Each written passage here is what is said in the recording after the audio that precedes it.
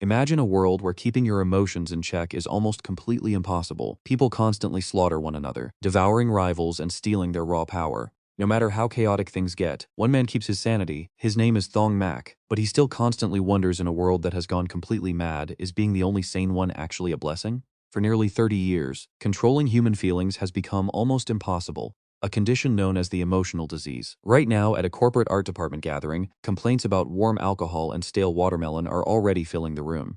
Thuong Nan Phi, the aggressive tech director, keeps screaming. He yells that if they cannot even handle a simple party, they should just quit. But his assistant, Ngo Tingtin, is no pushover. She snaps back, telling him to get lost if he does not like the food. As they scream at each other, the rest of the staff get incredibly annoyed, seeing their happy gathering totally ruined. Seeing things spiral, Thuong Mac steps in to keep the peace. He quickly promises to replace the drinks and food, offering a sincere apology. Instead of cooling down, Thuong Nan Phi snaps. He smashes a heavy glass bottle right over Thuong Mac's head, screaming at him to mind his own business. The sudden impact is so loud that everyone instantly freezes. The entire room goes strangely quiet. He stands there panting, like a wild beast, but just a second after gnashing his teeth in pure rage, his face suddenly goes completely blank. His hands shake as he suddenly drops to his knees, begging Thuong Mac for forgiveness. Nearby, Ngo Tin Tin panics, immediately calling for help to get him to a hospital. Yet Thuong Mac remains incredibly calm, waving them off and saying he is totally fine because he does not want to ruin the party. But his co-workers are pretty heartless. They immediately abandon him, returning to their drinks as if nothing had ever happened.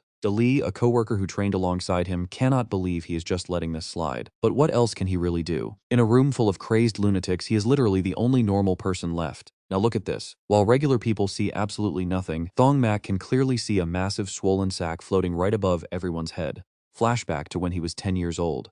That was the first time he ever saw one hovering right over his mother's head. At first, he thought he was just hallucinating from the traumatic shock of losing his father. But from that day on, his mother started losing her temper constantly. The angrier she got, the larger that weird sack on her head grew, and as that thing swelled bigger and bigger, his mother's rage became more and more terrifying. Only later did he realize the ultimate truth. When these sacks reach a certain limit, they explode, and the head goes with it. That is why he swore never to get angry. He figured this was the dark truth about the emotional disease, and staying calm was the only way to avoid it. But right after their little incident, Thuong Nan Phi starts screaming again. Thuong Mac can only shake his head at these complete maniacs. And right then, as the man yells, Thuong Mac notices his sack is about to blow. For a brief moment, Thuong Mac hesitates. But ultimately, he cannot just stand by and decides to try warning him one last time. Standing next to him, Dali thought he had completely stopped caring about other people's lives. He openly admits he does not care, but having a dead body drop right here would just be too incredibly annoying. And then boom, the swollen sack on Thuong Nan Phi's head completely ruptures. Dali and Thuong Mac freeze. It is already too late. Sudden sparks of fire ignite and quickly spread, erupting directly from the middle of Thuong Nan Phi's skull. Thuong Mac can only watch in absolute horror as the scene unfolds. The flames rage violently as his face twists into a pretty hideous distorted mask. Thuong Nan Phi even lets out a terrifying animalistic roar that echoes through the room. Thuong Mac can hardly believe his eyes. This man is turning into a literal monster. The co-worker who was just fiercely arguing with him instantly goes pale and silent as the beast lunges forward with long, razor-sharp claws. Instant panic. Everyone screams, thinking Thuong Nan Phi has gone completely mad and scrambling to escape. But Thuong Mac just stands there, totally frozen. He cannot comprehend why things ended up like this, and it immediately reminds him of his mother's mysterious death. Seeing him dazed, Dali grabs his arm without a word and drags him away. She quickly explains the situation. Once that sack ruptures, it does not just explode. It mutates the host into an emotional monster, completely taking over their mind and body. Daly adds that people can actually harness the supernatural powers of these monsters to vent their repressed rage. But this only leaves Thuong Mac more confused. Why was his mother the only one who died? She tells him to be patient and just watch. Across the room, Thuong Nan Phi keeps screaming in agony, then pop. His head violently explodes, dropping his lifeless body to the floor with a heavy thud. Everything suddenly goes quiet again. The surrounding staff are staring blankly toward the body, making Thuong Mac realize something strange. He wonders if they can even see what just happened. Gailey confirms that ordinary people cannot see a thing, even if someone mutates into an emotional monster. She stresses that even if a beast devours a person's entire head, regular humans remain completely blind to it. Because of this, she concludes that Thuong Mac's mother must have suffered the exact same fate as Thuong Nan Phi, mutating, losing control, and ultimately becoming prey for a much stronger beast. Thuong Mac finally starts to understand, but Dalai quickly corrects him. She explains it in a much simpler, harsher way. His mother became food for someone who can actually control their own emotional monster. Since these monsters are linked directly to their master, she reveals it is pretty easy to track them down. Following a trail of raw energy, Thuong Mac's eyes lock onto a specific target in the room. The culprit is none other than Lu Chat. Thuong Mac remembers him from his childhood. He was their neighbor who once approached him asking about his mother. Hearing this, Dali admits that Lu Chat is a pretty big deal. On the surface, Lu Chat is just the vice president of the massive Long Trio group, but in the shadows he is a powerful emotional entity capable of fully controlling his own inner monster. He spreads a highly contagious virus of rage, causing normal people to lose control and contract the emotional disease. Once they completely mutate into monsters, he hunts them down to absorb their raw power. Dali confirms everyone has been walking straight into his trap from the very start. Even worse, her investigation revealed a shocking truth. She tells him that Lu Chat's very first victim was actually Thuong Mac's mother. The only reason his mother suddenly lost control of her feelings back then was because Lu Chat deliberately infected her with his rage virus. She died because he ordered his own monster to devour her. Every single ounce of trauma Thuong Mac has ever endured traces back to one man Lu Chat. But check this out, neither of them realizes they are currently being watched. Thuong Mac wants to clarify, so Lu Chat specifically targets mutated monsters just because he wants to steal their raw strength? Dudley slowly nods, confirming his dark suspicion. Feeling pretty confident, Thuong Mac declares he is completely immune to the emotional disease. He can never mutate, meaning he will never become Lu Chat's prey. Dali feels a bit disappointed that he does not want to avenge his mother's murder, but he argues that going up against a ruthless killer with supernatural powers is basically a suicide mission. Plus, this is just her side of the story, so he cannot trust it blindly. At this point, she has to admit he is one incredibly calm guy. But just as he turns to leave, she drops a bomb. "How are you so sure you are not sick?" Hearing this, Thuong Mac freezes in his tracks. He has no idea what she means, but she calmly speaks her mind. Because she can clearly see his sack, and it is absolutely massive, meaning he is actually the most infected one here. She drops the final truth: Thuong Mac has been Lu Chat's ultimate target all along. The thing Lu Chat wants most is for him to mutate, making him the ultimate meal. And just as she reveals this terrifying truth, a hand gently taps Thuong Mac on his shoulder. Lu Chat suddenly appears out of nowhere, casually asking how Thuong Mac is doing. They are standing extremely close now, but Thuong Mac just plays dumb and pretends the guy has the wrong person. Instead of getting mad, Lu Chat actually invites him to sit down and chat. But right after making a weird request, he suddenly kicks Thuong Mac hard in the stomach, desperately trying to get a reaction out of him. The brutal kick sends Thuong Mac flying across the floor. Everyone in the office panics immediately, and some even shout in anger at the injustice. Dali rushes over to check on him, but he quietly tells her he is fine. Since Lu Chat cannot get under his skin, he decides to try something incredibly. Watch this. With a simple snap of his fingers, flames suddenly erupt on his nearby coworkers, swallowing them whole in an instant. Horrific screams fill the room while others desperately try to call the police. Lu Chat just grins like a psychopath, mockingly asking Thuong Mac if watching his own colleagues burn finally makes him feel a little angry. He knows those people actually treated Thuong Mac quite well. Just recently, a female coworker even offered to set him up on a date, and she clearly had a bit of a crush on him herself. Or how everyone always invited him to lunch, even paying for his meals since he was the new guy. Now from inside the roaring flames, you can hear them desperately calling out Thuong Mac's name. They use their very last breath to tell him to run. Within seconds, they crumble to ash and collapse onto the floor. Lu Chat is actually shocked that Thuong Mac still has zero reaction, admitting the kid has some insane self-control. Still, Lu Chat can feel that Thuong Mac's internal pressure has grown quite a bit. He smugly reminds himself that the kid still has no idea who killed his mother, eager to see exactly how much more of this pain he can take. Thuong Mac stands silent, head down. He knows he is nowhere near as calm as he looks. In the past, whenever coworkers lost their temper or random strangers tried to pick fights, Thuong Mac always felt a sudden urge to explode and literally rip them to shreds. Yet in the end, he never did. He believed that people do not always choose to lose their temper on purpose. Seeing their regret afterward always triggered a deeply painful memory in his head, the tear-stained face of his own mother. Every single time she blew up, she would immediately break down crying. People who lose their minds to raw emotion always end up trapped in absolute despair, which is why Thuong Mac has always relied on logic to control himself. He keeps telling himself to stay rational, that it is the only correct way. But facing a monster like Lu Chat, can he actually hold on to his sanity? Pure, suffocating hatred is completely taking over his body. He wants to avenge his mother and his murdered coworkers. Yet right then, Thuong Mac notices something extremely bizarre. Turning to Dali, he asks her why he is not transforming despite being absolutely furious. She warns him that transforming will only lead to his death, but he argues that staying like this will not save him either, so he might as well risk it all. Hearing this, Dali's heart completely breaks for him. She knows it is a tough pill to swallow, but she has to tell him. He cannot transform right now. Disappointed, Thuong Mac asks why, all while Lu Chat stands nearby, watching and waiting. To the villain, Thuong Mac just looks like a crazy person talking to himself. Losing his patience, Lu Chat suddenly lunges forward to attack, but Thuong Mac snaps his attention over, saying he is just talking to himself. He is pretty confused at first, but as he connects the dots, something clicks. He whips his head around to look at Dali, sensing a highly unusual energy suddenly radiating from her body. Dali completely drops her disguise, showing absolutely zero panic now that her cover is blown. She calmly reveals that Thuong Mac is the only person in the world who can actually see her. Thuong Mac is stunned to see her real, unfamiliar face. As Luchat unleashes his attack, she finally stops hiding the real reason why he is unable to transform. Luchat is completely frozen. It turns out Thuong Mac transformed the very moment he first met Dali, and his emotion monster is called Reason. Look at this massive creature appearing before them, absolutely terrifying. A horrified Luchat stares at the heavy chains and a face like a dark black hole. This is a type of emotion monster he has never seen before. What on earth is this thing? Meanwhile, Thuong Mac silently wonders if this giant beast is actually his own emotion monster. Reason? Can a logical mind even be considered an emotion? He glances to the side, highly confused. If he was infected and transformed a long time ago, why is he only seeing his own monster for the first time right now? No. He stops. The real mystery is that woman who infected him. He always thought she was just his co-worker's girlfriend, but who is she really?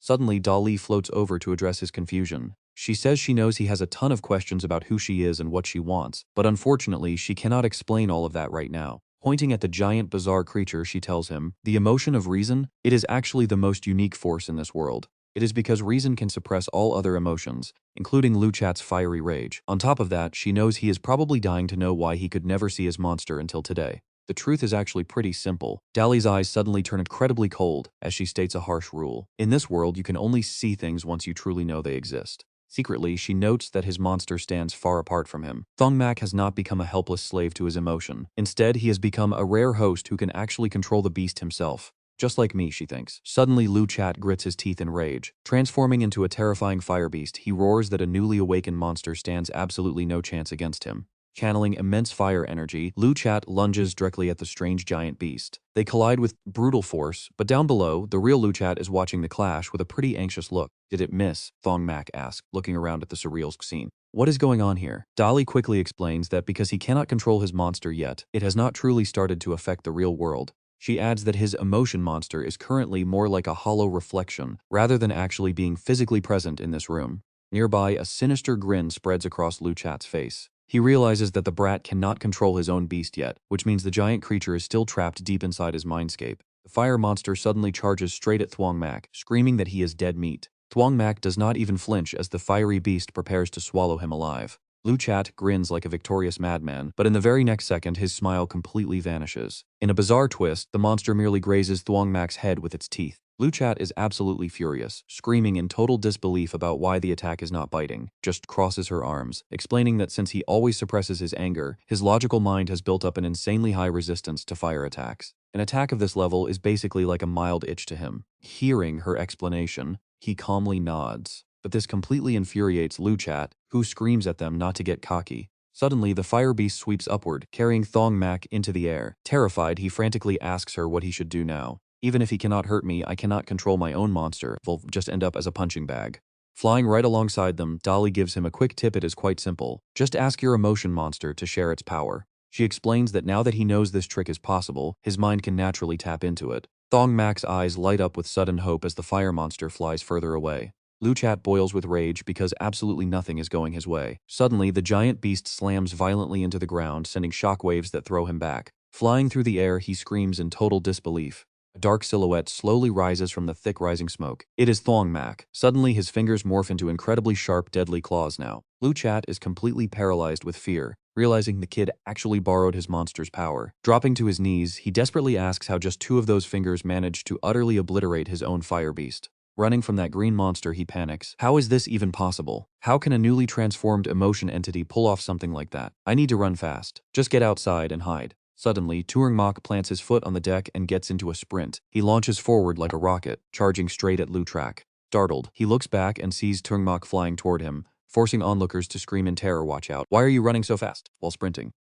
Thuong Mac asks Dali, "Wait, didn't I already destroy his emotion monster? Why is he still able to use the power of fire?" Dali flies right beside him, answering his question. Emotion monsters are not that easy to completely wipe out. His emotion monster is only temporarily gone from this world, she explains. Just ahead, an open door appears as Luchat sprints through with Thuong Mac hot on his heels. The two of them chase each other relentlessly across the deck of the Emperor of the Sea, the most luxurious cruise ship in the world, currently sailing near coastal Donghai City. Dali quickly warns Thuong Mac there is something you need to know. Chasing an emotion entity on this specific cruise ship is incredibly dangerous. He asks why and she slowly explains. Public records show that the world-famous Emperor of the Sea travels globally, and right now, it is anchored here in Donghai, making it a hot spot.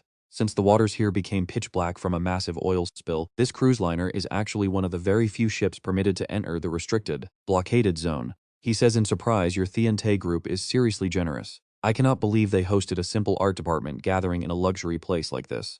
But get this entire vessel is actually controlled by a powerful emotion entity. Under the deck, dark deals happen and dangerous entities use this ship as their personal trading ground. They offer all sorts of sick services to satisfy these monsters, and hunting ordinary humans happens to be one of their most popular activities. So attacking an emotion entity here is a direct challenge to the ship's powerful owner. To make matters worse, Lutrak is considered a super VIP guest on this vessel. Hearing this, Thuong Mac asks if their security is really that strong, and Dali hesitatingly sighs. She puts it simply, they can crush you with a single pinky finger. Thuong Mac goes quiet, realizing that if he does not eliminate Lutrak right now, he will never get another chance. I cannot handle his revenge later, right? Dali firmly agrees. Meanwhile, inside the ship's VIP lounge, several heavy hitters are gathering. They are all admiring a bizarre statue together when a man speaks up, offering to introduce his latest masterpiece. After a young girl died in deep sorrow, her skin was peeled away to reveal a skeletal frame that almost seems to smile. This haunting symbol of death makes the piece striking, but the truly shocking part is the material.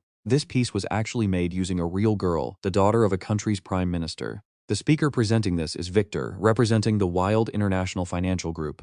He solemnly announces that he is gifting this to the Emperor of the Sea as a token of appreciation for making their recent collaboration a success. The captain, the Lu Zung, politely laughs. Victor, you are far too generous. Your company barely just dominated the Stanley market, and yet you already sent over the Prime Minister's daughter. Sitting nearby, Anna Chris from the Ugly Duckling Association takes a drag of her cigarette. She mocks, I heard that politician refused to cooperate, but using this method to punish him is brutal. That is quite creative. Next to her, the second young mistress of the Tong family, Tun Hey Hey Hey, giggles and chimes in. Honestly, it shows great taste. Being turned into art is practically an honor for her. The final guest is Triot Zeon, leader of Donghai's Black Lotus cult. Exhaling a cloud of smoke, he asks why they targeted the Great Chess Nation so quickly. Victor replies that in business you either advance or die, so cooperation here is crucial. Suddenly, Captain Lu Jung's subordinate walks up behind him to deliver an urgent report. Lutrak finished off the art director of Tiantai Group, but ran into some trouble while hunting his next prey.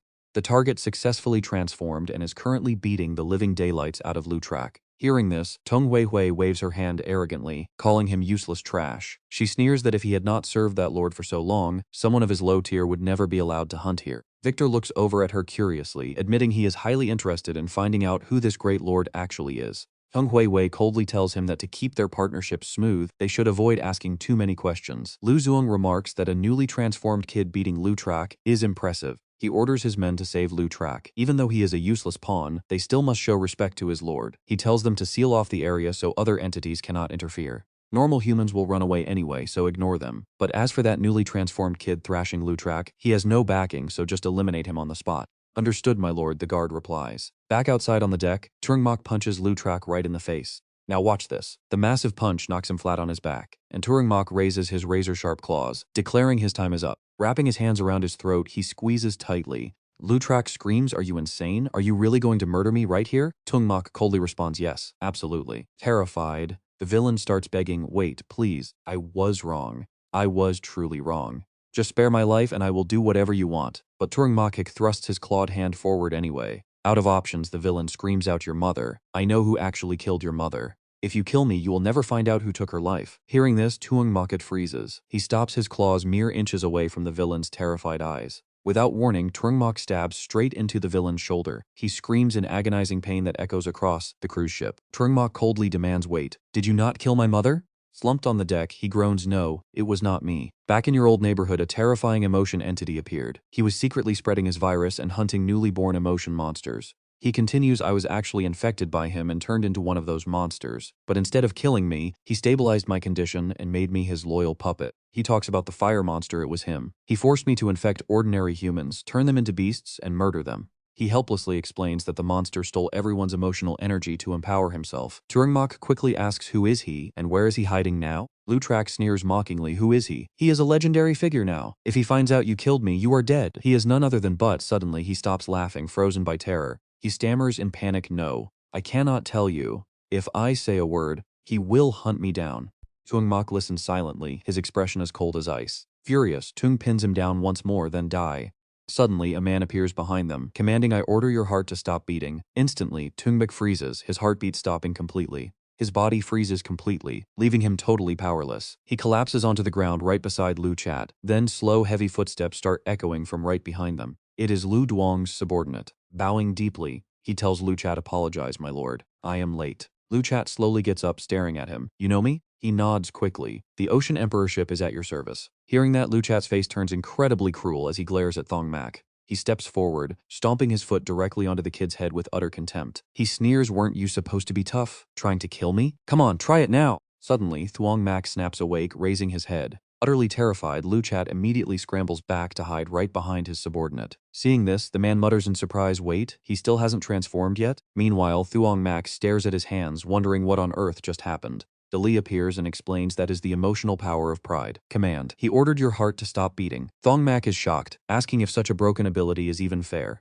Doesn't that make him totally invincible? Dali adds that his emotional tier is 2 ranks higher than yours, so resisting his command is naturally impossible. Honestly, if you weren't a rational being with the unique ability to resist all types of emotions, you'd be dead by now. Staring at the subordinate's menacing gaze, she warns that with his current power, this guy is completely unbeatable. All 4 of them stand facing each other in heavy, absolute silence. Thuong Mac breaks the quiet to ask Dali if that guy is also an emotional being, and why his emotion monster isn't visible anywhere. She explains that his monster is likely deep inside the mindscape. She notes that Thuong Mac's own monster is currently there too, though he doesn't quite understand. Dali then begins to clarify what the mindscape actually is. You can think of it as the primary home for emotion monsters. To make it simple, she explains that his monster used to dwell right on the thin border between the mindscape and reality. That's why you could see it before. Once they retreat deep into the mindscape, they become almost impossible to detect. Lu Chat grins wickedly and commands his man, saying it is better that the lucky kid hasn't changed. You know what to do, right? The subordinate quietly agrees and turns to Thuong Mac. Speaking with a strange hypnotic authority, he issues a direct command for him to get down on his knees.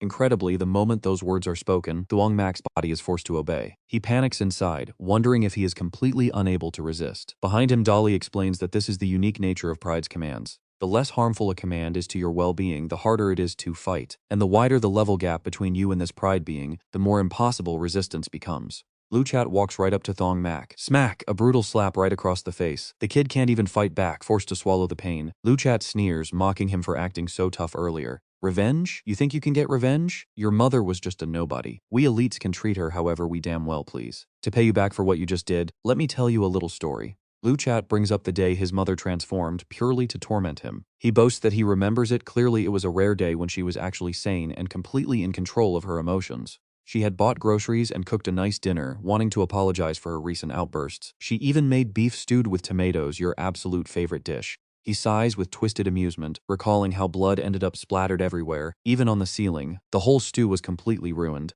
Lu Chat explains that she only became a target because of a casual remark from a high-ranking lord, suggesting they pick the single mother living next door. Staring back at his memories, he claims he initially opposed it because she was actually a pretty nice person. Back when I was dirt poor, she actually helped me and even brought me food. But once she started losing her temper constantly, watching you fall from happiness into utter despair, I realized I gradually began to love that feeling. He bursts out laughing, spitting out vile words about the thrill of ruling over someone else's life. The intoxicating joy of stealing away another person's happiness. If I wanted her to turn into an emotion monster, she had to turn into one. If I wanted her to be monster food, she had to become food. Overcome with rage, Thuong Mac slowly begins to stand up, but the subordinate immediately steps in, declaring he is ordering him not to move. Thuong Mac glares at him, but the man commands again. He orders him to kneel and kowtow. Forced to obey, Thuong Mac slams his head against the cold ground, completely unable to fight this absolute pressure. Smirking, Lu Chat tells his subordinate to let him handle the rest. The subordinate obeys. Lu Chat arrogantly looks down at Thuong Mac, offering him a single chance to survive if he agrees to become his dog. Just bark twice, and I will let you live.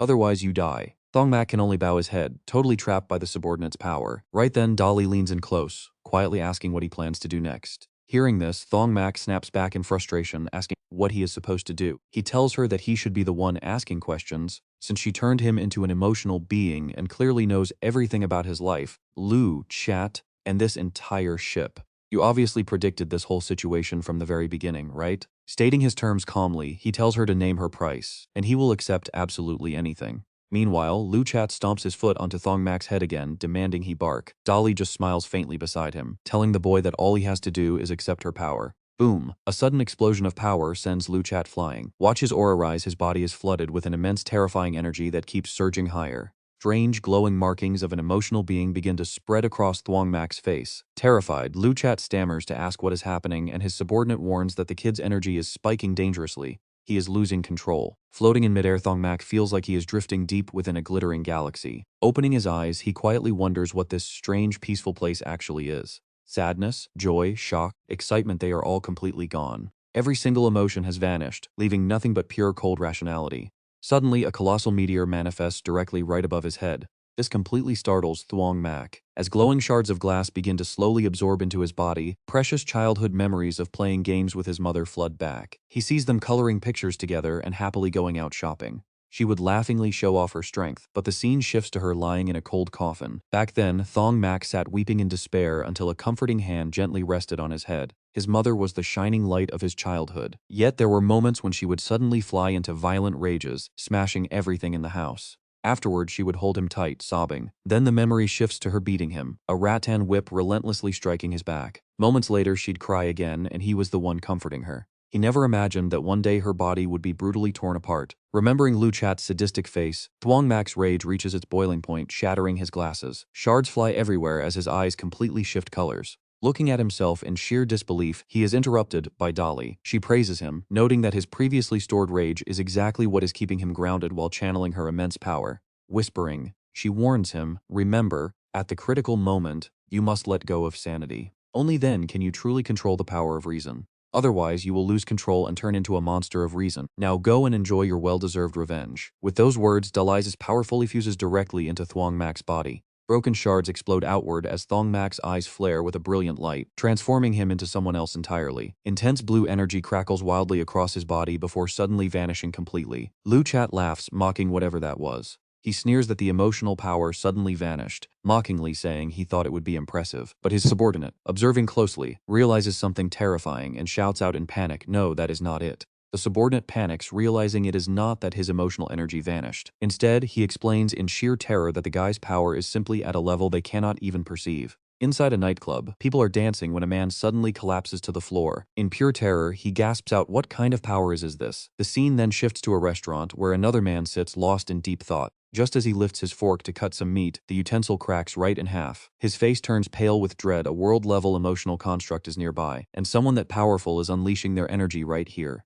Is he targeting the Sea Emperor itself? Or maybe he is declaring war on the massive corporation backing it. Up in a luxury suite, a group chatting over drinks notices the shift outside. Anna Chris takes a drag from her cigarette and murmurs a world-class powerhouse. Hearing that, Victor Lei wonders if there is another world-class fighter on board targeting them. Tong Hu Hu also chimes in, could this be an ally of the guy who beat up Lu Chat? Maybe they are after that lord. Suddenly, Lu Duong walks straight to the glass door to observe and tells everyone to stay calm. No matter who this intruder is or what they want, if they dare offend the Sea Emperor, he turns around, declaring that even a world-level entity will end up dead. Meanwhile, outside, Lu Chat, his subordinate, and Thuong Mac are still locked in a tense face-off. Lu Chat screams in anger, how can we not even sense his level anymore? Is this a joke? How could a guy like him do this? His subordinate just stands there, trembling in fear. I thought it was impossible too, but it is the truth. You cannot feel it, but I can faintly see what is happening. The subordinate looks up at the sky, his mind racing. It is an overwhelming, terrifying pressure, like a disaster raining down from the heavens. It is the exact kind of force belonging to a world-level powerhouse. Suddenly, the lackey screams for them to run, but Thuong Mac already has both of their heads in his grip. He takes them down both at once, tossing them aside so they do not block his path. Thuong Mac mutters to Dali that he did not expect this to be so easy. She dryly points out that he literally just twisted their heads off. She asks if that was a bit too much. Thuong Mac looks down, sighing that he really did not do well enough. He should have taken his time to finish them off slowly. Daly cheers from the side, saying that only extreme measures can keep her sanity in check. She adds with a smirk, but do not rush, because the real show is just getting started.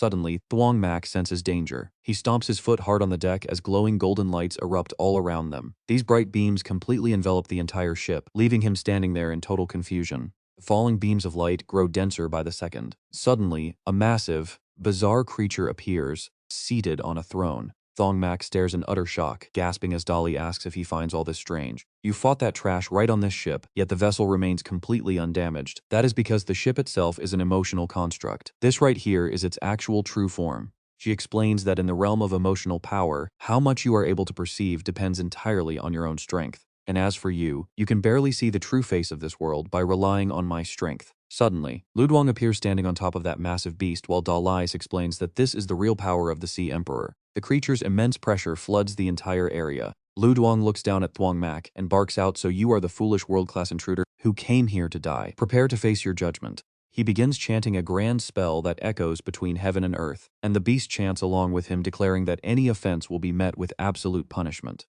As the incantation rings out, all creation submits to his command, declaring that any defiance will be paid for in blood. Watching this, Thuong Mac realizes the captain and his beast are chanting together in perfect sync. Now he finally understands how it works. Chanting lets him boost the power of his commands. Luduang then issues a direct decree frees the very space surrounding the intruder. The beast unleashes its power as Luduang declares he will execute punishment with his golden sword. Every word he speaks carries absolute weight. He decrees that all emotional energy within the frozen space is instantly cut in half. The entire ship is now completely enveloped in his oppressive power. Luduang scoffs in disdain at the foolish boy. Meanwhile, up on a higher deck, two spectators look down and analyze the fight. One asks if it is already over, noting the intruder is clearly too inexperienced. The other agrees, shocked he actually let the captain pull off such a long chant. Anna Chris then chimes in. She asks what rare emotion that bizarre beast represents, since she has never seen it before. Victor Lay replies that even if it is rare, its power has already been cut in half. In this state, even if they are both world-class, no beast can turn the tables. But wait, look closely, because the battle is about to take a massive turn. Suddenly, Luduang's domain cracks with a loud snap. Victor Lay whirls around in shock, while Anna Chris completely freezes. Luduang can only stare in absolute disbelief. Golden shards shatter and fly everywhere as Thuong Mac stands there with an icy glare. He waves his hand toward the sky, violently tearing the cap's beast apart before pointing his hand directly down at the deck. That single move flips the entire battlefield upside down. Luduang's eyes widen, unable to process what is happening as everything around them is suddenly swallowed up by Thuong Mac's raw pressure. A massive vortex opens in the center, dragging everything into its core. Up high, Anna Chris holds onto her hat while Luduang stands dazed. The golden shield around the ship is slowly being consumed. Thuong Mac unleashes his pure power, standing tall in the absolute center of the storm. Seeing him break free, the captain mutters in shock, how did he shatter that confinement so easily? Does such a terrifying emotional beast actually exist? What does a monster like him want by boarding my ship, or is he planning to target the corporation behind me? The captain suddenly goes dead silent. He waves his hand, his goal does not matter because any obstacle blocking their path gets put down. Luduang whispers for his guards and his emotional beast mimics the command, calling out for guards. A whole squad of spear-wielding guards rushes out to surround Thuong Mac. Just as they prepare to strike, his own emotional construct appears as a crackling black ring, spinning 360 degrees to obliterate them all. Thuong Mac casts a cold glance over, but right at that moment, Luduang screams out a command freeze. Startled, he quickly spins around. In that split second, another wave of guards plunges their spears straight into him. The sharp blades sink deep into his body, yet Thuong Mac does not even flinch. With a swift swing of his arms, he easily shatters the attackers, but more waves keep rushing in. Luduang screams out another freezing command while Thuong Mac's beast begins ripping the ship apart. His eyes widen in panic as his brow furrows. Left with no choice, Luduang leaps straight off the deck. Thuong Mac, dragging chains on his feet, leaps up to meet him head-on. The captain grits his teeth in pure frustration, while Thuong Mac remains completely calm, shaping his emotional energy. Luduang roars to build up his momentum, but Thuong Mac casually sends his construct forward. Reaching his hand forward, Thuong Mac twists his wrist slightly just as a barrage of Luduang's spears flies toward him. Both forces collide in a brutal clash, with each aiming to obliterate the other. After a tense moment, they separate. Thuong Mac is left panting heavily from exhaustion. Seeing this, Luduang smiles internally. This kid is finally running out of steam, and victory is within reach. He confidently tells himself that there are not many places to hide out here on the open sea. Capturing him alive is definitely possible, and if they can analyze his unique beast, the corporation will reward him handsomely. Right then, Dolly pops up with some pretty bad news. Her power is almost completely drained. Thuong Mac asks in a panic what they should do next, and she just asks what else can they do. Of course he had to run. Dolly quickly flew ahead to lead the way, urging him to hurry. Thuong Mac didn't hesitate and leaped straight into the sea just as she commanded. Up on deck, Lu Xiong was absolutely stunned. Has this kid completely lost his mind? To think he actually fled in that direction. Under the dark water, Thuong Mac looked up, his eyes widening in sheer bewilderment. Right there beneath the waves lay a colossal face, surrounded by hundreds of sharp spikes driven deep into the seabed. Thuong Mac's eyes went wide with pure awe. Glancing to his left, his pupils instantly dilated as the dark waters churned around him. He forced his gaze through the crushing pressure, staring out into the vast, murky distance. Look at this nightmare. The whole city is crawling with emotional entities. Shadows clawing from the earth under a rotting gray sky, and poor Thuong Mac is standing right in the dead center of it all. He thought in absolute disbelief all this time. I thought everyone else was the only ones who were sick. As dark blood began to leak from his eyes, the brutal truth finally hit him. I was so wrong.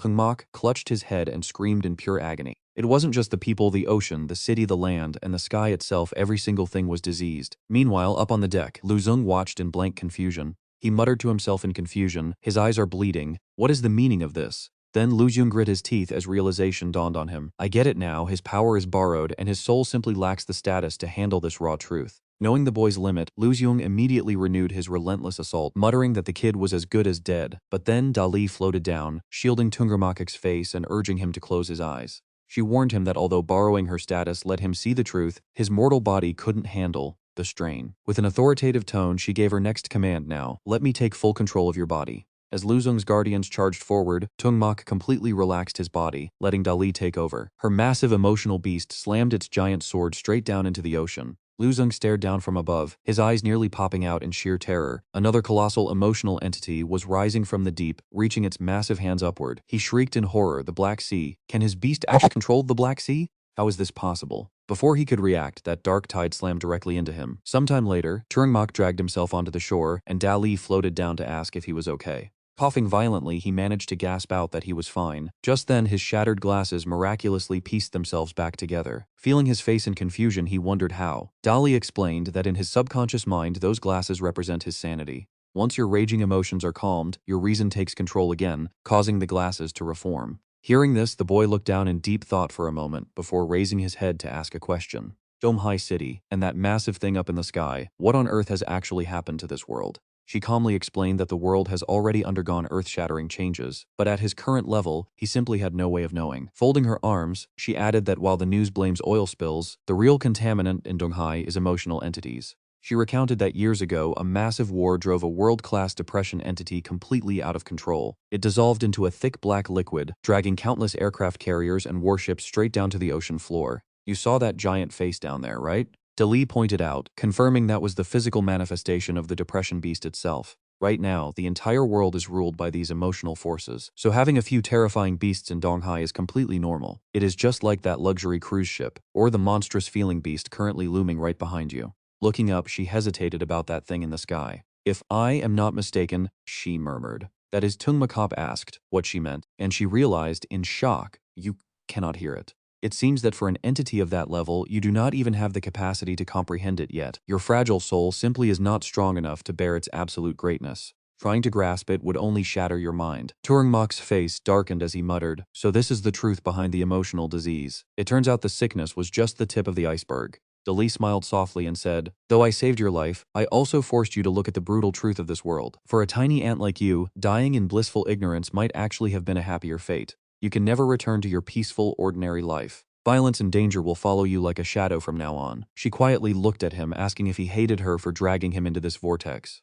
Memories of the chaotic battle rushed back into Thuong Mac's mind. Closing his eyes, he made a firm decision. No, I am actually grateful to you. I know you have your own motives, but I have never felt this alive before. Pausing for a second, he raised his head and confessed that it felt like he had been reborn. Then, he asked her to tell him who she really was and what she truly wanted from him. Hearing his determination, Dali smiled with satisfaction. She finally gave him an answer, explaining that she was nothing more than a wandering soul, drifting through the world. She shared that for countless years she had wandered this very city. Nobody could see her, and nobody could talk to her. Feeling completely helpless, her sanity had begun to wither, her power faded, and most of her memories vanished.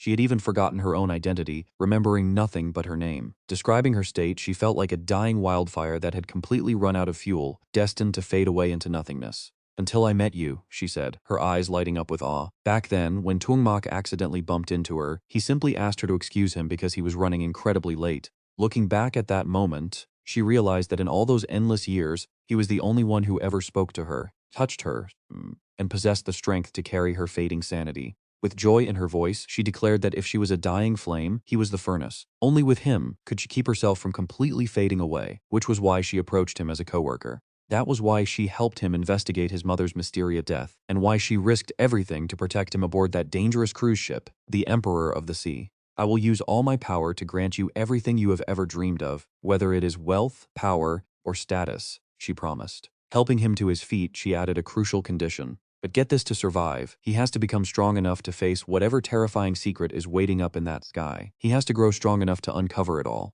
Gazing up at the clouds, she explained that the most critical part of her missing self was up there. Reaching out her hand to him, she offered to start over. I am Dali, and today is my rebirth. He stared at her outstretched hand in deep contemplation. With a warm smile, Thuong Mac firmly grasped it and declared, I am Thuong Mac, and this is our shared rebirth. As their alliance sealed, dawn finally began to break. On the deck, Tung Hui asked if they had identified him. Trio Zealand replied it was surprisingly easy, reporting that Thuong Mac is 18, working as an art designer for the Tianji group in Donghai. His mother passed away when he was 10, and it is suspected she was murdered by a rogue emotion. According to his company's annual medical reports, he was still a completely ordinary human back in March. She frowned, muttering that it was impossible. Being able to clash with the Emperor of the Sea proves his power is at least world-class. A massive leap in strength like that is simply impossible in just a few short months. Tung Hui wondered if his power was borrowed, and Trio Zielton cautiously agreed that it must be. He explained that during the battle with the captain, the boy's eyes suddenly started bleeding, likely because he caught a glimpse of that cosmic thing in the sky. If that power were truly his, he wouldn't have suffered like that.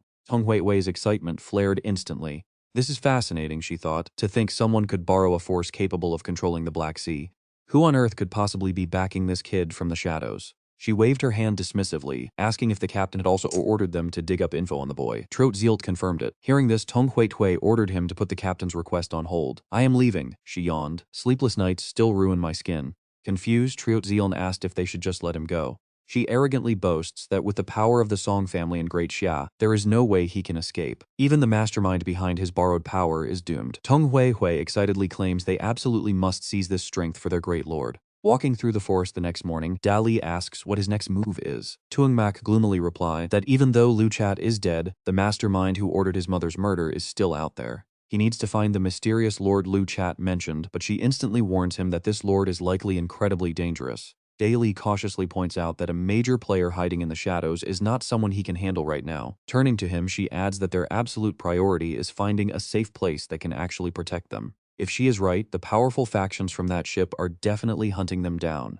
Her energy is almost completely drained right now, meaning another clash with a world-class powerhouse would spell absolute doom for both of them. She adds that aside from offending the backing behind that massive cruise ship, the sheer uniqueness of his emotional energy alone is more than enough to drive countless powerful factions absolutely crazy. Suddenly, Thuong Mac stops dead in his tracks with a gasp, leaving her totally confused. He quickly explains that he just realized he has a job to get to today, but it is already way too late. Besides, his entire project team got wiped out, so there probably is not even any work left to do. Thuong Mac just cannot stop overthinking this. Getting paid without actually working was such a sweet deal, and now it is totally wasted. He is basically skipping work now, meaning he might get fired without a single cent. How is he even going to survive after this? Dali is completely speechless after his little rant, while he just stands there looking incredibly depressed. A moment later, Thuong Mac looks up and sighs, realizing that his life has truly changed forever now, and there is absolutely no going back. With a helpless little smile, Dali points toward the distance and tells him to keep moving because their safe haven is just up ahead. Under a beautifully clear blue sky, they arrive at a place where literally everyone looks completely out of their minds. Thuong Mac points inside, asking if this is really the safe haven she promised him. She instantly confirms it, yes, this is indeed Donghai City Mental Hospital No. 2. Sensing his deep skepticism, Dali warns him not to underestimate this mental hospital. Even though it is located in a pretty remote area, it is an official government facility specializing in treating patients with emotional disorders. She explains that Donghai City is part of Great Xia territory, and the Great Xia government is the single most powerful force here. An emotional host like him who can control emotional monsters is highly likely to be recruited, turning him into an official member of their organization. Dali grins mysteriously, hinting at a secret area here that he cannot even see yet. But check this out, she is about to reveal a major shocker. She asks if he remembers seeing those colossal emotional monsters in Donghai City when borrowing her power. Turns out, one of them is actually guarding this very place. With that, they head inside to register. The nurse politely tells them to wait a moment while the results are processed. Thuong Mac politely thanks her and looks around, realizing this place definitely lives up to its reputation as a specialized emotional disorder clinic. Surprisingly, none of the nurses here have those emotional bags hovering over their heads, and even the patients rarely have them either. Sitting down next to a guy laughing hysterically, he notices his emotional bag looks completely different from the ones he saw before. Dali approaches to explain that he has truly undergone an evolution. As his understanding of himself deepens, his power scales up along with it. Because of this, he will gradually be able to see way more than before. Previously, he could only see bags triggered by pure anger, but now he can perceive all kinds of emotions. She points out that this particular bag likely appeared after being infected by the joy virus. The patient literally cannot stop laughing, feeling happy no matter what happens. He quietly digests this when a voice calls out from behind. Ji-ki smiles warmly and asks if he is also here for a checkup. Thuong Mac honestly admits he is, wondering why she is asking. She quickly waves it off, saying she only asked because he looks pretty normal. He shrugs and says she looks quite normal too. Trung Jae-ki immediately snaps back that of course she is normal, but her paranoid parents forced her here because of the massive outbreak of emotional disorders. They threatened to throw away her entire collection if she did not get checked out at this asylum. Thuong Mac just gives a dry, indifferent response. She keeps chatting away, telling him that she looked it up online. This second asylum is notoriously known as the place that admits patients with the absolute most severe mental illnesses. Apparently, it is split into Zone A and Zone B. The patients in Zone A are already pretty wild, but Trung Jae-ki warns that the ones in Zone B are on a whole different level of terrifying. Supposedly, they are all bloodthirsty killers who have to be chained up. As Thuong Mac grows increasingly confused, Dali chimes in, guessing that Zone A is for infected people who have not fully mutated, while Zone B is for active emotional hosts. He turns around to ask her if that is the case, why did she even come here then? Trung Jae-ki scratches her head, explaining that if this place rejects her, she can finally prove her sanity to her parents. She confidently claims that while the first asylum might take her, this second one only accepts potential killers, so there is no way they will admit her. Right then, Nurse Chuzong walks out and calls for Trung Tuan and Lee Ko-jan, announcing that their results are in. She suggests they both transfer to Donghai Mental Hospital No. 1 instead. She then turns to the laughing guy next to them, telling Vung Bun his prescription is ready and to take it on time. Trung Jae-ki smugly grins, whispering, "See what I mean? They do not even accept patients who look that normal, so average people like them will definitely get sent packing. But watch this, the universe is about to play a huge joke on her," as Chuzyung calls out. She calls for Thuong Mac and Trung Jae-ki to follow her and process their admission. The entire room instantly freezes. A loud scream of disbelief echoes, but Chuzong happily notes it has been ages since patients checked themselves in. She praises them for making an incredibly smart choice by coming here. She proudly boasts that their facilities are actually way more luxurious than a 5-star hotel. The accommodations are exceptionally comfortable, and all 3 daily meals are prepared by star-rated chefs. She joked that they probably will not even want to leave. Chuzong tells them to relax and enjoy their recovery, introducing herself as Nurse Chuzong. Trung Jae-ki is left trembling in utter shock, wondering how this is possible and if she is genuinely crazy enough to be admitted. She panics, questioning if she is really that far gone. The nurse calmly smiles, reassuring her that everyone has some mental issues nowadays and early intervention is key to stopping anything major from happening. Thuong Mac turns to ask if Jae-ki is an emotional host too, since he cannot see her emotional beast. He wonders if it is hidden in her mental realm, which Dali confirms. Since his current power level is still way too low, cannot perceive the emotional beast hidden deep within her consciousness. He then asks if this hospital can actually identify emotional hosts through a simple blood test. She smiles and explains that if she recalls correctly, emotional hosts possess a trait that makes them completely unobservable by normal machines. In theory, their blood simply cannot be detected by standard equipment. However, she admits she has never actually used those devices herself, so she does not know the exact science behind it. He just gives another quiet, thoughtful nod. As the 3 of them head deeper into the facility under the watchful gaze of someone up above, Trung Jae-ki suddenly freezes. She screams in pure panic, demanding to know if this is Zone B. She grabs Chuzyung in a total frenzy, asking if this is the wing where they lock up crazy killers. She frantically yells that she has never even thought of hurting anyone, so why is she in Zone B? She smiles gently to reassure her, saying those short videos are just pure nonsense made to look scary for views. She tells her to cooperate with the treatment and everything will be fine, but the girl still looks pretty skeptical. Is that really true? Chudwong firmly nods, of course it is. Thuong Jae-ki hesitates, but then she looks around and asks in absolute terror why everyone is holding guns. Turns out snipers are aiming from above, watching them like hawks. Thuong Mac wonders if they can see it too, as countless creepy eyes begin sprouting from Thuong Jae-ki's head, leaving him completely baffled. So that is Thuong Jae-ki's emotion monster, Thuong Mac whispers, then asks what happens to the patients who do not get chosen by the government. Dali calmly gives him the harsh truth. They might get locked up. or even executed on the spot if they get too dangerous, she warns, telling him not to act rashly.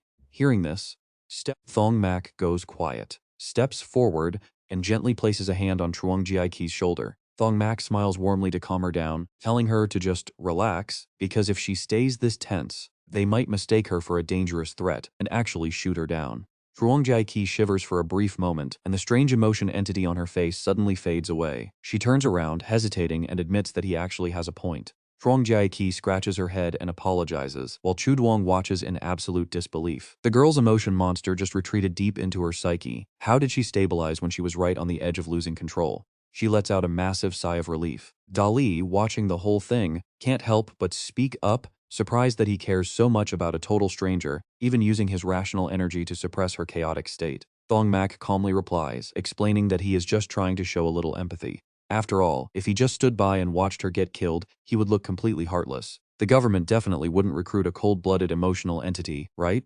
As for actually caring about her, absolutely no way. Not a chance. But look at this. Chu Duong suddenly orders her men to fire through her walkie-talkie. A loud gunshot rings out, and Truong Jiaiqi instantly collapses to the ground, leaving Thuong Mac utterly stunned. A sharp, echoing thud shatters the silence, and Thuong Mac's expression turns pretty dark. Dali floats right over to him, whispering that he needs to react, or else he really will look like a cold-blooded monster. He kneels down beside Truong Jiaiqi, completely lost in his thoughts. Another person dead. How many has it been now? It is terrifying how normal this is starting to feel to him. But Thuong Mac quickly notices there is no blood. She is not dead, just a tranquilizer dart. He breathes a quiet sigh of relief, while Da Li giggles, praising his acting, even if his reaction was a bit slow. Chu Duong tells the officers carrying Truong Jiaiqi away to take care of her, classifying her as an unidentified, highly unstable emotional entity requiring maximum security containment. They loudly acknowledge the order. Thuong Mac curiously asks what high-level danger means for her, and Chu Duong blushes, smiling as she explains it just means they have to be a bit more careful during surveillance.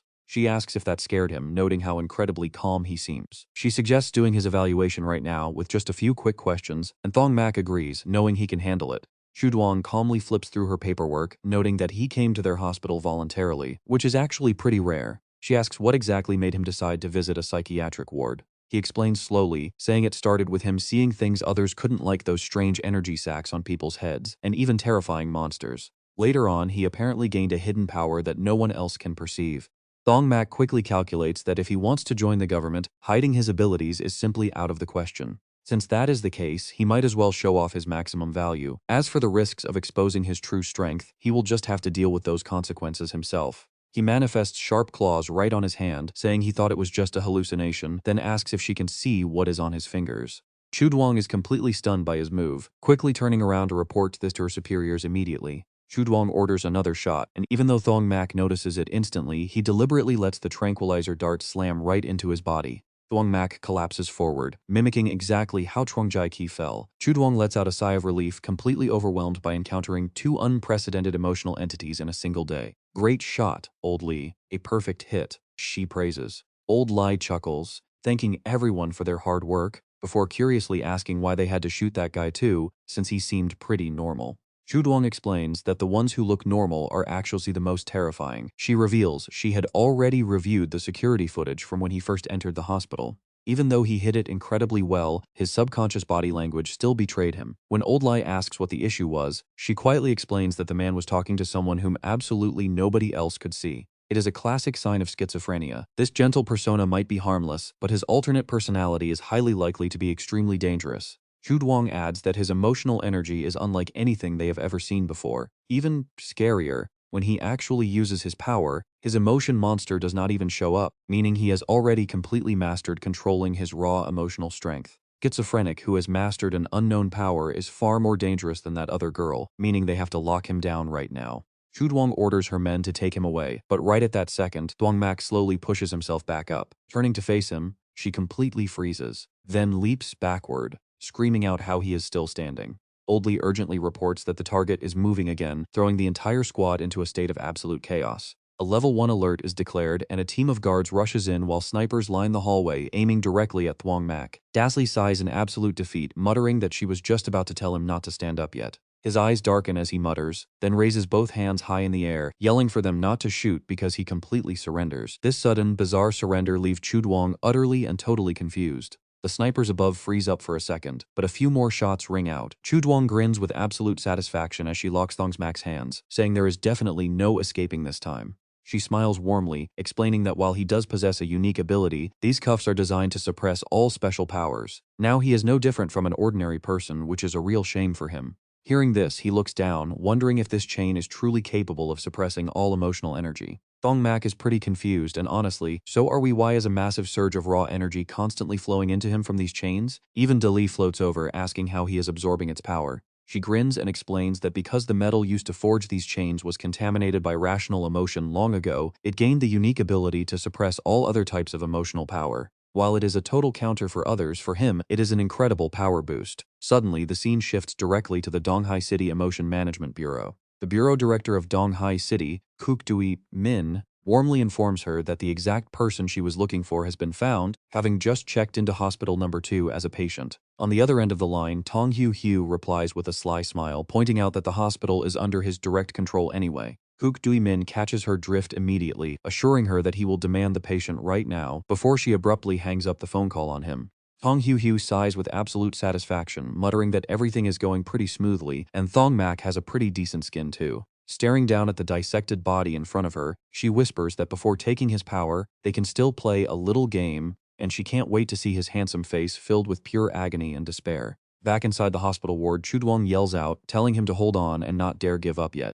Zhang Jiaqi keeps screaming in agony, I cannot hold it in anymore. I really cannot. I just have to know. I seriously need to know. I really want to know how those handsome guys with 8-pack abs take a shower. The staff next to her keeps trying to calm her down, telling her to control her emotions. Over at Donghai City No. 2 Mental Hospital, Nurse Xiaolin panics, Sister Chu. She is losing it. Quickly, give her the medicine. Zhou Yang remains firm, do not rush. We must let the patient try to control it with her own willpower first. But Zhang Jiaqi completely explodes, screaming that she cannot control it, she just wants to know what is wrong with liking handsome guys.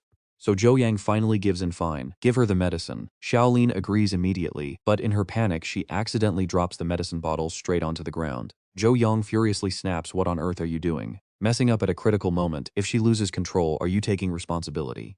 Xiaolin is incredibly flustered, stammering that she is so sorry. Right at that moment, Zhang Jiaqi screams again, I cannot hold it in anymore. Both of them completely panic, thinking they are doomed. But just then, someone else steps forward to calm her down inside Donghai City No. 2 Mental Hospital. Dr. Lu Qingge gently reassures her calm down, because if you lose control and turn into a monster, you will never see handsome guys again. Ward B head nurse Yanbei calls out in panic, Dr. Lu, you are being way too reckless. But Lu Qing remains absolutely confident she trusts little Jiki. The girl screams in intense frustration, but then, amazingly, Zhang Jiaqi slowly returns to her normal state. Lu Qingge steps up to praise her, great job, little Jiaqi, I knew you could do it. Yanbei just grumbles in annoyance. Still, Lu Qing keeps reassuring them that now, the basic situation is finally clear. They evaluate the patient, Zhang Jiaqi, as someone who is constantly obsessed with handsome men. Her first episode happened about 1 month ago, right after she casually ran into a gorgeous guy. After getting home, she discovered she could actually see that man showering inside his house. From that, they estimate her emotional power is a unique type of ability, almost like clairvoyance.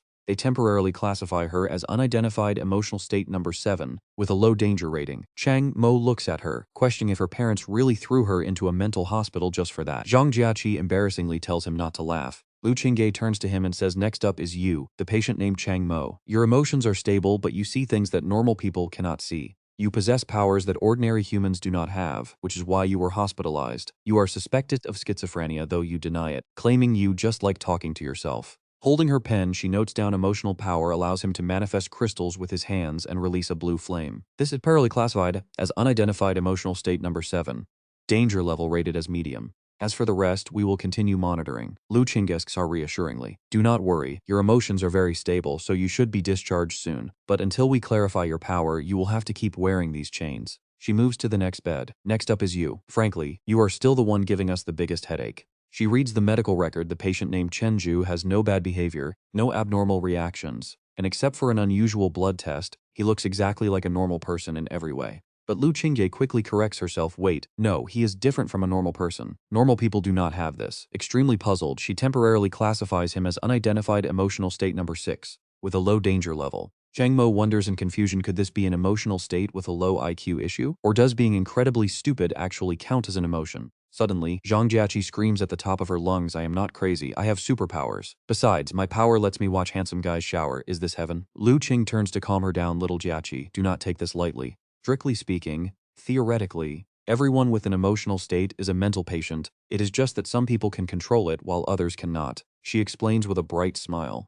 In addition, according to Article 4 of the Emotional State Secrecy Management Law, Great Xia has established the Emotional State Management Bureau to regulate all emotional states across the entire country.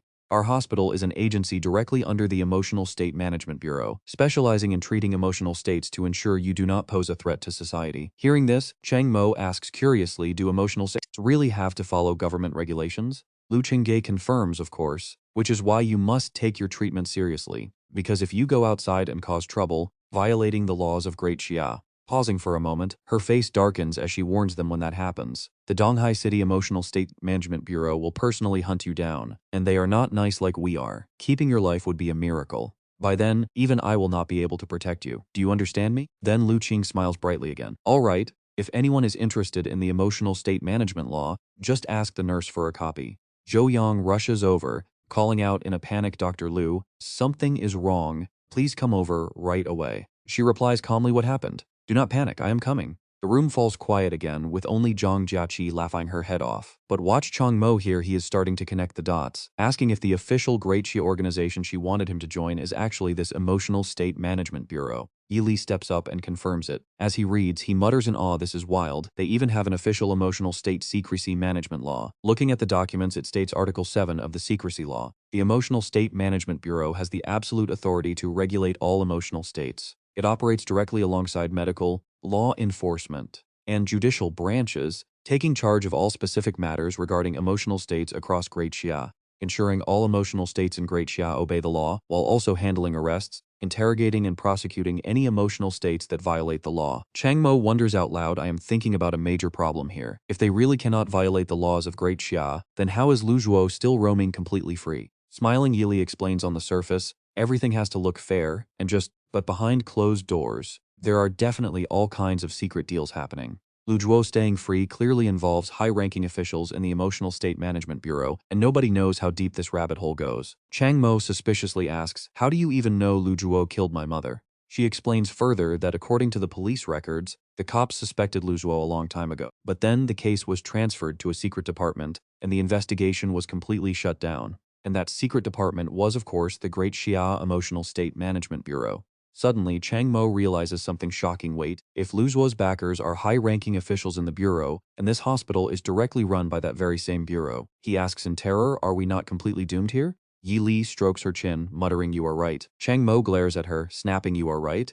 You are the one who told me to come here. She laughs. Well, I do not remember the exact reason, since my memories kept disappearing before we met. She only recalls that despite the risks, she decided to take a gamble and bring him here. Then, Ye Li reassures him, since we are already here, our only option now is to focus on absorbing the power from these chains. As for everything else, just trust the version of me before she lost her memories. Outside, the sky remains clear blue and a cup of hot tea is placed gently on a table. Lu Qingge politely offers director, please have some. Ing slowly sips the hot tea, but then wait for it. He suddenly slams the teacup down, shattering it. A panicked Lu Qingge asks what is wrong. Quiz Weeming furiously snaps what is wrong. He throws a stack of documents right at Lu Qingge, roaring, what is wrong? You do not even know? See for yourself. Look closely at what you guys have done. Outside, Zhou Yang curses angrily, damn it, he is just a director. Does he have to yell at everyone like this every single time he visits? Xiaolin is also incredibly confused, wondering why things turned out like this. Is the director going to ignore this? She frowns and explains the director cannot control this either. In terms of rank, he is higher than our female dean, and all of our hospital's funding is handed down by them. The director was out of options and refused to see him anymore. Now Dr. Lu had to handle him. The two of them sighed and grumbled. That guy showed some respect to the director, but he was never decent to Dr. Lu. Every single time she saw him, she would shake with absolute terror, and right now she was trembling in her office. Kuk Dui Min stood up and barked, just last night, this guy committed a murder on the royal emperor, and this morning he fled straight to your hospital. I cannot believe your staff actually went ahead and admitted him. He kept shouting, do you not know who is behind the royal emperor? Do you not know he is a killer? This is already a diplomatic crisis. Are you all completely blind? With a heavy sigh, Kuk Dui Min let out his frustration. His face darkened as he gave a cold order, hand him over right now, or do not blame me for playing rough. Instantly, the entire room fell dead silent. Snorting inwardly, Kuk Dui Min thought this was child play. He figured he had scared her out of her wits, to the point where she could not even bring herself to tremble anymore.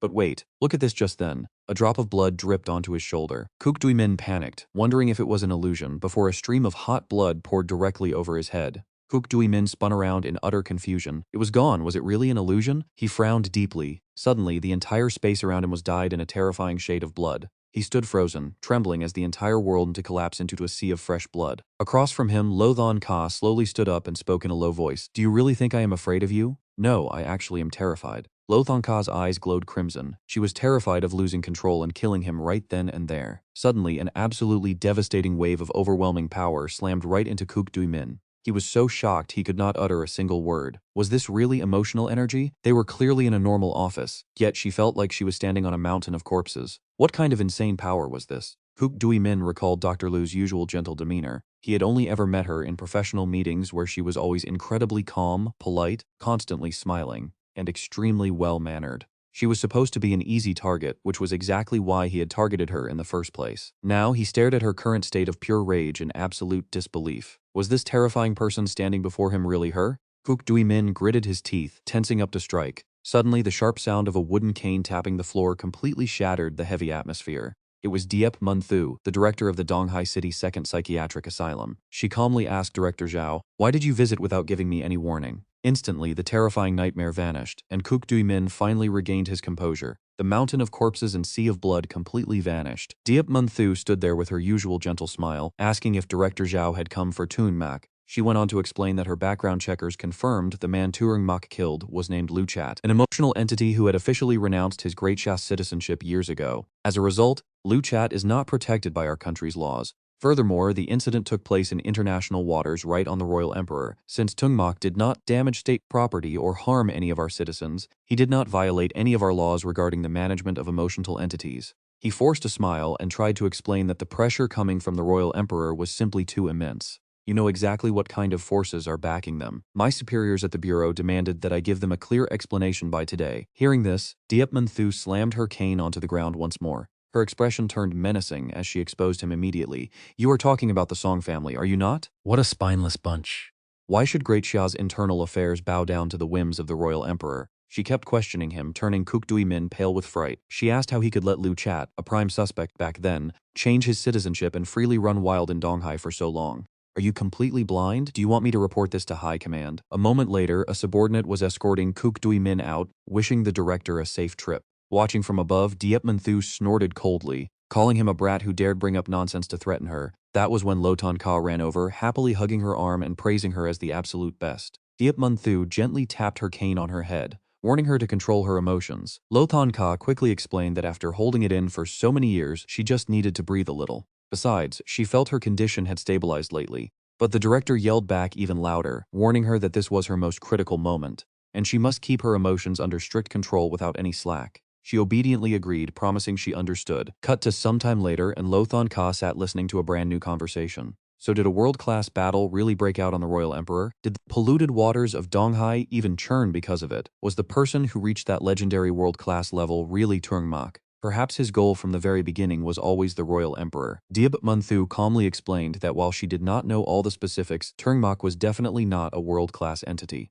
According to his records, he had lived in Donghai City since he was a kid and underwent annual physical health checkups. His most recent examination proved he was still a completely normal human, so there is no way it was him. Now think about it, there must be a world-class emotional entity backing him. Still, she found it incredibly hard to wrap her head around the situation. If that was true, what on earth did that world-class emotional entity actually want? Would they really start a massive war with the Royal Emperor just to save Thuong Mac? Besides, if he had such a powerful backer, why would he even come to our second asylum? Thuong Mac's eyes sharpened as she began to speculate. Could the next target of that world-class emotional entity be our very own second asylum? Diep Mun-thu tapped her cane on her head again, suddenly shifting her attention to a nearby flower pot. "Look at how the flowers I told you to grow turned out. You even dared to hide them in the corner." Did she think she could hide them? Thuong Mac complained that they were having a serious conversation, but Diep Mun-thu calmly reassured her that the world-class emotional entity was not at the second asylum. If he were anywhere near the asylum, she would have sensed him instantly. However, Thuong Mac was a different story, and she still held a grudge, believing he was up to no good.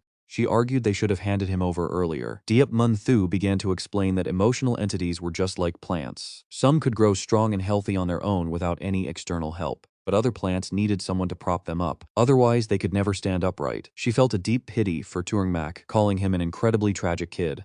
Losing his parents early, he had to work from a young age, only to be hunted by emotional entities just as his life was improving. As it turned out, Liu Chat was the prime suspect in his mother's murder. Diep Mun Thu understood the entire situation. There was no way this was a mere coincidence. Everything was clearly orchestrated. Many secret organizations and cults targeted suitable candidates, especially someone like Thuong Mac who carried deep hatred, helping them seek revenge just to secure their absolute loyalty. She still wanted to help him, even if Thuong Mac had come to the asylum carrying a hidden agenda. But as a citizen of Great Xia, we simply cannot abandon him. If he loses his way, we must guide him back. Meanwhile, over at the Donghai Bureau of Emotional Entities, Kuk Dui-min was cursing in pure rage. Damn it, who on earth was she? The Bureau's internal database surely had a file on her, so checking it would reveal everything. But suddenly his face turned completely pale with sheer terror. Kuk Dui-min was shocked to find he could not access Lo Tan-ka's file. How was this possible? He lacked the clearance to view it. Right at that moment, Miss Song Hui was calling him. He immediately lowered his voice and pleaded, saying he needed a bit more time to settle this. He assured her he could handle it. Understood, he would absolutely cooperate with her. With that, he immediately hangs up the phone. Kuk Dui-min cannot hold back his raging anger, slamming his mobile straight onto the table. Damn it! Meanwhile, she is calmly sipping some tea with Triot Zeon. Tung Hui is incredibly wicked, wanting to wipe out the entire second branch. She tells Mr. Triu that she will have to rely on their Black Lotus organization from now on. Their master said that old woman is such an eyesore, so they might as well move up the schedule and directly level the whole facility. Her icy tone makes him quickly snuff out his cigarette, adding that as for Thuong Mac, they can just capture him and bring him back. Triot Seville immediately agrees to the request, saying it is no problem at all. Time continues to pass. By the following evening, in Ward B of Donghai City's second psychiatric hospital, Thuong Mac is still bound tightly, but he still manages to radiate a pretty massive surge of inner power. Watching from nearby, Dae Lee praises him, saying not bad at all. His rational emotional power has grown quite a bit. She notes that if he keeps this up, he will soon need the law, leaving him looking pretty confused about what that even means. She explains to Thuong Mac that the growth of different emotional bodies requires completely unique conditions. How to absorb power and properly control it is part of a complete system of methods, otherwise one will easily lose all control. This specialized growth path designed for unique emotional bodies is what they call the law. Da Li also gives him a clear example so he can understand it better. Although you previously borrowed my power to temporarily reach a world-class level, that is not strength you can truly master yet. To properly harness such immense power, you must follow the exact steps provided by the law, slowly digesting your energy to grow. She keeps explaining with deep focus, completely failing to notice the scales on Thuong Mac's neck shifting ever so slightly. His rational emotional power is building up far too quickly, and without the law of reason, he will lose control in no time. Honestly, that sounds pretty terrifying, doesn't it? Alone in the room with Dali, Thuong Mac feels a sudden jolt of surprise. Does she not know the law of reason? At this point, she suddenly stops because she cannot recall it anymore. Her memories of it are completely gone, prompting Thuong Mac to bring up an event from their past. He recalls that when he borrowed her power before, he used rage to maintain his state, wondering if they could do the same now. Dali quickly confirms his theory. She agrees, explaining that the most basic law for a rational emotional body is to constantly experience highly intense emotions, but the anger he spent years building up has already been completely drained. With nothing unusual happening lately to trigger his emotions, this method is currently out of the question, so she tells him to just get some rest. Meanwhile, Chuzung is taking care of Trung Jiaki, asking Thuong Mac why he is still awake so late. Noting how little Jiaki always kicks off her blankets, Thuong Mac softly replies that he simply cannot sleep and decided to sit up. He suddenly thinks of Lo Thun Sha, asking Sister Chu why Dr. Lo is not around today. She only has a little bit of information herself, mentioning that the doctor was called away for some meeting, though she has no clue what it is about or why she has not returned. Thuong Mac finds this pretty odd. He asks her how she can even see emotional power since she is just an ordinary human. Chuzung simply offers a warm smile, reassuring him that some things happened in her past, but it is all over now. She tells him he must stay strong because all hardships will eventually pass. Sensing the painful truth behind her calm demeanor, Daly quietly notes how much misfortune she must have endured,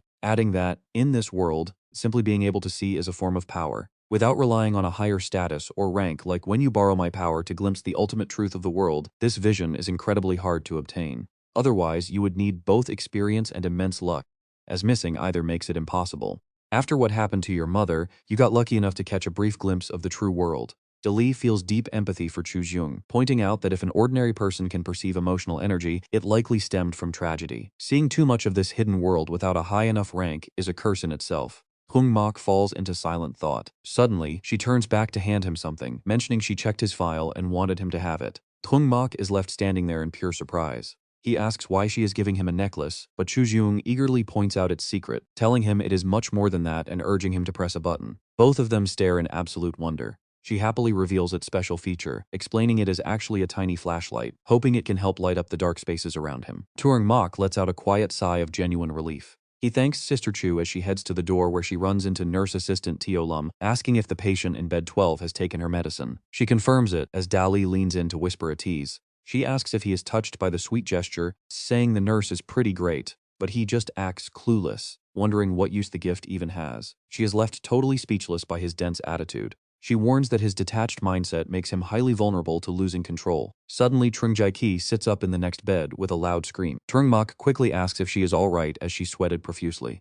She mutters that it was just a nightmare, but suddenly, another loud scream echoes from down the hall. Annoyed nurse assistant Teo Lem wonders why nobody can just have a peaceful night of sleep around here. Out of nowhere, a terrifying wave of power slams directly into their room. Oh man, things are about to go completely off the rails here. Thuong Mac's eyes widen in pure shock, while Trung Jae-ki is left utterly speechless. The nurse is thrown backward, losing her balance completely.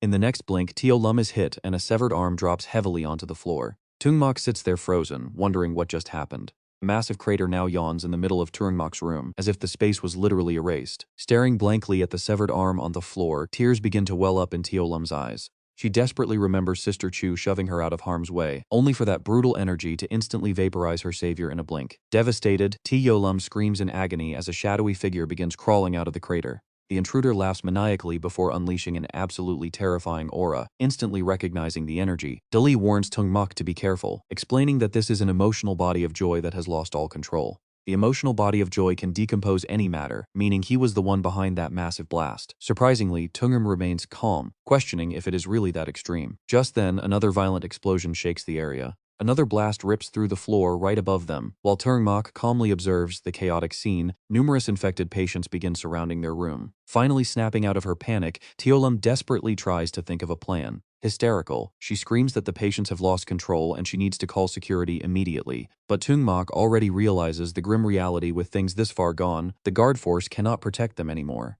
Hearing gunshots mix with this bizarre outbreak across the second branch, Thuong Mac speaks his next thoughts aloud, leaving Teo Lum completely paralyzed with fear. He tells her they are under siege. Screaming in utter panic, she asks how this could happen and where the director is, desperately crying out to find the leader of the facility. Li remains incredibly calm, though the nurse cannot see her presence. Right above the second branch, a terrifyingly massive energy has already manifested. Their director is currently far too busy, as a giant sphere hovers directly over the psychiatric hospital. The massive sphere is now hovering just inches above the rooftop. Down below, Diep Mun-thu stands face to face with a mysterious intruder, and she seems to have already figured out who is behind this raid. Recognizing the bloody thorns as the emotional body of hatred, she asks if they are the Black Lotus. Triot Zeal is slightly surprised but politely introduces himself, noting they have been hiding for over 10 years. He says he is genuinely touched she still remembers them, proudly identifying himself as the new leader of the Black Lotus in Donghai City. He declares he is here to take her life and level the facility. Diep Mun-thu begins unleashing her vast power, mocking his big talk. As her hands and body start to warp, she reveals her plan to trap his emotional beast inside the mind realm and settle this using their true forms.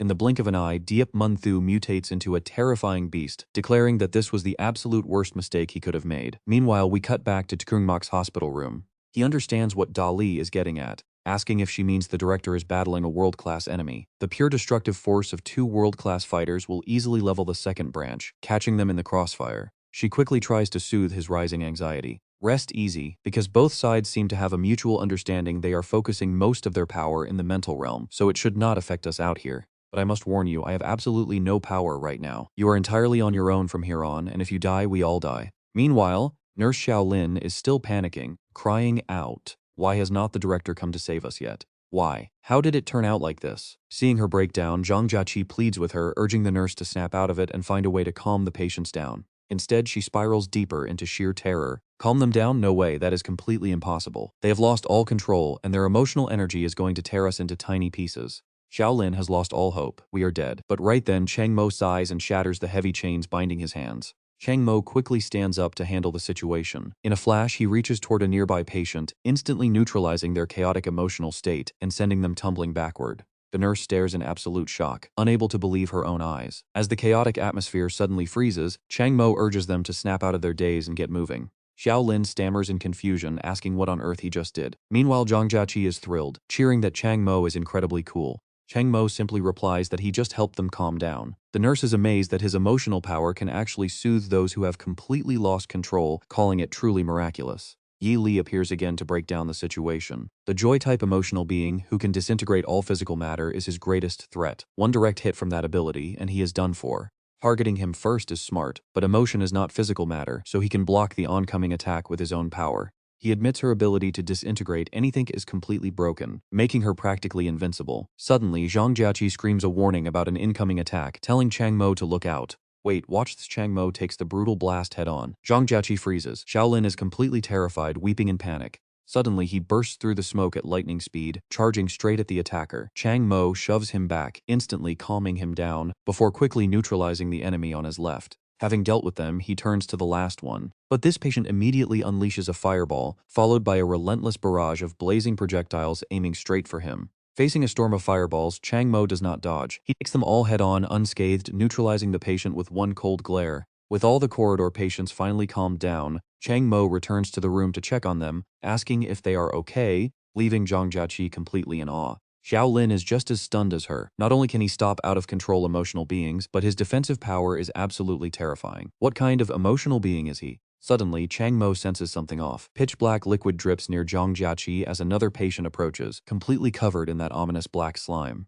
She instantly shouts a warning, telling everyone to be careful because this is a sorrow-type emotional beast that drags everything down, though it usually stays stationary. As long as we do not provoke it, we should be fine. Yi Li also appears, warning him that his resistance to sorrow is low, so he must avoid the black liquid. But it is still pretty weak. Do not worry, let us move. Getting off the bed, Zhang Jiaqi praises how insanely calm Chang Mo is. Xiao Lin agrees, thanking him for saving them. Chang Mo tells them that he is actually pretty nervous, they just cannot tell. Zhang Jiaqi lets out a dry laugh, asking if he is seriously joking right now. Chang Mo immediately denies it. No joke. Zhang Jiaqi suddenly gasps as she remembers something crucial, saying about Chenju. The three turn their eyes toward the ruined corner, and Chang Mo bluntly states his guess that Chenju is likely dead. Xiao Lin is on the verge of tears, devastated over how quickly things fell apart.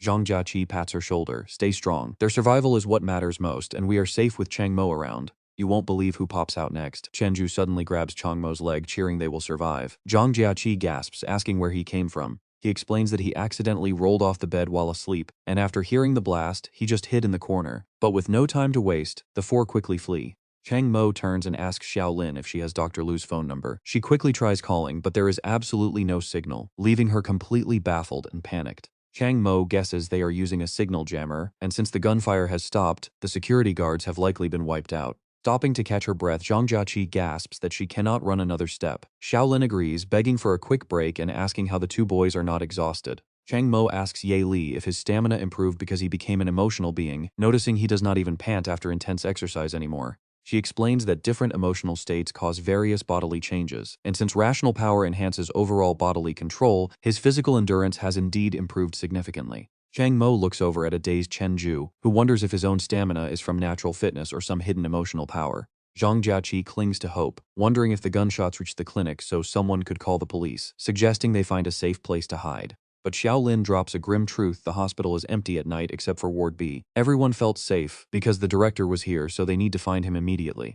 Chang Mo quickly stops her, warning that searching for the director is pointless since he would have arrived by now if he was not pinned down. This remote second hospital is completely isolated. Those attackers planned this, so we must escape. Chenju points out how unsafe it is that Ward B only has one emotional being protecting it. Xiao Lin quickly corrects him, revealing that their doctor and the head nurse are actually highly powerful emotional beings themselves. It is just a shame the doctor is away today. Suddenly, she remembers another strong ally, gasping that the head nurse is still here and will definitely protect them. Chang Mo thinks of Yan Bei, a head nurse? He barely ever sees her. Just how powerful are they anyway? Before he can ponder further, another out-of-control patient lunges at them from behind. Chang Mo easily neutralizes him. Down he goes. But then Xiao Lin suddenly notices something horrifying nearby. She rushes over to a fallen nurse named Mac, crying out as she checks her pulse. Tears stream down her face as she delivers the grim truth: she is not breathing anymore, leaving Zhang Jiaqi in shock. Chenju looks completely devastated, while Chang Mo remains strangely calm, trying to piece together this chaotic and messy situation.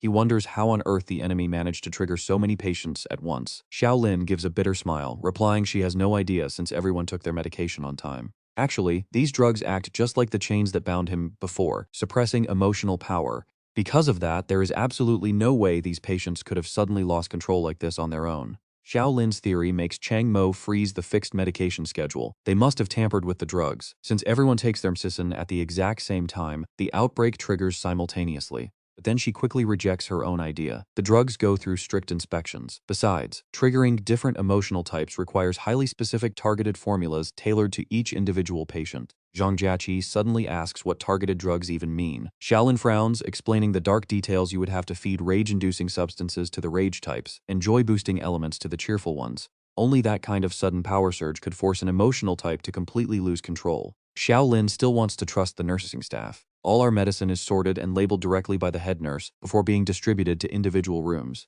An outside enemy could never pull this off. Suddenly, Xiaolin freezes, her eyes widening in horror as realization hits. Horrified, she thinks of Yan Bei. No way could the head nurse really be behind this? Chang Mo immediately agrees with her. It seems there is only one logical explanation left. The head nurse is the traitor. Chang Mo lays out his theory. She colluded with outsiders, handing out specific triggering drugs to push all the patients into a massive simultaneous state of absolute madness. He breaks down their own situation next. It explains exactly why the three of us did not lose control. Our emotional signatures have never been documented, meaning she had absolutely no way of figuring out which drugs to use on us. Time to move, but they must watch out for the head nurse. A bit later, the exit finally appears right before them. They are just a few steps away from freedom. Suddenly, they all halt. And guys, this next sight is pure nightmare fuel. A nurse is suspended high in midair. It is Yan Bei, completely lifeless. Zhang Jiaqi immediately recognizes her as the head nurse. Wait, how is she even floating? Is she trying to ambush us right here? Xiaolin grits her teeth in fury, shouting up at her. Head nurse, why would you do this? Why betray the second hospital? Sister Zhou, my, they are all gone. Did none of their lives matter to you at all? Xiaolin keeps screaming out Yan Bei's name, desperately begging her to speak up. Speak to me, head nurse. But then she suddenly stops. Something feels incredibly wrong. She doesn't actually seem to be floating. There is something attached to her body. Chang Mo finally speaks up. Wait, can you guys really not see it? The head nurse isn't floating at all. Massive, blood-colored thorns have pierced right through her, holding her up in the air. Through his eyes, the scene looks absolutely horrific. Staring at the bizarre, gory sight, Chang Mo tells them she is already dead. Xiaolin collapses to the floor, completely numb. But how? He knows exactly what this means. She was silenced. Right on cue, figures begin walking toward them. Chang Mo gasps in absolute shock. Dozens of people are suspended in the air, all of them skewered by those same blood-red thorns. Before he can even process the horror, a mysterious voice echoes out, "Who is this now? Chang Mo, you finally showed your face." Instantly, sharp blood thorns sprout all over his body. Chang Mo instantly recognizes these spikes. With his eyes still locked on Yan Bei's corpse, he unleashes his ability, completely dissolving the deadly blood thorns before they can consume him. In a flash, a wave of blue flames erupts around him. The mysterious figure watches closely. It is Elder Liu, observing from the shadows, muttering that this kid seems entirely ordinary, just like everyone else. He panicked under an ambush, flinging his powers around recklessly. Yet they wanted me to personally retrieve a guy like this? Suddenly, the Elder's eyes narrow as the thick smoke begins to clear. Elder Liu gasps in shock. Chang Mo is completely gone. The old man quickly realizes what happened, grunting, "So that was your little trick, huh?" Using flames as a smokescreen to cover his escape. Pretty fast reactions, kid. But Elder Liu just sneers, "You cannot run from me." Meanwhile, with floating bodies filling the corridors, Chang Mo's group manages to slip into a safe corner. Xiaolin is still completely clueless about the danger. "Chang Mo, what is wrong with you? Why did you suddenly drag us all the way back here?" Suddenly Zhang Jiaqi speaks up, her voice trembling. It turns out she can actually see the blood thorns now. She mutters that she saw sharp red spikes growing on Mo Xiaolin, still blind to them, gasps. "Red spikes? I do not see anything at all." Chang Mo quickly reassures them, "Do not worry, I am fine." Yi Li praises Zhang Jiaqi, noting she is quite impressive to spot those thorns. Is it because of some unique emotional power?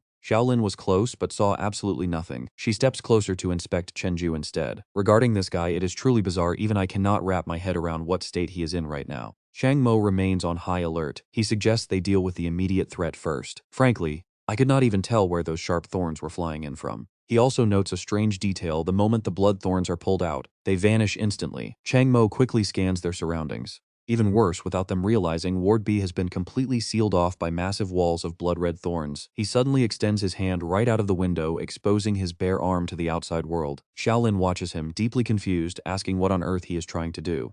Chang Mo remains deep in thought, wondering if he is just overthinking things. But in a flash, his hand gets completely covered in blood thorns. Zhang Jiaqi rushes over, panic written all over her face. She asks if he is okay, but Chang Mo is too busy analyzing this strange phenomenon. Clearly exposing oneself to these spikes is a terrible idea. Soon your body will sprout blood-red thorns, and this reaction is far worse than before. He immediately turns to Ye Li, asking what this thing actually is. She tries to explain, though her memory is foggy. I believe it comes from the emotion of hatred, but as for the specific details, I have no idea. Do not look at me like that. Remember, I have amnesia. Chang Mo sighs, completely speechless. Ye Li gets a bit defensive, grumbling about why he does not seem to believe her. He decides not to argue. Forget it, now is not the time for bickering. Meanwhile, Xiaolin is still incredibly worried about him. Why has Chang Mo suddenly gone completely silent? Xiaolin recalls his medical records, which mentions suspected schizophrenia. Could he be having an active episode right now? Suddenly, Chang Mo turns to address them, startling both girls out of their thoughts. He offers to explain the whole situation to them. He quickly lays out what is happening. Massive blood-red thorns have completely surrounded Ward B. This has to be the power of a hatred emotional type. These thorns spot you. Within 5 or 6 seconds, deadly blood spikes will continuously sprout from your flesh until you die. The guards and head nurse, they all died exactly like that. I was hit by that exact same attack just now, so we absolutely must stay clear of those blood-red thickets. Zhang Jiaqi realizes how grim this is. Does that mean we are trapped here? Then she freezes, feeling a sudden sense of familiarity with these thorns and hatred emotions. She feels like she has seen this somewhere before. Suddenly, Xiaolin remembers a crucial piece of information, blurting out the name of the group that attacked the hospital. I know who they are, the Black Lotus Cult. The other three stand there completely clueless. The Black Lotus Cult? Xiaolin immediately explains. Inside the second hospital, there are highly confidential internal files that catalog various powerful emotional organizations. The Black Lotus is a notorious cult. Over 10 years ago, they plotted to completely wipe out Donghai City, triggering a massive, grief-based emotional type to lose control and paint the entire city black. After their dark scheme failed, they vanished into the shadows. Their members are all hatred emotional types, manifesting as these deadly thickets of blood thorns. Hearing this, a few pieces of the puzzle click for Chang Mo. So they were the ones who blackened Donghai City. Meanwhile, Ye Li is still struggling to piece her broken memories back together. The Black Lotus, hatred emotion, she feels like she is forgetting something incredibly important, cursing her stupid amnesia. Suddenly, sharp thorns sprout all over his body. Thuong Mac stands there utterly dazed, unable to comprehend what just happened. Where did these spikes even come from? He did not see any thorns around. Why is he the only one targeted by this attack? He catches a sudden glimpse of something right outside the hallway window. His eyes widen as a faint red glow reflects in his gaze.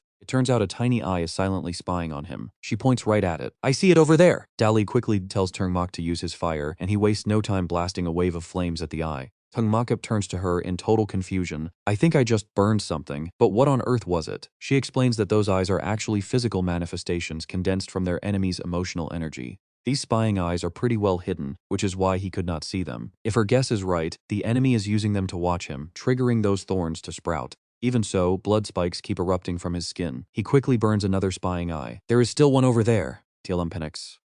What are you doing? Why do you keep throwing fire around? She begins to doubt him. Could he be losing control as well? Truong Jiaqi immediately speaks up for him. No, that is not it. The thorns on his body are growing. He is under attack. No matter how much Thuong Mac burns, those blood spikes keep growing. Still, he refuses to stop blasting those hidden eyes. Look at this. Thuong Mac smashes straight through the wall, only to find Elder Lu watching his every move with a smug grin. You saw my eyes of hatred, he mocks, but too bad I have plenty more. Elder Lu's eyes fill with bloodshot veins, like a shadow with no trace. This is the true power of hatred. Struggle all you want, run all you want, but your end will be exactly the same. In his mind, he already sees Thuong Mac pierced by countless blood spikes, totally helpless. Suddenly, Thuong Mac loses his balance. She screams in panic as he collapses to the floor. Mac, meanwhile, the hospital guards are already floating in the air, impaled by blood spikes. Thuong Mac lies defeated, his body completely covered in those sharp thorns. Thuong Jiaqi breaks down in tears. Who is doing this to us? Who is attacking us? She screams out in absolute frustration. Who is it? Suddenly, she notices something that leaves her utterly shocked. I can see them now, so many of them. It turns out Thuong Jiaqi can finally see those spying red eyes. Dozens of glowing red pupils are watching them from every corner of the room. The heavy silence makes the atmosphere feel even more deadly. Even outside the window, those red eyes are staring. Suddenly, her own eyes light up with a strange glow. Thuong Jai suddenly screams in agony. Tiolum rushes over to check on her. Jiaqi, are you okay? Are you losing your mind too? Pure terror washes over her. How could this be happening? First Thuong Mac and now Jiaqi. There is nothing there, right? You two are just sick and seeing hallucinations. Yes, that must be it. It has to be. Dali seems entirely unfazed. So Gaiki can see those eyes now, but it does not change a thing. It is all over. Little does anyone know, Thuong Mac is actually just faking his unconsciousness. These thorns are pretty bizarre. They only affect him, leaving his clothes and the floor completely untouched. There is absolutely no physical trace of them on his surroundings. If he did not feel this intense pain and paralysis, he would have thought it was a hallucination too. He is suffering. I really cannot take this anymore, he groans. Do you have any ideas left? She has nothing left. I am not lying to you. My energy was completely drained back at sea. Thuong Mac finds this hard to believe since she does not seem worried at all. If I die, will it not affect you? Dali calmly states the obvious. No, if you die, I die too. But worrying will not solve anything. She gently strokes his head to reassure him. Rest easy. No matter your ultimate fate, I will be right by your side. Thuong Mac silently calculates his options. Suddenly, he urges the other three to leave. Jae-ki, Sister Teolum, Chen-ku, you all need to run, right now. He quickly breaks down the situation. I figured out that the enemy's main target was always me. The thorns have stopped growing now. They do not want to kill me yet. They just want to paralyze me so I cannot fight back. They want to take me alive. Thuong Mac gives one last warning. As long as you do not stand in their way and just run, you should survive. Trung Jae-ki also notices this odd detail. Indeed, only Thuong Mac sprouted those thorns. But running away alone? Teo Lum suddenly speaks up, her mind utterly pushed to the brink by all this terror. Yes, I have to save myself, Teo Lum screams in absolute hysteria. I am too scared. Who is going to save us? Someone help us. Ji-ki gently calls out to her, Sister Teo Lum, please. Right then, Chun-ku stands up. Without saying a single word, he directly pulls Thuong Mac up. Trung Jae-ki watches in total confusion. Chun-ku, what are you doing? He simply replies. I am taking Thuong Mac with us. She immediately tries to stop him. We cannot do that. Those eyes are everywhere now. They are watching us, and they can sprout those spikes on us at any moment. We are only safe because their focus is on Thuong Mac. If we try to take him with us, the enemy will target us next. Trung Jae-ki is ready to give up. We cannot escape this. Chun-ku remains silent. Then he suddenly flashes a hopeful smile, telling her to stay positive. How do we know it will not work if we do not even try? Meanwhile, Elder Liu is still observing them, and he is starting to get pretty annoyed. These pests are so irritating, he grumbles. Too bad the leader ordered me to keep the patients and nurses alive. I just need to seal Area B, 'cause chaos. Wait for him to kill the director, and then retrieve Thuong Mac. Elder Liu goes quiet, contemplating his next move. Suddenly, he decides to go rogue. You know what? Killing these three should be fine, right? A truly sadistic look washes over his face. Who told you to stand in my way? Suddenly, he senses something is off. Elder Liu panics as he realizes his spying eyes have all been destroyed. What is happening? Why can I not see them anymore? His eyes of hatred in that sector have been completely wiped out. Suddenly, a strange sound echoes through the air. Thuong Mac and the group hear it too, and within seconds, they find themselves surrounded by frenzied patients. Elder Liu spots this on his remaining feeds. It is those out-of-control patients. They must still be trapped in that room. Trung Jae-ki quickly alerts the group. Those red eyes are gone. They were destroyed by the rampaging patients. She immediately leads the escape, telling everyone to hurry up and run this way. Thuong Mac suddenly remembers something. Sister Teolum, do you still have those iron chains you used to tie me up before? She quickly replies. Yes, they are in the equipment room on the second floor. She guides them as they head that way. Meanwhile, Dali praises Thuong Mac's quick thinking. Not a bad idea. By absorbing the rational energy sealed within those chains, you should be able to recover your strength and move again. Running ahead of the group, Trung Jae-ki suddenly senses something wrong. She instantly shouts a warning to the others. Take a right. There are red eyes waiting around the left corner. Sure enough, as soon as they turn, two glowing eyes appear. Dali cannot help but praise Jae-ki. Jae-ki is pretty incredible. Her vision can literally see through solid obstacles. That is the power of emotional energy taking the form of eyes. But then she gasps. This is bad. She senses a massive presence of those eyes. They are in front of us and behind us. We are trapped. From both directions, those glowing red eyes start closing in on their position. She has no idea what to do, while Teo Lum is paralyzed with fear. Chun-ku stands there with his usual blank stare. Suddenly, two bursts of fire blast forward, destroying the eyes completely. Before she can even figure out what just happened, Zhang Jiaqi already pieced it together. The patient's attack literally just destroyed that giant eye. Honestly, they got incredibly lucky. Zhenju is absolutely beaming. See? I told you guys we had to stay positive. Every time I think like that, danger just turns into good luck. Right after he says this, everyone slowly turns to stare at him. It looks like they finally realized his hidden power. Could Chenju's actual emotional ability literally just be pure luck? Meanwhile, up in the air, Elder Liu is searching. He scans the area once, nothing. He looks again, still nothing. He checks every single corner, but there is absolutely no sign of them. It is driving him insane. Damn those useless patients, where on earth could they have gone? Right in the blind spot of Elder Liu's eye, Xiaolin and the others are hiding directly below, completely undetected. Xiaolin whispers to Zhang Jiaqi that it is amazing the eye cannot see them at all. Just when they think they're safe, that massive eye stops right above them. Oh, you've got to be kidding. Xiaolin panics, we are doomed. It's turning back. That angry patient growls fiercely, but a random rock suddenly drops directly onto his head, knocking him cold. Xiaolin then heads over to a nearby room.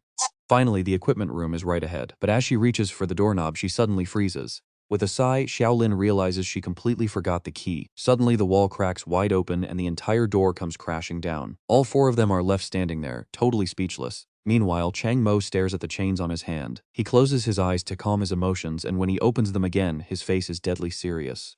Yili praises him not bad. After enduring that intense hatred, you can actually absorb more rationality power now. Xiaolin says in utter shock, it is incredible that you can actually absorb the power of the chains. What kind of emotional power is this anyway? Chang Mo's confused. He doesn't know either. Zhang Jiaqi asks what's next. He tells her to let him think, then turns to Ye Li. If we kill the attacker, will the spikes outside disappear? So how big is the gap? Ye Li stands behind him with crossed arms. She explains that the difference between him and their attacker is actually quite massive. He's simply outmatched. Although this guy is still far from world class, you are definitely no match for him yet. Right now, emotional power is divided into 6 distinct tiers. These patients are tier 1, while Luchat is ranked at tier 2. That glasses-wearing guy on the boat was tier 3, and this current attacker is already close to tier 4. World class is tier 6, but you are not even at tier 2 yet. You only beat Luchat so easily because of your insanely high resistance to rage. But Yi Li adds there is actually some good news. From what she can see, the spikes surrounding this entire area are likely his emotional monster. They hold an immense amount of emotional energy. This attacker probably funneled 95% of his total strength into those spikes surrounding Area B. In other words, his physical body is currently incredibly weak. If you launch a surprise attack, you might actually be able to kill him. Chang Mo listens silently, leaving her with questions. Yi Li frowns. Why do you look like you do not trust my judgment at all? Chang Mo gives her a suspicious look. Yeah, because there is one thing I still do not get. Remember when you told me that the director is currently fighting a world-class enemy? That proves you can sense the director's state, right? Yi Li admits it. Yes, why is that? Chang Mo probes further. Is it because your status is so high that you can perceive things we normally cannot? Yi Li nods again. Yes. He immediately points out a massive issue. Why would someone of your high status completely fail to sense the patient losing control or the sudden attack of those bloody spikes? For someone like you, shouldn't that have been incredibly simple? Chang Mo stares at her. Can I really trust your judgment? Yi Li listens in silence before letting out a soft laugh. She admits he is remarkably sharp. Remember what I told you? In the emotional world, seeing is a critical ability. Usually, the higher your status, the deeper your understanding of reality, allowing you to see much more. And sensing things is actually just another form of seeing. Yi Li explains that in certain special cases, a higher status actually makes you see far less. For instance, when your vision is completely blocked. Chang Mo still does not get it, so she offers to give him an easy example. Dinosaurs are infinitely stronger than insects, but they will never notice a tiny bug under a leaf. Things like patients losing control or those hateful emotional entities are just too trivial for me to care about. Unless they pop up right in front of my face, there is no way for me to sense them. The only reason I know the director's condition is because a world-class existence is impossible to ignore. She compares it to a forest shaking, giant roars, claw marks, and smells. All of these telltale signs easily help a dinosaur identify other massive beasts nearby. Of course, she calmly adds, world-class fighters actually have special tricks that let them sense absolutely everything in their surrounding area, no matter how small. No matter how trivial it might be, the director used that exact method to protect the second clinic. Yi Li shrugs, casually admitting that the current her has lost almost all of her power and memories, making it impossible. Chang Mo finally understands. So that is how it is. I honestly thought you had some hidden agenda to trick me. Yi Li laughs. Do not worry, I saw with my own eyes that the hate entity is blocking Area B. His specific abilities are still a mystery to her. Still, she can easily gauge his tier just by looking. Meanwhile, Xiaolin just watches him stand there, quietly. Why is Chang Mo taking so long to think? Honestly, I don't blame Xu Lin for thinking he's still crazy, but then he drops a bombshell. We're going to eliminate the attacker. They are completely stunned. We are actually going to kill someone? Chang Mo nods firmly. Yes. Only by taking him out can we escape this place, and I will be the one to do it. Xiao Lin panics, realizing that Chang Mo's mind really is completely messed up. Chang Mo reaches out and asks Zhang Jiaqi if she can use her emotional power to locate where that guy is currently hiding. Zhang Jiaqi nods. She'll try. Closing her eyes, she focuses her mind entirely on locating the attacker. When she finally opens them, she has him pinpointed. Elder Liu. I think I see him. He is currently in the surveillance room. Meanwhile, Elder Liu is panting heavily, searching. He screams in absolute fury. Damn it, where did they go? Why can I not find them anywhere? Suddenly, Chang Mo materialized right behind him, scaring the absolute life out of Elder Liu. Chang Mo thrusts his hand forward, making a sickening sound as he pierces straight through the Elder's shoulder. Elder Liu grits his teeth in excruciating pain, wondering how this guy got here. Chang Mo's eyes widen, slightly frustrated that he missed the heart. Suddenly, massive tentacles erupt from Elder Lu's body, and he vanishes in an instant. Chang Mo looks on, with a cold, surprised expression. Escaping by turning into spikes, can he really even do that? Those tentacles slither away quickly along the walls. Elder Lu reforms elsewhere, snarling that even though he does not know how the kid located him, he has no reason to risk his life fighting. He smiles smugly. Once I lay my eyes on you, I have countless ways to slowly torture you to death. Sharp spikes suddenly sprout from Chang Mo's body, forcing him to freeze mid-stride. Watching Chang Mo through his bizarre eye, Elder Lu laughs maniacally. Try running now, but it is totally useless. I will not let you escape this time.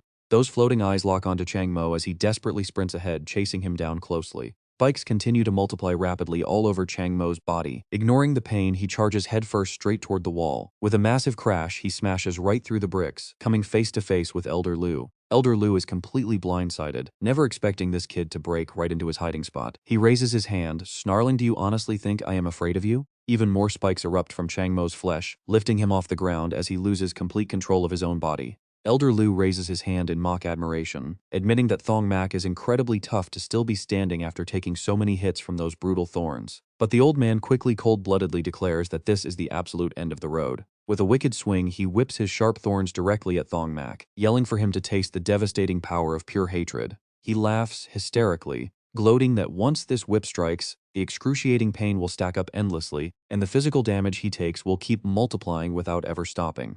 Still boiling with rage, Elder Lu sneers that if his opponent had just submitted quietly, it would have been over, but now he is going to make him suffer a fate 100 times more agonizing than a swift death. After a relentless beating, Thuong Mac lies completely motionless, causing Elder Lu to calm down slightly. The old man scoffs, asking if he has finally quieted down. It makes sense though, since Thuong Mac is covered in brutal wounds. Watching from the side, Yali cannot help but sigh at the sight. It looks absolutely pathetic, and she points out that the enemy has not even used 1/10 of his actual strength yet. She calmly remarks that by wrapping those iron chains around his body, he can instantly absorb their energy to heal his wounds. This guy is actually pretty clever with his backup plans. Check this out, his body has actually built up an immunity to this emotional poison. It is go time. Right on cue, Thuong Mac shatters the incoming thorns, unleashing a massive surge of pure, raw fury. Before a stunned Elder Liu can even process what is happening, Thuong Mac drops right in front of him. With a single slash, he cleanly severs the Elder's desperate counterattack of thorns, slamming him into a wall with bone-shattering force. Terrified, Elder Liu panics internally, wondering how this kid's emotional energy is still completely off the charts. Worse, his own attacks are getting weaker, as if the boy's defense is constantly leveling up. Gritting his teeth, Elder Liu decides to tuck tail and run, yelling that even if he does not know the kid's power, he does not have to fight him head-on. He boasts that with 4 directions to escape, nobody can stop him. He mocks Thuong Mac, telling him to rot in torment, before vanishing into thin air once again. But Thuong Mac is already ahead of him, deflecting and slashing through the incoming thorns, blow after blow. He fires off a rapid-fire assault, pushing the Elder into a desperate corner. Suddenly the Elder realizes that the black water, fire, and decay are the patient's emotional powers combined. They are all attacking at once, perfectly cutting off his retreat. This is no coincidence. Wait, there are no emotional monsters on their heads. They're not out of control at all. Before he can solve the mystery, Thuong Mac blitzes forward, cleanly slicing his head off. His head rolls, his body collapses. As the cured patients instantly swarm the area, Luke Han Luong excitedly cheers, shouting that the bastard finally got exactly what he deserved. Over the radio, Truong Jai Ki excitedly praises them for taking down the boss. She asks Thuong Mac how he managed to snap the patients back to their senses to help. Thuong Mac explains that Chen Ju spotted the walkie-talkies in the tool room. He fairly credits her with the win, stating that without her incredible mind's eye guiding them, they would never have pulled this off. Truong Jai Ki giggles, saying he is too kind. Meanwhile, Yali stares down at Elder Lu with a whistle, telling the guys they got incredibly lucky. This guy died without ever recalling his power. If he had, you all would be dead meat right now. Guess he literally died without using his ultimate move. Huh? She then turns to Thuong Mac, asking what their next step is. Taking cover, Thuong Mac analyzes their next move. He points out that the thorny barriers outside are fading, meaning it is time to group up and escape, because they are not out of the woods yet. The director is definitely fighting the enemy right now, and there might be more of them waiting outside. Hearing this, Truong Jai Ki panics, asking what they should do. He deduces that the signal in the second ward is being jammed, which explains the dead zones. He lays out the escape plan: we must break out of this jammed area and call Dr. Lu immediately. There is no way the enemy striking right when Dr. Lu is away is a coincidence. That means only his return can truly break this deadly deadlock and save them from this nightmare. Thuong Jiaki urgently promises they will be right down. Suddenly, a furious roar echoes as Elder Lu's severed head floats up, screaming with absolute hatred that this is all their damn fault. Unleashing a massive wave of thorns, his rage completely floods the room with dark malice, cursing them as nothing more than pathetic little ants. How dare they treat him like this? He screams that even in death he will never let them escape. Spikes erupt everywhere, targeting the fleeing patients who shriek in terror, wondering if they are facing a zombie. "We are doomed," they cry out in fear, but Thuong Mac tells them to shut up as they run, wondering how a dead guy is still throwing down brutal attacks. Running beside him, Yali admits she is not sure either, but he is definitely dead. This is likely a special attribute of the hatred emotion. Now that he is going all out, Thuong Mac stands absolutely no chance. Suddenly, Thuong Jiaki's group rushes out from the right corridor. She gulps in fear before they all start running like crazy, yelling for everyone to move and asking what is happening. "Did we not just kill him?" she cries, but another yells to just keep running. As they flee, one hot-headed patient snaps, turning around to unleash a burst of fire. "Screw this, do you really think I am scared of you?" he roars. Lucan Luong screams for him to run while Chenju begs him to stop before it is too late. Instantly, the spikes crush the guy, leaving the group frozen in horror. A bald patient sits down, clutching his head in sheer terror, only to be impaled and wiped out a second later. Thuong Jiaki panics, but Thuong Mac keeps running steadily, shouting that they cannot save everyone. Behind them, Tuolam lags behind, crying out that she cannot run another step. Looking back, Thuong Jiaki urges her to keep pushing, but Yali quickly rushes them, warning that they have no time to waste and must grab that nurse's phone, or their survival chances will drop to absolute zero. Thuong Mac nods. Suddenly, Tuolam trips and takes a nasty fall. With the deadly spikes closing in fast, Thuong Jiaki screams out her name in sheer panic. Yali urges him, saying if she dies, they lose the phone forever. Hearing this, Thuong Mac turns right back to save her. Thuong Jiaki can only yell out his name in shock. Tuolam crawls back, sobbing hysterically that she does not want to die. She begs Thuong Mac to save her. Meanwhile, Chenju yells that it is a suicide mission and he can't save her. He warns him not to throw his life away. Tuolam stares as Thuong Mac dashes toward her, her mind suddenly flashing back to old memories as tears stream down her face.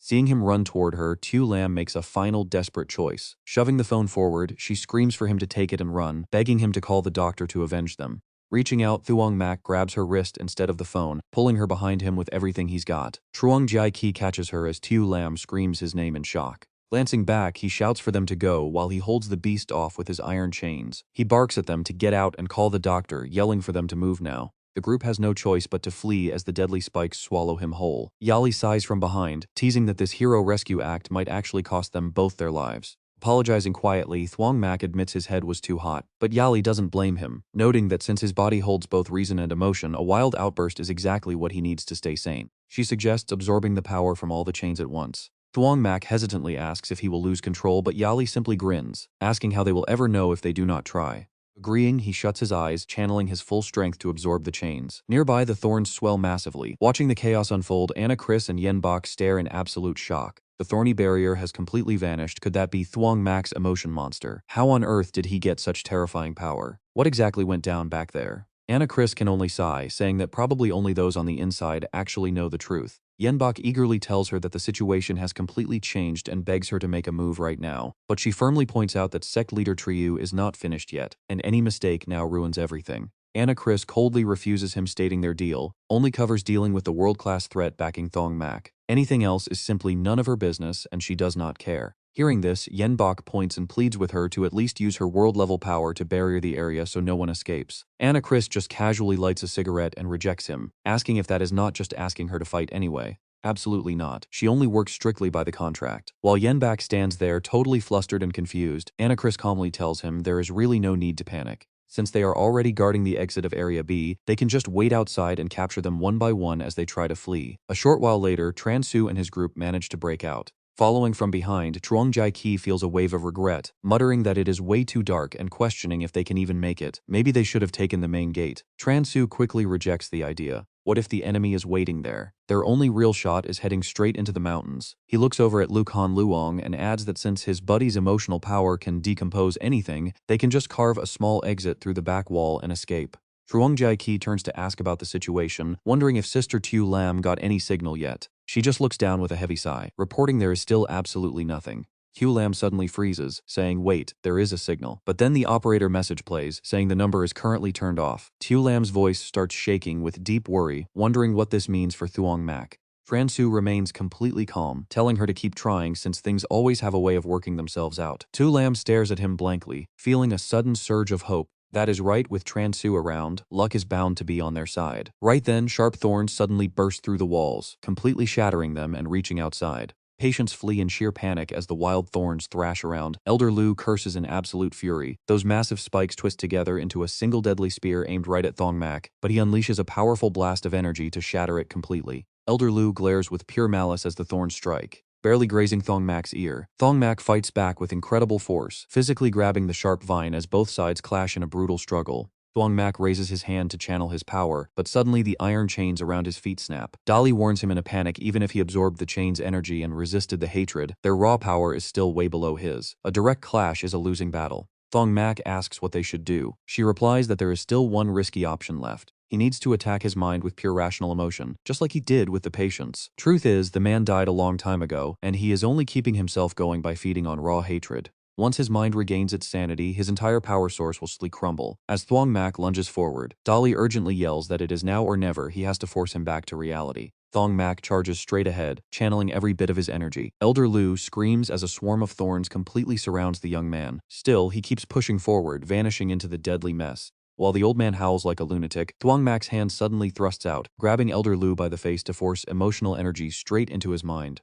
The elder's eyes roll back as his sanity slowly returns. Honestly, you can almost feel his relief. He stands dazed, wondering why he finally feels like himself again, free from that suffocating hatred. Overwhelmed by the sensation, the elder bursts into tears. Is this what it feels like? So this was the truth all along. The heavens have not abandoned us after all. He lets out a soft laugh, apologizing for causing Thuong Mac so much pain. Thuong Mac stands frozen as the terrifying thorns suddenly release him, crumbling into dust and falling away. He drops heavily to the ground, catching his breath before collapsing backward with a tired sigh. Is he dead? Dali quietly confirms it. Thuong Mac lies there, deeply troubled by the elder's bizarre final words. Suddenly, Dali points into the distance, telling him to look over there. Floating high in the air is a massive glowing orb. Thuong Mac asks what that thing is, and Dali explains with crossed arms that it is the inner core of the elder's hatred. When Lutrak killed your supervisor, he actually devoured this emotional core. That means when you took down Lutrak and the guy in glasses, you also had one of these, you just did not have the time to collect it. She speaks with a hint of regret, noting that all his emotional power is gathered right here, but unfortunately, Thuong Mac does not possess a hatred-type emotional form. Otherwise, if your rational emotion monster could swallow this, its power would reach a whole new level. You would then be able to draw far more strength from it. Hearing all this, Thuong Mac finally understands the situation. Clenching his fists, he suddenly wonders why his surging power refuses to fade away. Dali whips around in absolute shock, her face turning pale as she warns him that he is losing control. Before Thuong Mac can even process this, sharp thorns suddenly pierce his eyes. He asks calmly how to stop it, forcing a panicked Dali to fly closer and shout instructions. First, he must stop being so calm, feel fear, anger, joy, or deep sorrow, anything at all. He needs to recall the most emotional moments in his life. Thuong Mac softly repeats the words fear, rage, joy, sadness. He blankly asks what those emotions even are. Dali stares in absolute horror, realizing his mind has completely shut down. If he remembered the rules, there might be hope, but with her memories completely wiped, she is powerless to stop the corruption. Daly lets out a soft sigh, looking up as she forces herself to stay calm. She whispers to herself that they knew the risks, and at least having someone to talk to during these final days was nice. Regretfully, she looks at Thuong Mac, admitting this is the end of the road for them. But right then, a strange energy leaks from the emotional core, catching her attention and making her eyes widen. Wait, look at that glowing energy. She stares at the core as its power pulses outward, completely paralyzed with disbelief, wondering if her senses could possibly be playing tricks on her. No, there is no mistake, even though it is just a tiny spark. That is definitely her own energy. She whips her head around and yells to Thuong Mac that they are saved, pointing to the blue light which is actually her power. If he can just touch that energy, she might recover some of her lost memories and find a way to save him. Slowly, Thuong Mac reaches out and steps toward the core. Daly is completely baffled as to why this hatred-based core contains a piece of her own energy. She wonders if her forgotten past has some deep connection to the Black Lotus sect. Heart-pounding in anticipation, she knows she is about to find the answers soon. What exactly happened to her in the past? Suddenly, the emotional core erupts in a blinding flash, swallowing them both and dragging them into a hazy, dreamlike vision. When their vision clears, they find themselves standing before a massive crowd of black-robed cultists bowing down. They chant endlessly, "Long live the sect leader." In response, the figure known as their leader waves her hand. She speaks to the crowd, announcing she created the Black Lotus sect to save humanity, but that alone is not enough. To restore sanity to this twisted world, one final act is required. Spreading her arms, she commands them to completely destroy Donghai City. The second those words echo, Thuong Mac's mind reels in absolute shock, questioning what this could possibly mean. Dali was actually the original founder of the Black Lotus sect. On top of that, Sister Tu Lam previously mentioned that 10 years ago, their attempt to destroy Donghai City caused a massive emotional entity to lose control, turning the entire city pitch black. He stares at Dali with wide disbelieving eyes. So 10 years ago, the mastermind behind the destruction of Donghai City was actually Dali. She was the one who caused the depression entity to go berserk and city black. Wait, who exactly is she and what was her ultimate goal? Suddenly, the vision cracks and shatters right in front of Thuong Mac. Looking around, he realizes he is back in reality, but the corrupting thorns on his body have grown even larger. He collapses heavily to the ground. Deely stands there, speaking in a calm and reassuring voice to tell him not to rush. She says she has just remembered a few things, including exactly how to save Pole. Holding up the emotional core, she urges him to eat it, claiming just one single bite will save his life. Thuong Mac remains completely silent. Dali lets out a faint smirk as she brings the emotional core closer to him. After a long moment of quiet, the young man can only laugh in bitter resignation. Thuong Mac opens his mouth, telling her to go ahead since he unfortunately cannot move to feed himself. Dali steps forward and gently feeds him the emotional core. He swallows the glowing piece and his eyes suddenly snap wide open. Thuong Mac forces his body to stand as he grits his teeth in sheer agony. He lets out a painful scream while sharp red spikes begin to cross his hands, his legs, and even his face. He glances over at Dali, who only flashes an incredibly mysterious smile. Narrowing his eyes, Thuong Mac unleashes a sudden scream that completely shatters and removes every spike from his body. He collapses instantly, gasping for breath while drenched in sweat. Dali immediately walks over and gently rests his head on her lap to let him rest. She thanks him for choosing to trust her, but Thuong Mac tells her to stop talking because he had no other option.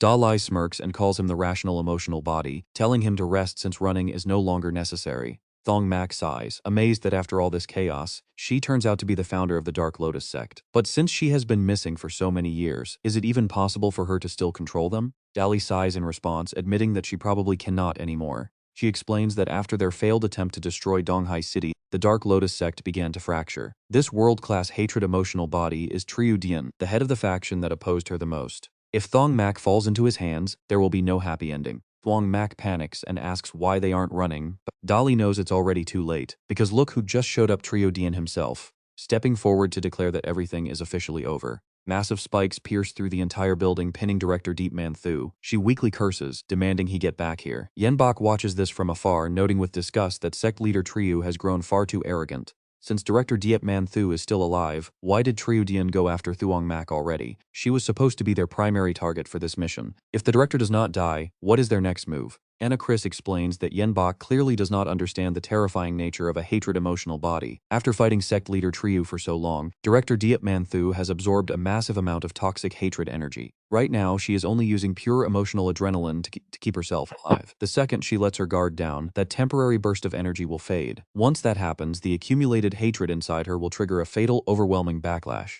Even if the sect leader leaves her alone, she will die anyway. It is inevitable. Hearing this, Yenbok finally understands. Anna Chris notes that sect leader Triu seems strangely rushed, showing an intense interest in Thuong Mac. Shrugging it off, she decides it is time to pack up their things and head back home. Meanwhile, at the Donghai City Emotional Control Bureau, Lao Tan Sa is stuck in a highly frustrating meeting. Her patience is wearing thin as she glances around the room, secretly checking her phone to see just how much longer this will drag on. This meeting is insanely boring, and she desperately needs to slack off right now. But Kook Dui Min catches her immediately, loudly reminding Dr. Lao that phones are strictly forbidden in a top-secret conference. Lao Tan Ka clenches her fist, quietly seething. She warns him that he shouldn't assume she won't punch him just because the room is full of people. Kook Dui Min lectures her about having some patience, questioning how an emotional body can lack basic self-control. Snapping completely, Lao Tan Sa slams the table and stands up. When he asks where she is going, she snapped back that she is heading to the restroom. She mockingly asks if he intends to follow her inside, leaving him speechless. Once in the restroom, Lao Tan Sa pulls out her phone with a sigh, realizing she will soon lose her mind if this keeps up. Right on cue, Tu Lam calls her. Wondering why she is calling so late, Lao Tan Sa answers with a quick hello, but what she hears next completely shocks her.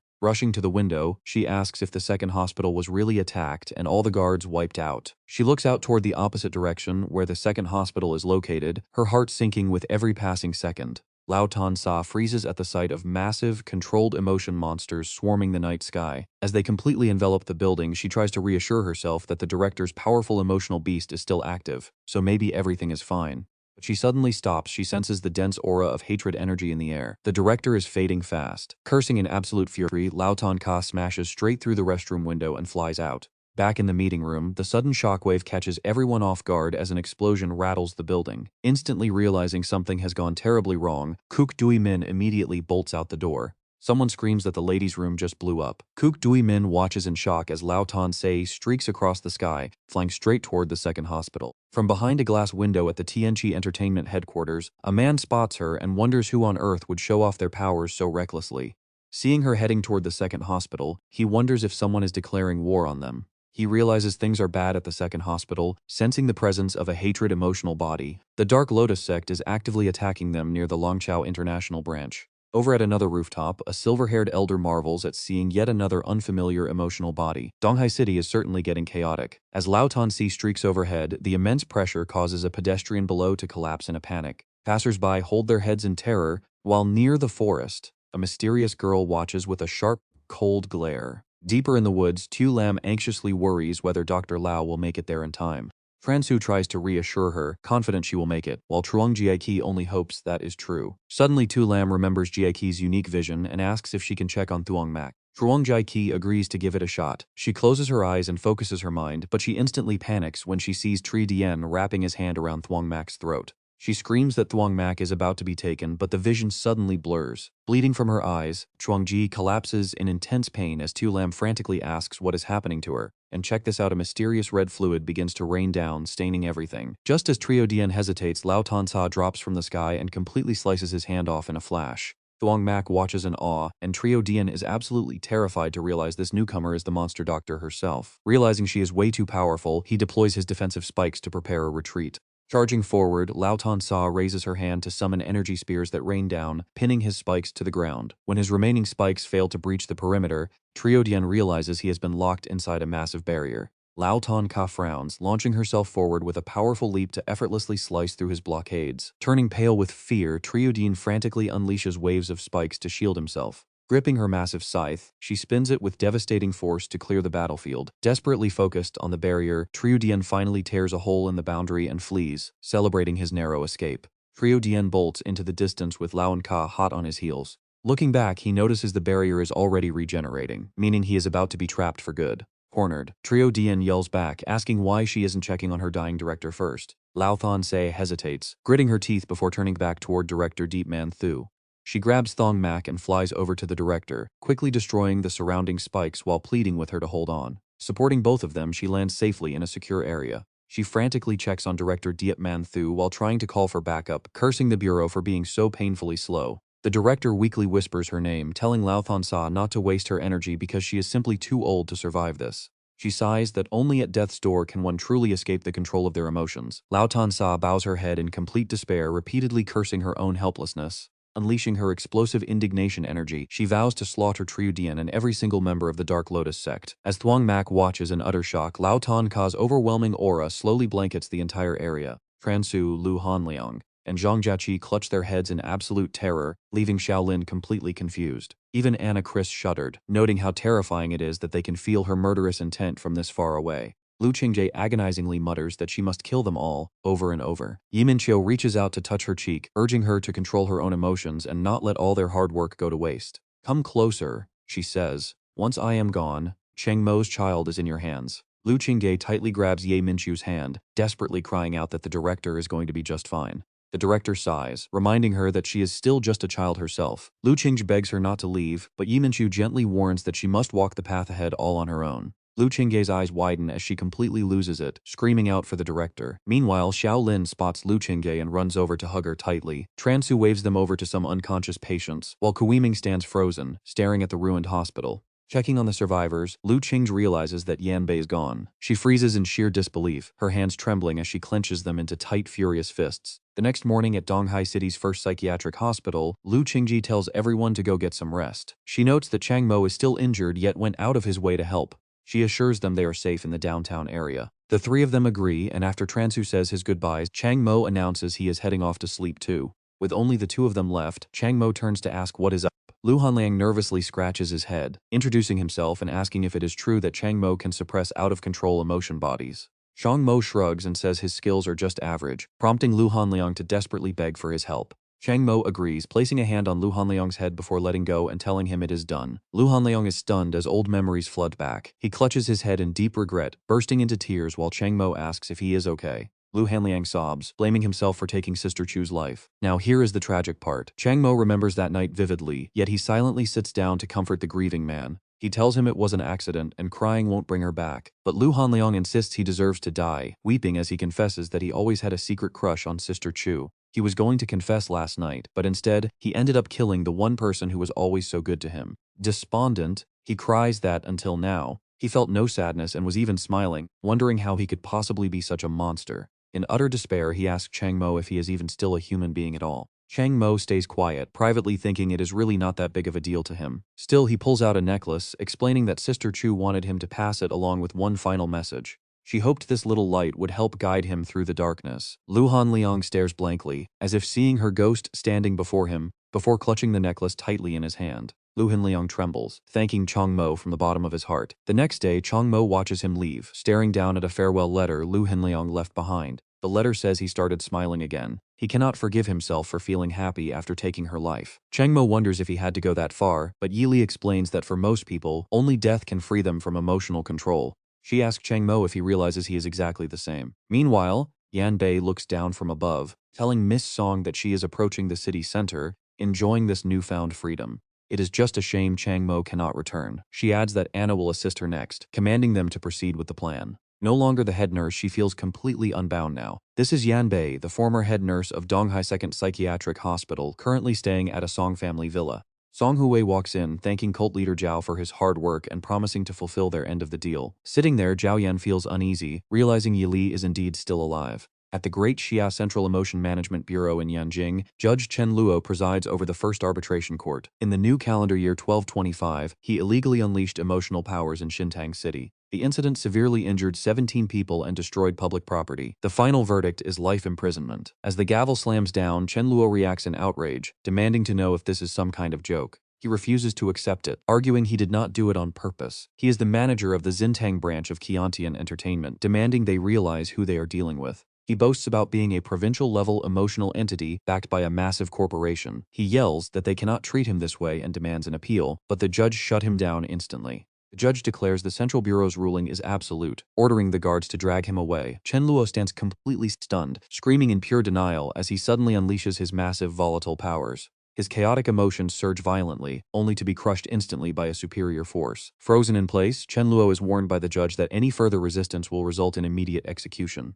Drenched in cold sweat, Chen Luo is quietly led away. Watching this, a brown-haired juror praises the judge, amazed that even a provincial-level entity yielded so easily. The judge agrees, saying it is only natural. As the headquarters of the Emotion Management Bureau, they are the absolute authority in Great Xia. Whether you are provincial level or national level, if you break the law, you pay the price. The juror asks when they should report to Elder Shu now that the case is officially closed. The judge tells her to wait, explaining that Elder Shu is currently tied up in an important meeting. Now look at this. This weekly high-level conference decides the fate of every single emotional entity in Great Xia. Around the table, the nation's absolute elite are gathered to debate their next move. Since the Donghai City incident is too controversial, they decide to move on to the next topic. The leader asks the table how they should handle these three specific individuals. Some whisper that they are just kids and patients, not even qualified to be discussed here, but others argue that since they were involved in the attack on the second asylum, it is worth discussing. The official records show these three actually made massive contributions during the crisis. One leader proposes awarding them bronze medals, along with a decent amount of emotional cultivation resources. Xu Ming suggests sending them to the Donghai branch for further training, asking for opinions. Another official has no objections, and Duan Chuan quickly agrees with the plan. Wei Shouji stays quiet for a moment before asking Old Lei for his thoughts. Lei Zhao remains silent for a long time, then suddenly bursts out laughing, making Xu Ming wonder what is wrong. Lei Zhao rubs his forehead, mocking them for being out of touch in their cozy offices. He offers to fill them in, starting with Tran Su, whose ability is basically pure, calculated luck. Next, Zhang Jiaqi possesses the power to view any intelligence she desires. And finally, there is Chang Mo, whose power seems to be linked to the legendary suppression chains. Xu Ming is highly intrigued, noting they all seem like incredible prodigies, especially Chang Mo. If that is the case, he asks why they don't just send them to the Central Research Institute to unleash their full power. Lei Zhao hesitates, advising him to look at their backgrounds first. While Zhang Jiaqi comes from a completely clean ordinary family, things start getting weird when it comes to Tran Su. This Tran Su is no ordinary guy. He basically materialized out of thin air in Donghai City before a passerby found him and sent him straight to the asylum. But Chang Mo is on a whole other level. The backing behind him must be a world-class force, and my guess is it is not just any ordinary one either. This world-class emotional entity might actually be identical to Chang Mo himself. In other words, this is a completely undiscovered category. The fact that he was treated at the second asylum suggests a global organization is pulling the strings. He just admitted himself into hospital number 2, and 2 days later it got attacked. Do you really believe this is just some crazy coincidence? And what you call his major achievement? Is it really that big of a deal? The Black Lotus cult was already targeting the director. He simply saved a few patients, which changes absolutely nothing in the grand scheme of things. Xu Ming quickly catches his drift, so you are saying? Lei Jiaosa slams his fist onto the table. Exactly, that is exactly what I mean. He urgently pushes his point. I suspect this kid is a Black Lotus cult mole trying to infiltrate our emotion management bureau. We need to arrest him right now before it is too late. Meanwhile, over at Donghai Psychiatric Hospital number 1, Chang Mo sits on his bed, asking Yeli if she remembers why she founded the Black Lotus cult and destroyed Donghai City back then. She just casually twirls her hair, admitting she does not remember a single thing. Recalling Zhao Yan wondering where Yeli was hiding, Chang Mo points a finger and notes that Sect Master Zhao seems to miss her quite a lot. Yeli instantly corrects him. He is not missing me, he is terrified. He looks at her seriously. So that cultist actually recognized your power back then too? Yeli looks a bit lost too, saying it is likely. More than 10 years ago, that guy was just a kid consumed by raw hatred, standing right on the edge of losing control. Who knew he would turn into this 10 years later? Chang Mo stays completely silent. Seeing his suspicious look, Yeli quickly defends herself, telling him not to look at her like that because they are in this together. Chang Mo bluntly fires back. Hanging out with bad people like her means betrayal could happen anytime. She reassures him not to worry, but then her face goes serious as she remembers something crucial. She whispers, should we pack up and run for our lives right now? Chang Mo just stares in complete confusion. Yeli explains she originally went to hospital number 2 because of the old director. She knew her well and trusted her kind heart. With your rare condition, she would have done absolutely anything to protect you. But now, she is dead. I simply do not trust a single soul left in that place. Plus, nobody knows how the higher-ups in the Great Xia government will handle you now, so running away is our best bet. Chang Mo gets deeply skeptical, wondering if that old lady really cared that much. She really went all out to protect him? Is she actually that kind of person? He asks why they cannot just join the government. Yeli asks where they would even hide, suggesting the Black Lotus cult as an option. Even with Zhao Yan in charge, she claims she still has loyal followers willing to die for her. Chang Mo immediately rejects it. It sounds like a complete trap to him. A sudden knock on the door. Chang Mo opens it to find Dr. Lu standing there. Lu Qingge smiles warmly, pours him some hot tea, and expresses her absolute, deepest gratitude. Honestly, she thought he was just some average patient, but saving so many lives proved her wrong. She offers the hospital's official thanks, but Chang Mo simply downplays his heroic deed. He tells her she is being too polite, as he never expected this either. Lu Qingji suddenly remembers something, her voice turning serious as she asks about the Emperor of the Sea and the world-class emotional entity behind him. Now check this out. Chang Mo completely freezes as Lu Qingge suddenly grabs him by the throat, lifting him high and asking if he really thought no one would find out. Do not underestimate the intelligence network of Great Xia, she snarls with pure bloodlust. Tell me where that world-class entity behind you is hiding. Chang Mo tightly grips her hands, desperately looking at Yeli to ask what he should do. He whispers that he will just confess about her, making Yeli panic instantly. She begs him not to, telling him to play dumb. Chang Mo casually argues back, what is wrong with confessing when he is innocent? Yeli frantically warns him that if he dies, she dies too. He cannot forget she was once the cult leader who plotted the total destruction of Donghai City. If they find out she exists, will they ever let him off the hook? Chang Mo remains silent, face contorted as Lu Qing continues choking him. Gasping for air, he asks her what a world-class entity even is. Lu Qing's eyes widen in absolute rage. She summons a blade, stabbing it down while calling him a liar. After killing Lu Chat, he fought a world-class entity on the Emperor of the Sea, surrounded by countless emotional monsters. Did you really think you could hide this from everyone? She demands frantically, screaming to know where the world-class entity backing him is hidden. Yeli tries to comfort him, saying Lu Qingge is probably just bluffing. Chang Mo tells her not to worry, then explains to the doctor that he honestly thought everything on the Emperor of the Sea was a dream. He woke up on the beach and immediately headed to hospital number 2. Infuriated, Lu Qingge stabs him again, shouting that he is lying. Did he seriously walk all that way from the beach? That is a distance of over 30 kilometers, and not a single camera in Donghai City caught him on screen. What is he trying to hide? Chang Mo insists he has no idea. He claims he was completely out of his mind, only hearing a strange voice guiding his steps. Lu Qingge squeezes his throat tighter, asking if he has any idea what happened. On the exact day he was admitted, the Emotion Management Bureau came to take him, but the director fought tooth and nail to protect him. She wanted to keep him safe. Chang Mo falls completely silent, Lu Qingge pulls back her blade, shouting in anger that the director protected the wrong person. He is a Black Lotus mole who helped them raid the hospital and brutally murder the very woman who saved him. She raises a massive scythe, swinging it down on a completely defenseless Changmo. He barely dodges at the very last second, utterly shocked that she is genuinely trying to slaughter him right here. Yeli warns him to stay alert, noting this doctor is far stronger than anyone he has faced before. She is completely consumed by her own dark emotions now, so he must snap her back to reality. But wait, here's where he makes a move. Changmo bets everything on one crazy gamble, planning to blind her with fire, a get close, and force his own logic into her mind. He thrusts his hand forward, but he cannot summon his flames. He freezes in absolute shock. Nothing is coming out. Wait, what is this weird jelly-like stuff he is releasing instead? Before he can think, Lu Qing charges again. Changmo stares at the incoming scythe, his vision spinning as his footsteps falter. He feels like he is plummeting into a dark, endless void.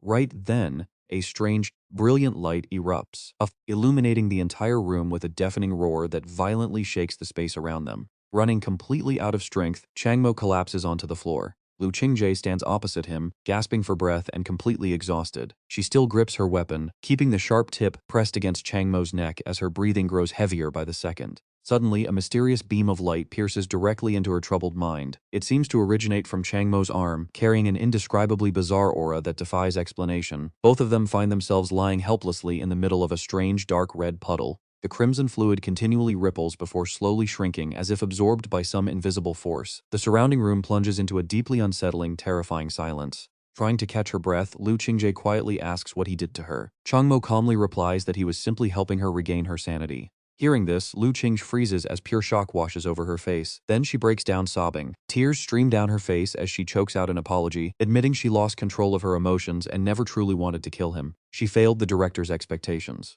Changmo watches her crying, completely speechless. The entire room falls into a heavy, profound silence, as if the whole world has paused just to let them process everything. In reality, the higher-ups had been arguing over how to handle him for a long time. Some believed he was a spy who needed to be arrested, locked up, and interrogated. But others argued he was innocent, suggesting they should observe him a bit longer. Ultimately, the head of the Central Management Bureau made the call, giving me absolute authority over your fate.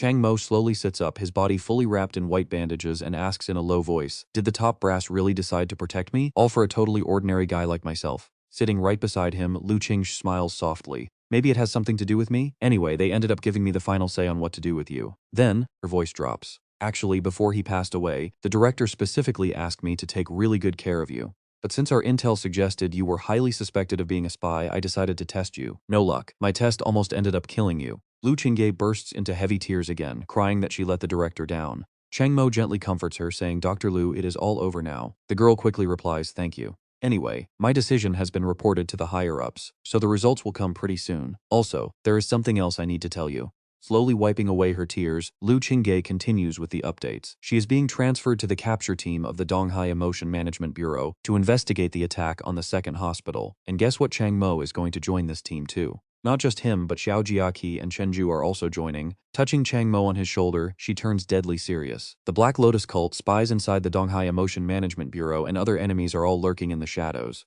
Changmo, we have to drag those masterminds out of the dark.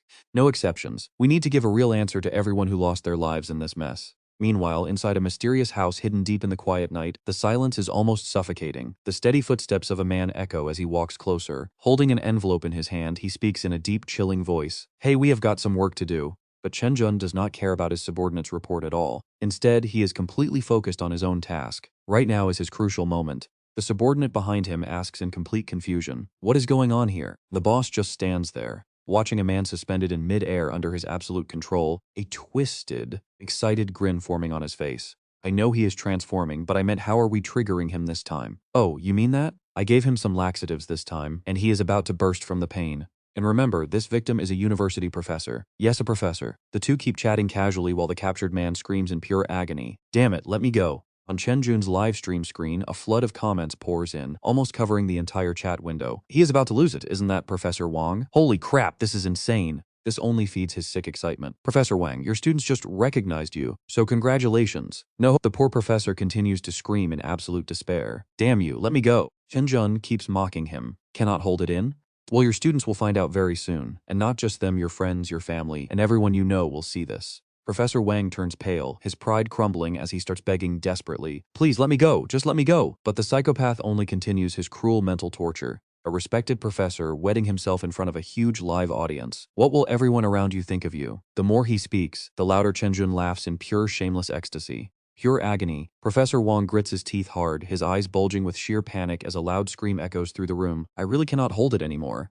And then the inevitable finally happens. The live chat immediately explodes with non-stop comments. "He actually lost it, Professor. What an absolutely wild show to witness." Once his twisted goal is met, Chen Jun casually cuts the camera feed. "What is going on? It was just getting to the good part. Why stop now? Wait, is he already transforming?" The professor hangs his head low, completely broken, as if letting go of all his lifetime suppressions. Immediately, strange, flickering lights erupt around his body, glowing with an otherworldly energy. That creepy light rapidly wraps around his body, warping the space around them as he completely loses control. Red streams of liquid start pouring out of him. Only then does Chen Jun casually turn back to his subordinate. "All right, speak." Handing him an envelope, the subordinate replies, "Good. The targets are these 3. It is best to take them alive, but if you cannot, killing them is fine. Just make sure to bring back their emotion cores." Street grade. Grabbing the files, Chen Jun sneers with pure contempt. Just some low-level nobody. Though this guy with the glasses is suspected to be city grade. The subordinate quickly interrupts, "That is correct. And we also suspect he has 2 world-grade protectors guarding him." Surprised, Chen Jun asks him back, "2 world-grade guardians?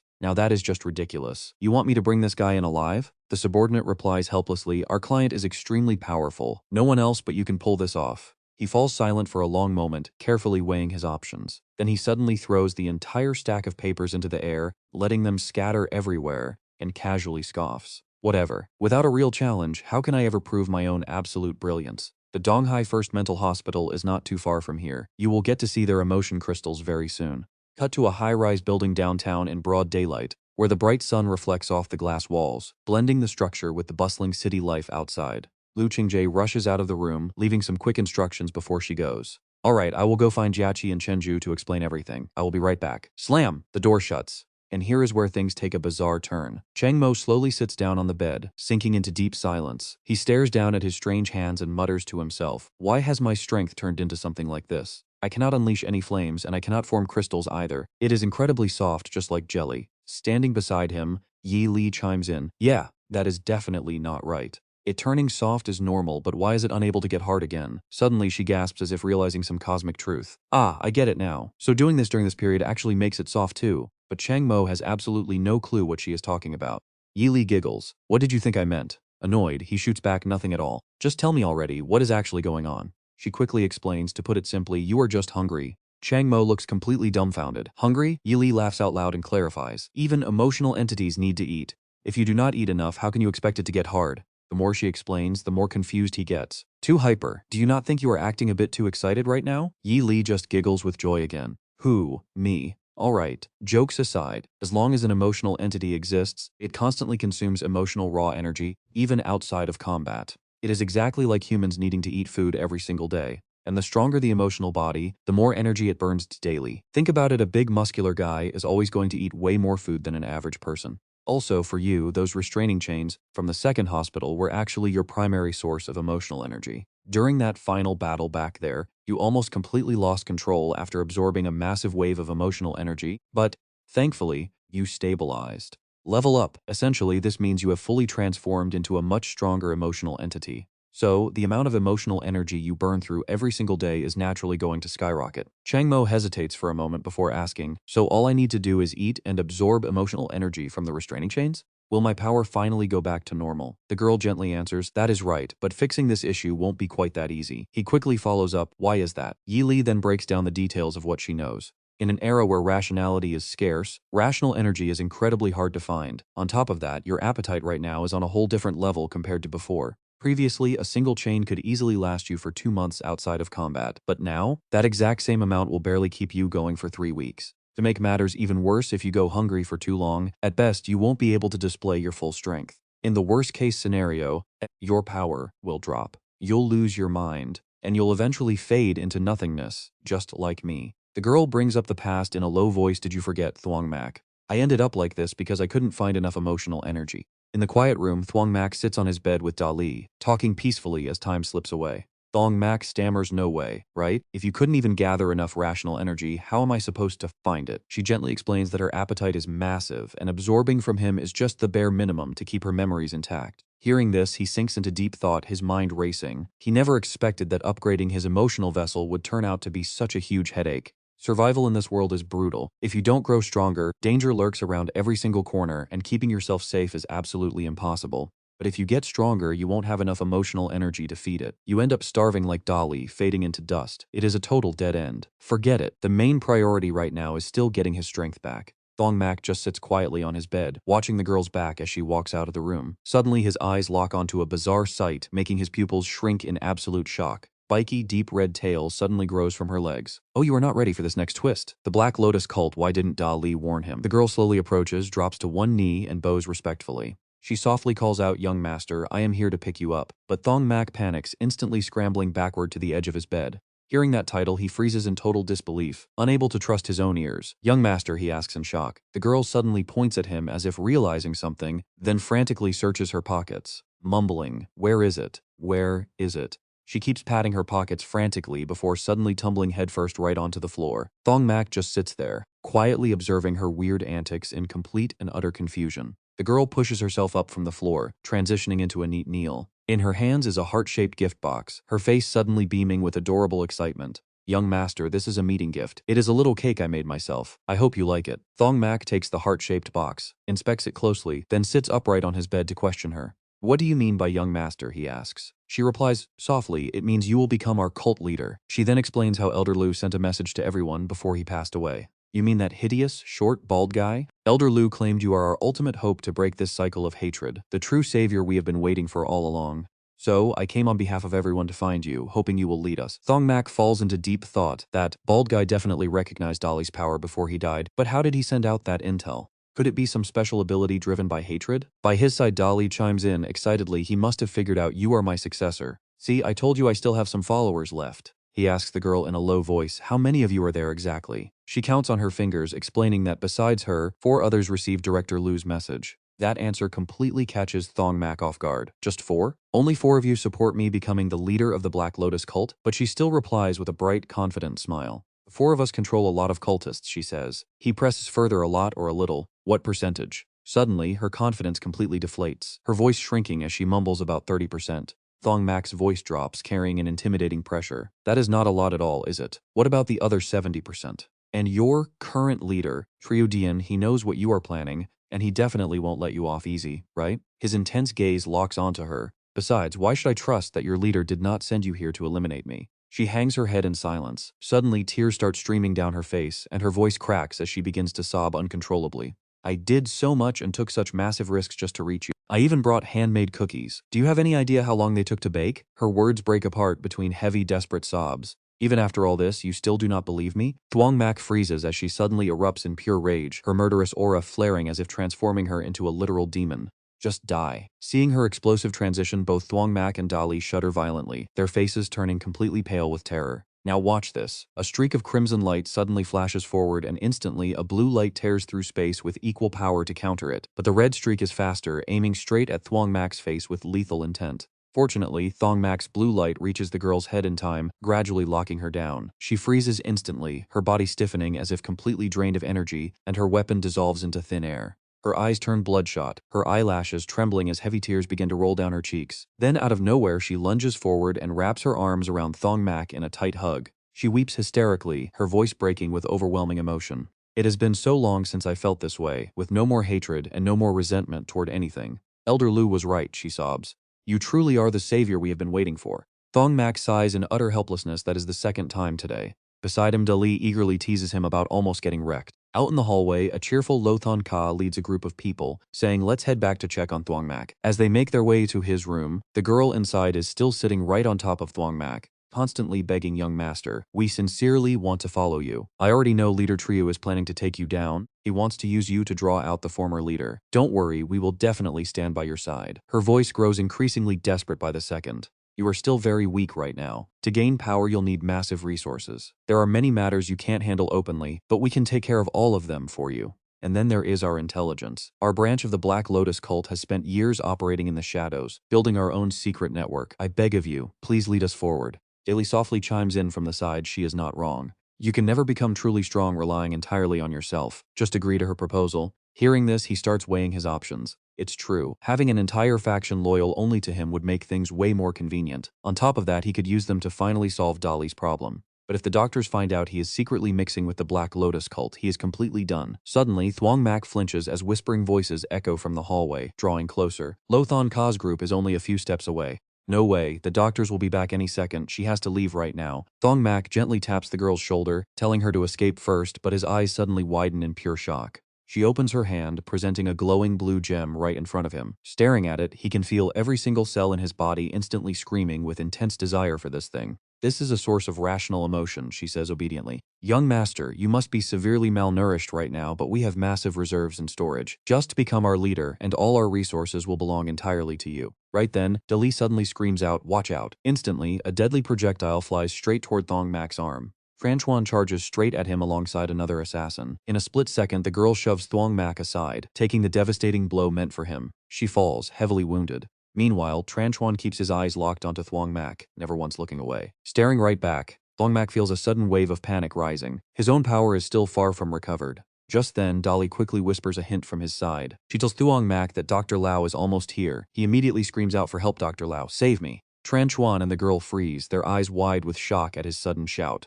Down the hallway, Lao Thon Sa and her group are walking slowly, but the moment she hears that scream, her face turns pale and she bolts straight toward the room. Thuong Mac points directly at the girl. Go, that is an order. Instantly, she vanishes from the room. Franchuan seizes the moment and lunges at Thuong Mac, but Lao Thon Sa blocks him just in time. The surrounding glass walls shatter into a million flying shards. Franchuan quickly slips through the gap and escapes. Lao Thon Ka's eyes turn ice cold and she chases after him without a single second of hesitation. He is gone. Thuong Mac turns to ask Dolly what is going on. She quickly replies that she is looking, but his stealth level is incredibly high, probably some unique emotional entity. Even she cannot see him very clearly. Dolly narrows her eyes, scanning the area with extreme focus. The killer is heading straight for Jiki and Transu. Meanwhile, those two are still standing frozen, completely dazed by the ruined room around them. Jiki is shocked. What is happening? Transu beside her has absolutely no clue. Right then, Franchuan suddenly appears behind their backs, ready to strike. Just watch how close this gets, he screams to take down these two first. Hearing the rush, Thon Ka closes in fast, making him realize something is off.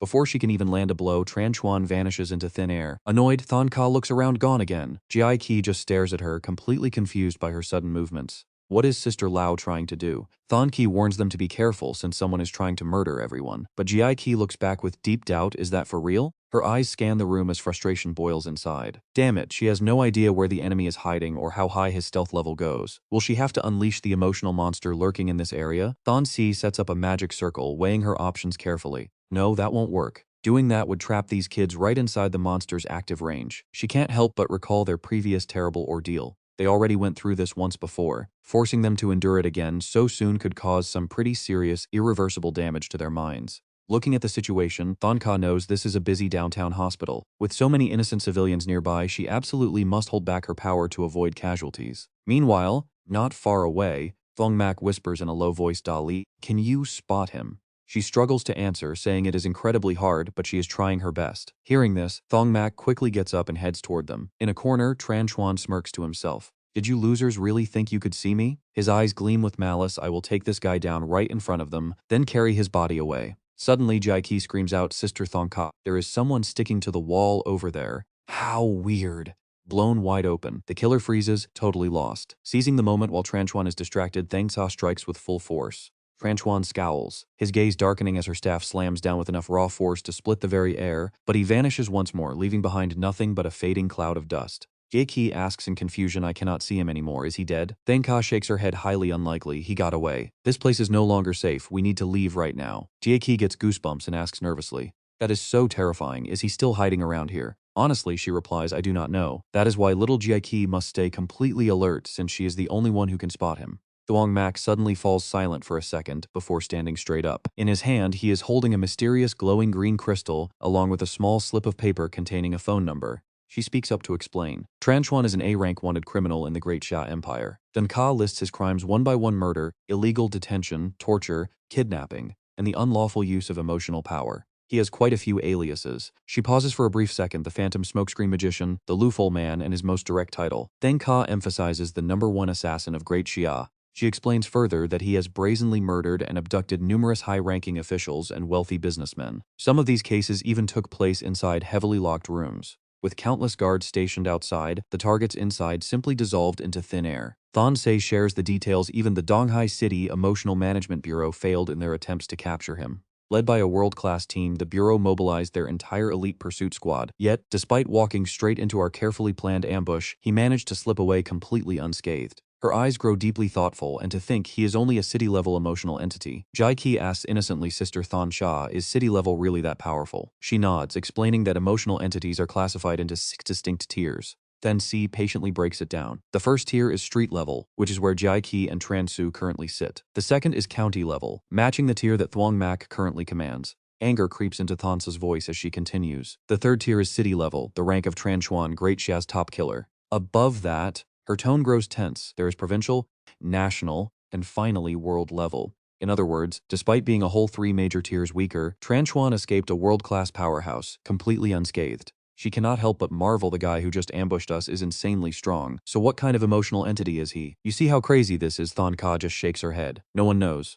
For unique entities, their specific emotion type and power output are their absolute deepest secrets. She admits that they can only speculate. However, we suspect his emotional power revolves around teleportation and stealth. Otherwise, there is absolutely no other way to explain his impossible track record. Delee slithers forward, her voice buzzing with excitement. That #1 assassin of the Great Xia Empire actually has some serious skill. Surprised, Thuong Mac asks if she knows his exact emotional type. She calmly replies that she does not, but for a city-level being to escape a world-class hunter is simply mind-blowing. Dolly slowly explains why. A world-class powerhouse only needs to release their own emotional monster, and everything within its massive range becomes instantly visible. Yet he still broke free from that. Maybe only a rare power like teleportation can explain it. Thuong Mac falls into deep thought. Teleportation and high-level stealth make this top assassin of Great Xia an incredibly dangerous foe. Then Ka sighs, warning them to stay alert. Getting targeted by such a slippery emotional entity is a massive headache. The enemy is not just after Thuong Mac anymore. Little Jiaiki and Transu are also on his hit list, so you guys must not leave my side. He asks curiously, Sister Thon Ka, what if he actually can teleport, suddenly appears to slit my throat, and vanishes? What will you do then? He might be watching us right now, waiting for the perfect moment to strike. Jaiki trembles, begging Thuong Mac to stop doubting Sister Thon Ka's abilities. But Thon Ka admits that Thuong Mac is actually right. Hearing this, the poor girl panics even more. Thon Ka explains honestly, I cannot guarantee your safety 100%, but I am keeping my guard up at all times. She promises that if he dares to touch you, he will definitely pay with his own life right alongside yours. Hearing that, Jiaiki gulps hard, her shoulders shaking uncontrollably. Transu tries to comfort her, saying she should not worry since her power is his perfect counter. After all, she is the only one who can actually see him. She finally remembers and cheers up. Yes, that is right. Just now when the killer attacked, we got lucky because Transu tripped and pulled me down with him. We will definitely be fine. Thonsa points out that Transu's optimistic emotional power is pretty miraculous, but he is still just a basic street-level entity. He cannot always turn bad luck into good fortune. If you bet everything on pure luck, you might lose your head next time. Jiki gasps in realization. Is that how it works? Right then, their car exits the underpass, and a sudden, heavy silence fills the vehicle as everyone gets lost in their own thoughts. Finally, they reach the bustling city center. Jaiki looks around, amazed at how many physical sacks there are. Thane C asks if she means the ones floating on everyone's heads, noting that nowadays people without those emotional sacks are extremely rare. Everyone is exposed to the emotion virus to some degree. People inside the hospital are somewhat safer, but for everyone else out here, it is pretty much unavoidable. She shares that their hospital used to distribute medicine to help, but even when the sacks disappeared, they would eventually grow right back. Jaiki then curiously wonders if emotional entities like them also grow sacks on their heads. Then Ka explains that normally they do not. She breaks it down carefully for Gyaiki, explaining that if someone gets trapped in a single emotion for a long time while catching a matching virus, a corresponding sac can definitely grow. This specific kind of sac cannot spawn a second emotional monster, or at least not any type that she is aware of. Thuong Mac nods to himself, realizing why his massive sac back then did not trigger a transformation. Thon Ka suddenly drops her voice, admitting that in this chaotic era, keeping the public emotional state stable is a major headache for the government. She explains the official policies, revealing that the state partners with various entertainment companies to soothe public emotions using short viral videos, video games, web novels, movies, social media platforms, and other virtual entertainment channels. Even though pretty much everyone is infected and carries highly unstable emotional sacs of different sizes, as long as they can find contrasting feelings to balance things out and keep those sacs from bursting, no major disaster will happen. Thun Xia sighs, explaining that criminal entities deliberately infect normal people to turn them into mindless monsters. Now you might be wondering why anyone would do something so twisted. The doctor answers with 2 chilling words for food. She breaks down the dark truth. If an emotional entity wants to grow stronger, they have to consume massive amounts of matching emotional energy. They spread their own virus to infect ordinary folks, forcing them to transform into monsters just like themselves. Once the mutation is complete, they hunt them down, devouring their emotional energy to boost their own raw power. She suddenly looks over at him, noting with a helpless sigh that Thuong Mac has already experienced this firsthand. Underground entities must walk this brutal path to evolve, including Chen Chuan, the top assassin of Great Sha. He used this method to rise to city tier level. If we do not stop him, more innocent victims will die every single day. We just do not hear about them, she explains. This is exactly why our hospital takes in patients who have undergone emotional transformations in the first place. It is partly to prevent them from losing control and endangering society, and partly to stop them from becoming bloodthirsty killers in their desperate pursuit of power. He suddenly cuts in, pointing out they are entering a tunnel. Jai Qi asks curiously where they are heading, and Tan Ka calmly answers that they are going straight to the Donghai City Emotional Entity Management Bureau. Thuong Mac looks at her with a thoughtful expression. He asks her who exactly called her away for that meeting on the day Hospital Number 2 was attacked. Thon Sa calmly replies that it was the director of the Donghai Emotional Entity Management Bureau. She adds quite frankly that they must have guessed it by now. Yes, the director is highly likely working hand in hand with the Black Lotus sect. She even suspects he was the one who hired the #1 assassin in Great Xia. Jai Qi leans forward, her voice trembling with pure fear. Wait, if we are heading straight to the bureau, is that not suicide? Talk about walking right into a trap. But Thon Ka just scoffs, daring them to try. Thuong Mac feels a cold shiver down his spine. Is the doctor letting her emotions take over again? Thuong Mac thinks, breaking into a cold sweat. She is a world-class emotional entity, but the 3 of them are definitely not, and his own power is still recovering. He cannot help but worry that fighting inside the enemy stronghold means certain death. Outside, the clear sky and gentle sunlight wash over the building, masking the dark, dangerous currents swirling just beneath the surface. Inside his office, Kook Dui Min sits quietly in front of his computer, lost in thought. He clutches his head, leaning over his desk as he vividly recalls the events of that fateful day. In a secret room, he suddenly stands up, yelling at Miss Tong if she was the one who ordered the Black Lotus sect to attack Hospital Number 2. Tong Hui sits comfortably, casually sipping tea as she calmly admits it is true.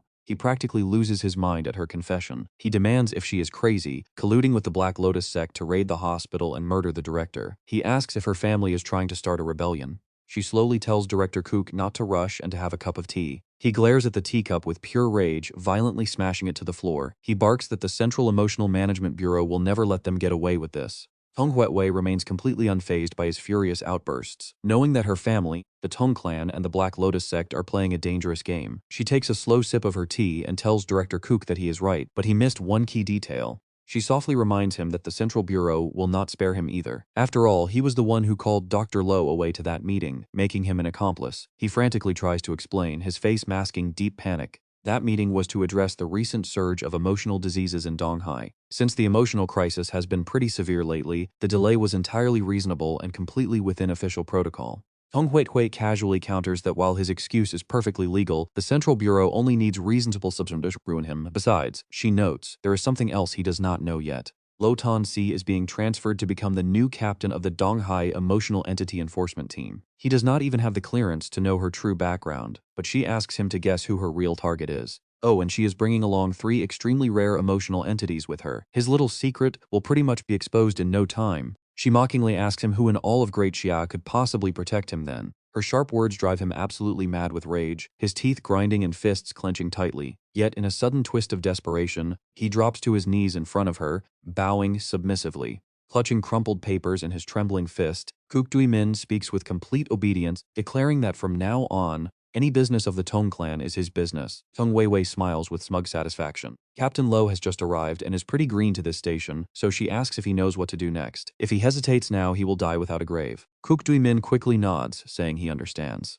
His memories fade, dragging him back to reality. Right then, a sharp phone ring breaks the heavy silence. He quickly snatches it up to hear his staff reporting that Dr. Lo and her group have finally arrived. His face is completely pale, with dark circles under his eyes showing pure exhaustion. But hearing those words, he panics instantly. Kook Dui Min quickly forces a smile, preparing to put on a grand performance. He enthusiastically shakes her hand, welcoming Dr. Lo and acting thrilled that she has become their new enforcement captain, calling it an absolute honor to have her on board. He asks what kind of incredible luck brought such a powerful emotional entity like her to their squad. Lo Thon Ka politely tells the director he is joking, but Kook Dui Min leads them into the building, insisting that while it sounds a bit exaggerated, he is entirely serious. He suddenly looks solemn, expressing his deepest regrets about the old director, muttering that those lawless criminals have grown far too arrogant. Addressing her as Captain Lo, he tells her to just ask if she ever needs anything, promising the Bureau will back her up with all their resources. Lo Thon Ka simply nods and thanks him. He shakes her hand again while looking at the others behind her. He mentions he already reviewed their files and thanks them for their hard work at Hospital Number 2, noting that being an emotional enforcement officer is no easy job.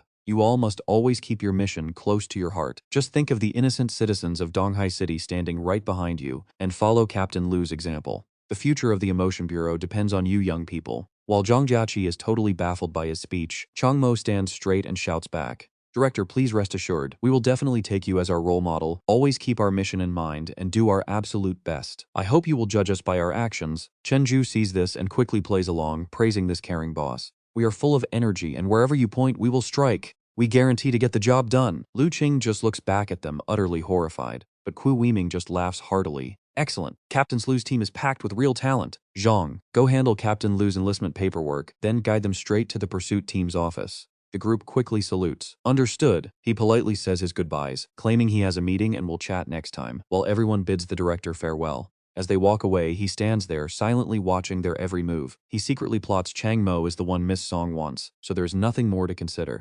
Then he remembers another face. This guy Chenju might be useful to recruit. Once they leave, they start chatting. Jiaqi quickly asks Sister Chingay, "At first I thought you were going to rip off Director Q's mask right then and there." Lu Chingay sighs, "I really wanted to, but I had to hold back. I knew I couldn't lose control. Our target is not just Director Qu, but the entire Black Lotus cult pulling his strings from the shadows. There might be even bigger players behind them. I have to drag them all out to avenge the principal." Then she glances at the guys. "You two sure talk a lot though." Jiaqi immediately chimes in. "Yeah, it was deafening." Chang Mo shrugs kiss-ass flattery as normal. Chenju smiles proudly. "Captain, I am your soldier. Great general cannot have weak troops under her command. I will not embarrass you." Wait, listen to this. The others are absolutely stunned by his shamelessness. That is next-level bootlicking. His brown nosing has zero blind spots. "I know you did that on purpose, but it felt good." Elsewhere, a minion asks about their failure. Chenjun sits slumped, looking exhausted. "Yeah, they have a capable girl named Zhang Jiaqi who saw right through us." He quickly demands her file, wanting info on her relatives. He also wants to ask the Black Lotus cult if they know of any cute girls with twin ponytails running around. She is a hatred emotion type. Without her, my target would be dead. Inside a high-rise, another conversation is going strong. Honestly, Kuo Weiming cannot fully control the Donghai Emotion Bureau, so do not worry too much. Why? Because his emotion rank is too low, and the elite frontline combat forces on the pursuit team absolutely do not respect him. Chenju asks which department the Bureau's pursuit team belongs to. Lu Qingji immediately explains. They are a specialized unit in our bureau that hunts down illegal emotional entities. Chang Mo asks if they are basically like the human police force. She patiently explains that they are, but the pursuit team is vastly more powerful than standard police. In a real battle, they are the strongest military force in Donghai City. Not even an armored division or an entire fighter squadron could take them down. Jiaqi gasps at how insane that is. Chang Mo is completely baffled. Sister Chingay, did I hear that right? Can they really survive a missile? She slowly explains that as an emotional entity grows stronger, physical damage matters less and less. Right now, a bullet can still kill you. But later, forget missiles, even a nuclear bomb will not touch you. Chang Mo is stunned. Does this mean world-level entities are that broken? So even a nuke cannot kill Dr. Lu? Yeli leans in and whispers the truth to him. Exactly. At the world level, only emotional power can destroy another emotion entity. Lu Qingjae turns serious, adding that the Daxia pursuit team has another special trait. They never tire, sleep, or even eat, relentlessly chasing criminals until they are brought to justice. That is why they are known as the Immortal Pursuers. Just as she says that, she swings the door open to introduce their highly professional colleagues. Suddenly, a blinding flash of light fills the entire room.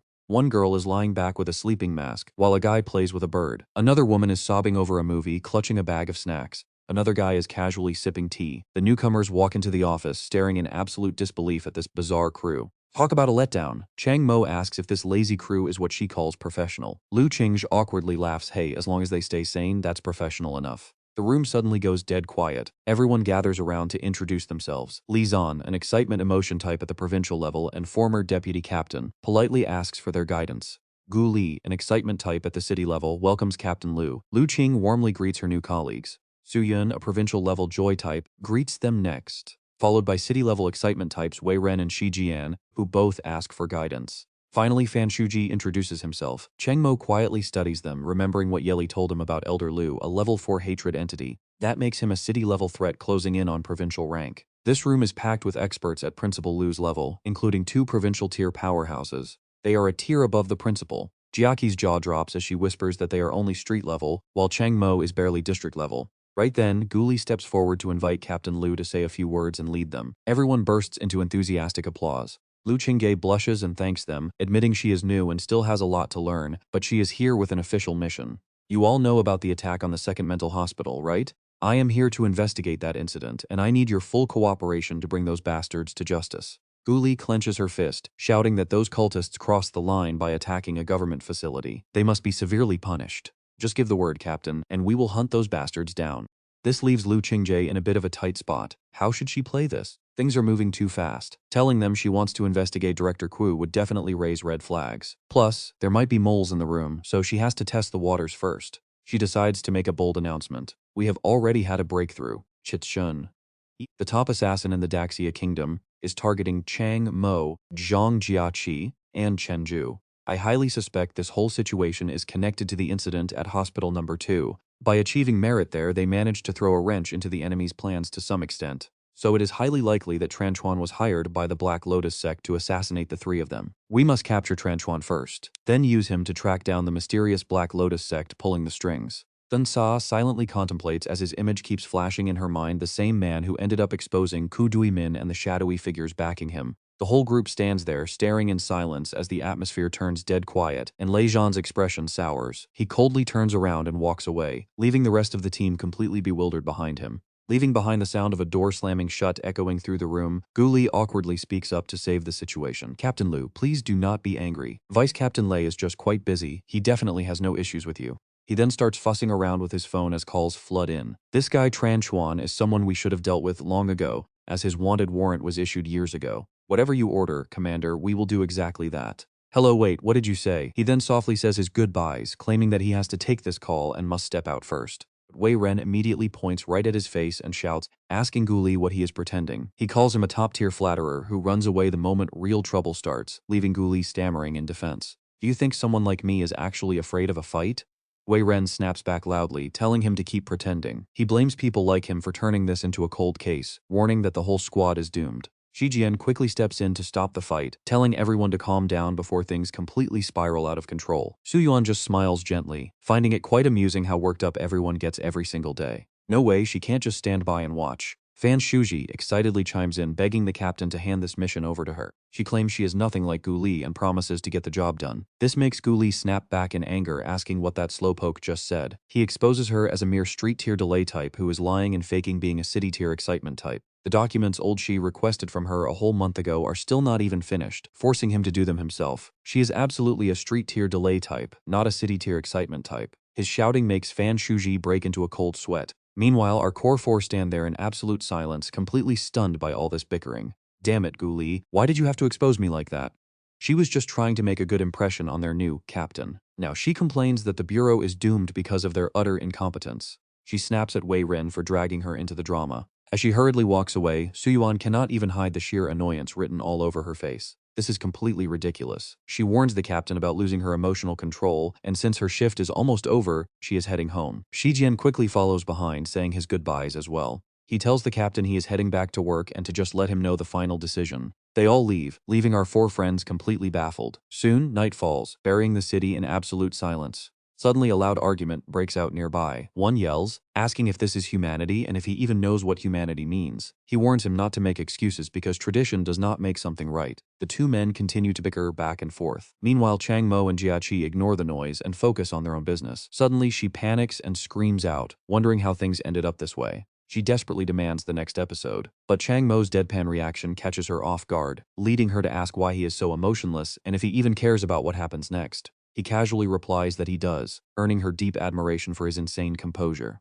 At the next table, Fan Shuji stretches her arms, happily remarking that their new leader is great and work should always be this chill. Shi Jian jokingly points out that she rarely gets any actual work done anyway, and the two of them continue chatting happily. Chang Mo silently watches them with a calculated look. But look at this right before this. Back in Captain Lu's office, she was absolutely losing her mind over being completely played. Donghai City is one of the most critical hubs in the entire Great Sha Federation dealing with this worsening emotional disaster. To handle the emotional criminals actively provoking the public, the higher-ups have officially decided to expand the pursuit force, turning their single team into 3 separate squads. They will be divided into the original squad, Team 1, Team 2, and Team 3. We are actively recruiting more law-abiding citizens to join the pursuit teams and contribute to the stability of Donghai City. We sincerely hope that everyone will choose to cooperate with us to maintain emotional security across the region. Lu Ka holds her head in sheer frustration, sighing deeply at her bad luck. This morning, Ku Dui Min split the original team into 3 groups, assigning every single elite member to the 2nd and 3rd squads, leaving only the most useless slackers under my command. No wonder our pursuit squad doesn't have a single national tier emotional state member to help us out. Thuong Ka frustratedly suspects that some or maybe even all of them are actually spies sent by Ku Dui Min to sabotage their efforts. Chang Mo quietly ponders this, evaluating each name that pops up in his mind. So these guys are just the rejects of the squad. The main force must be much stronger than he expected, but are they really spies under Ku Dui Min? Honestly, they just seem completely incompetent on their own. Thun Si leans back in her chair, quickly adjusting her tactical plan. With their current situation, there is no way they can capture Tran Chuan anytime soon. So before they catch Tran Chuan, none of them are allowed to leave the Emotion Management Bureau. Doing so would put their lives in serious danger, meaning they cannot go anywhere. She gently rubs her temples. She reassures them that the Bureau building has absolutely everything they could possibly need to live comfortably, and many members practically treat it as their home to save on rent money. Chang Mo, however, hesitantly asks if staying inside really guarantees their ultimate safety. He notes that the captain cannot protect them forever, but Thuong Ka calmly explains that a powerful world-tier emotional state guards the Bureau, and there is no way that individual is working for Ku Dui Min. The entire Emotion Management Bureau is always covered and protected within his massive emotional monster. Even if Tran Chuan manages to sneak in and launch a surprise attack, he could only take out one of them before being instantly annihilated alongside them. She reminds them that he is not that foolish. Therefore, their top priority right now is to boost their emotional power. Since the 3 of them possess completely undetected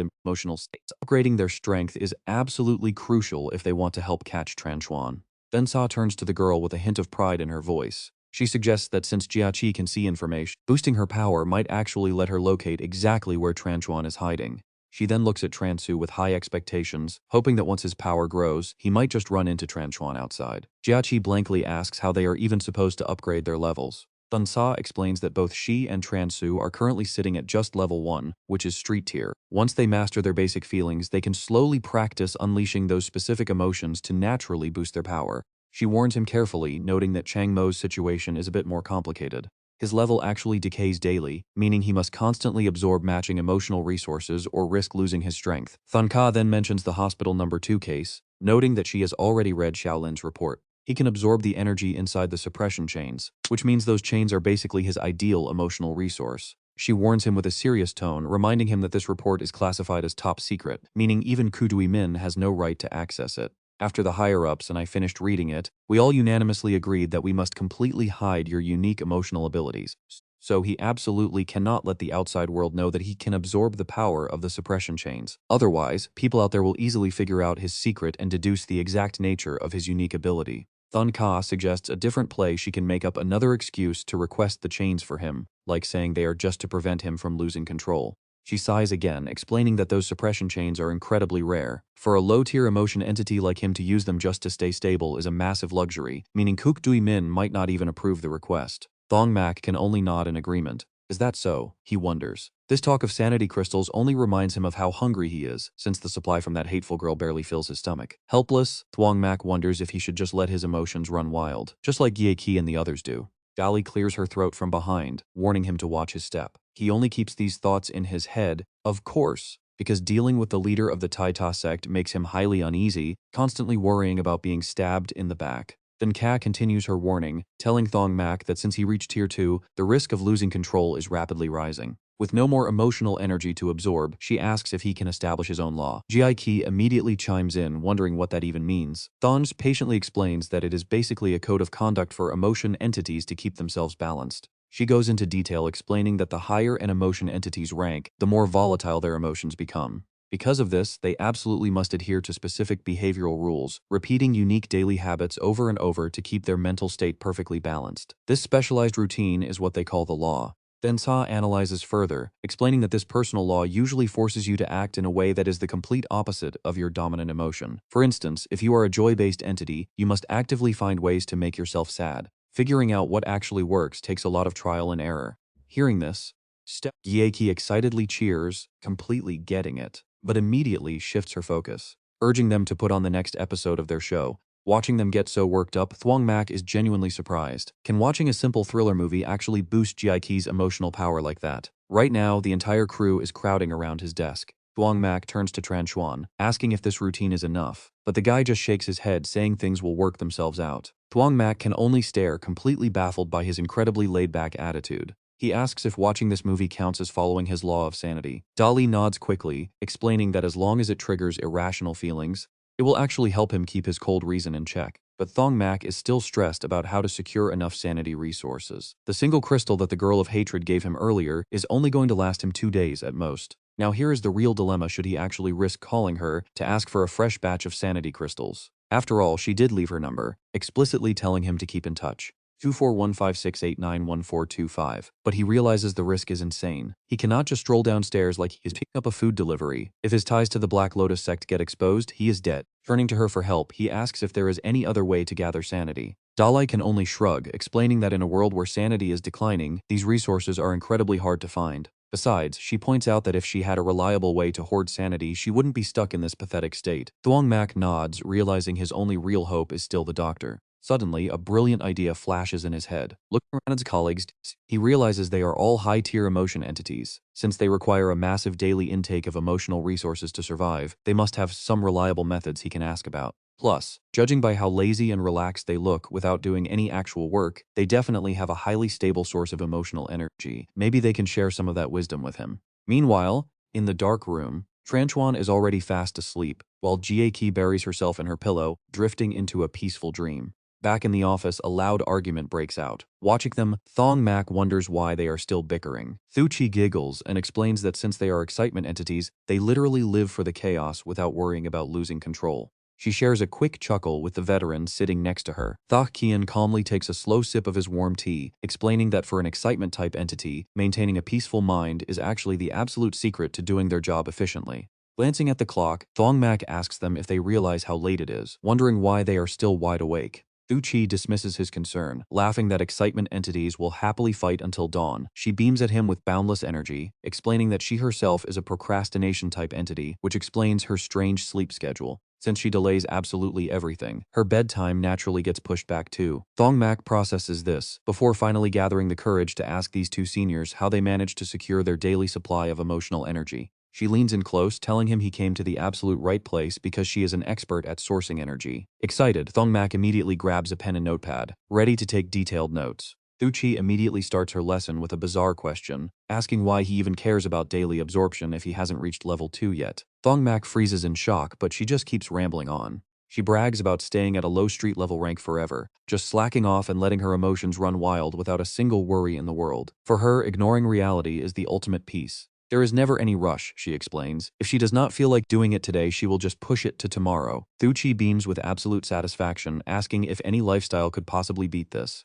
Thak Kian helplessly explains that she is a rare exception since procrastination entities are incredibly scarce. Because of their unique rarity and her highly useful support skills on the team, she is always in high demand anyway. But for common types like them, life is much harder. Thuong Mac instantly realizes that because Thak Kian has a higher rank, his daily emotional resource requirements must be massive. He confirms that is exactly right. Thak Kian adds that the Bureau does distribute basic monthly emotional rations, which are decent enough to cover around 70% of their standard daily needs. Giving him a sharp look, Thak Kian warns Thuong Mac that they have to earn the remaining 30% through active merits. Scribbling everything down in his notebook like an eager student, he wonders if earning merits is similar to hitting performance targets at a corporate job. Thak Kian gives him a dry, serious look, asking if they even look like they have actual performance targets. He notes that they all seem pretty relaxed, but before anyone can respond, a loud warning siren suddenly blares, catching all three of them completely off guard. Hearing the alarm, a stunned Thuong Mac asks what is going on. Thu Chi screams and points outside. Just look at that. A massive chaotic force is painting the entire sky a deep, ominous red as an emotional disaster strikes.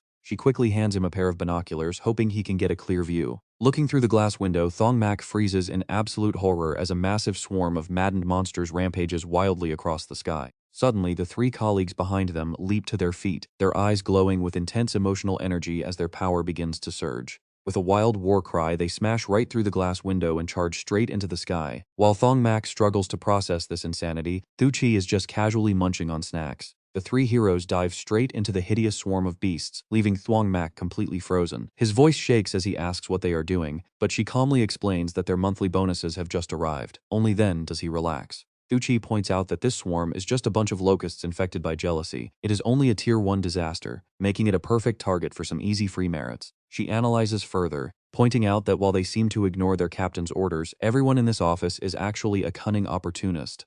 Capturing Tran Chuan yields massive rewards, but because it is practically impossible to pull off, nobody has any interest in it. But when an easy mission like this pops up, everyone goes absolutely wild and risks their lives. After all, they are all desperately running around for emotional resources. He nods along like he finally gets it. Turning to her, Thuong Mac asks curiously, "What about Miss Tu? I remember she reached the provincial level too, right? Does she not need way more resources then? I always see her relaxing and leaving the moment her shift ends." Pham Thu Chi shrugs, casually replying that Miss Tu is incredibly rich. She only joined to experience real life. Her emotional resources are basically endless. Our deputy Captain Lich had to risk his life just to reach this tier. But for Miss Tu, what is that old saying again? Some people are born in Rome while the rest of us are born as beasts of burden. She waves goodbye first, telling Swang Swang she is heading to sleep. He politely replies that he is off to bed too. The next day, the sky clears up, completely erasing all traces of the previous night's battle. The three of them stretch their tired bodies, and Vainon leisurely says their contribution points for this month are looking decent.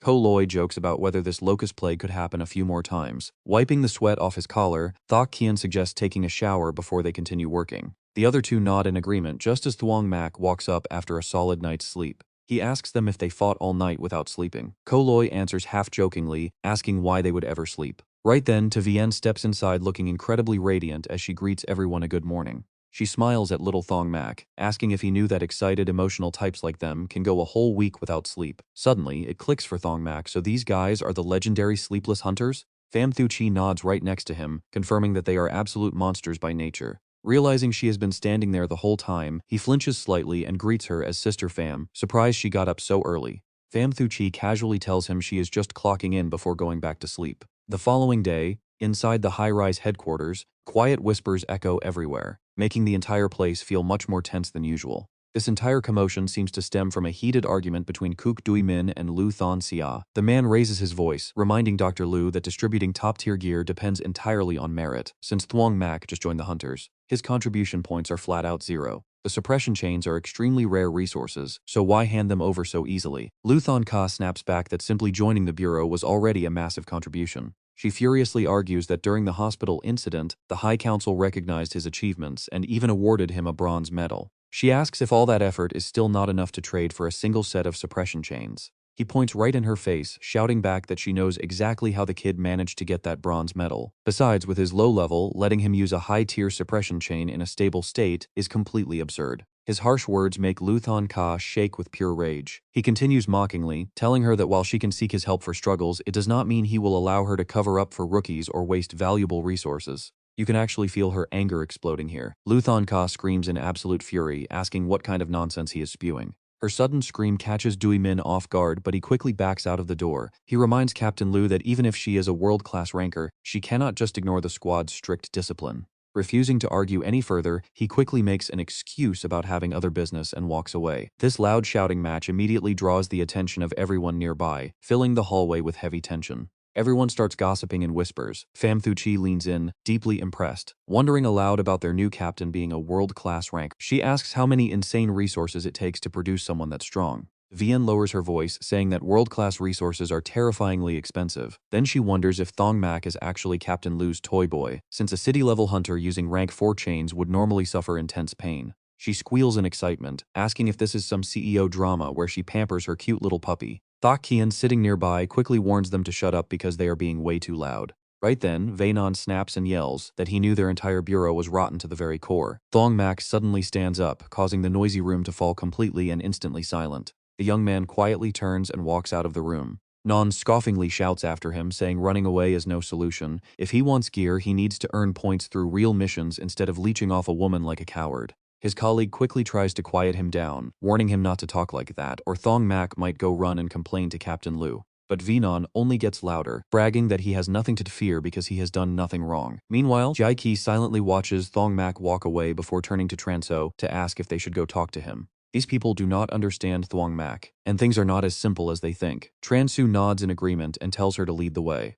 Jaiki hesitates, admitting she is too scared and does not even know what to say, but her gaze shifts as she freezes, realizing something crucial. She hardens her resolve, thinking that she can at least offer him some comfort. Without wasting another second, Jaiki dashes out of the room and calls out to Thuong Mac, but the moment she places her hand gently on his shoulder, her eyes widen in absolute shock. Thuong Mac suddenly collapses straight onto the cold floor. Jaiki panics, rushing over to help him while desperately asking what is wrong. He can only give a weak, trembling reply. He explains he is just starving and asks if she can help him back to his room. After she supports him back to rest, he slowly sits up as Jaiki hesitantly asks if emotional types collapse when they lack emotional fuel. He chuckles softly and assures her he will be totally fine after a quick rest. He sincerely thanks her for her help, which immediately makes her blush deep red with sheer embarrassment. Relieved he is okay, Jaiki quickly makes her escape to hide her flustered face, stammering that she needs to leave. Thuong Mac is left completely baffled, wondering why her face turned so incredibly red. Daly smiles and says nobody knows. Suddenly, Thuong Mac's head starts spinning again. He collapses to the floor once more, gasping heavily as he desperately fumbles through his pockets with trembling hands.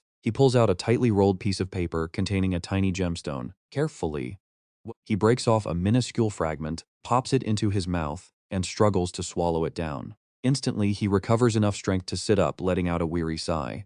Watching this, Dali is highly impressed, noting that this crystal was only supposed to last 2 days at most, yet he managed to stretch it to 3 days. But Thuong Mac replies cautiously, saying he has to make these last bits survive for a few more days. He knows this is not a permanent solution, though. Forget about fighting, he can barely even stand on his own 2 feet. His expression turns deadly serious, his gaze dropping as he speaks. The director's logic makes no sense. The main issue is that without contribution points, he cannot get the suppression chains, but without enough food to eat, how can he display his true strength to earn those points in the first place?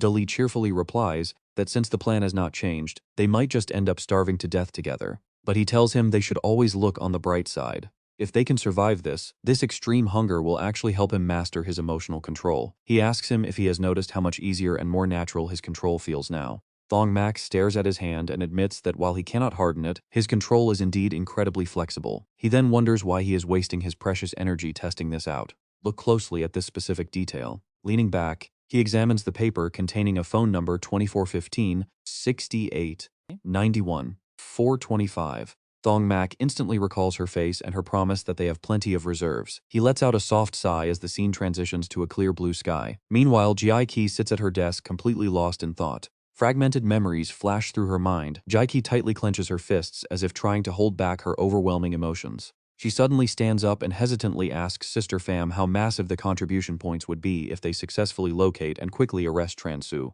Pham Thu Chi's face fills with a complex mix of emotions as she answers that it would be incredibly massive, with plenty of zeros. Jaiki curiously asks if this is enough to trade for a suppression chain. Her senior looks totally shocked, asking if she is planning to buy it for Thuong Mac and if she actually has feelings for him. Blushing hard, Jaiki stammers that there is no way, begging Sister Pham to just tell her. Thu Chi simply nods and says it should be enough, making Jaiki look pretty serious. She asks Sister Pham for Tran Chuan's file to study it closely. Outside, a warm orange sunset bathes the building as Sister Tu cheerfully leaves the office, calling out that she is heading home first. Watching her leave with pure envy, Jaiki mutters goodbye. That is when Thu Chi creeps up behind her with a playful smirk, asking her what she is reading so intensely.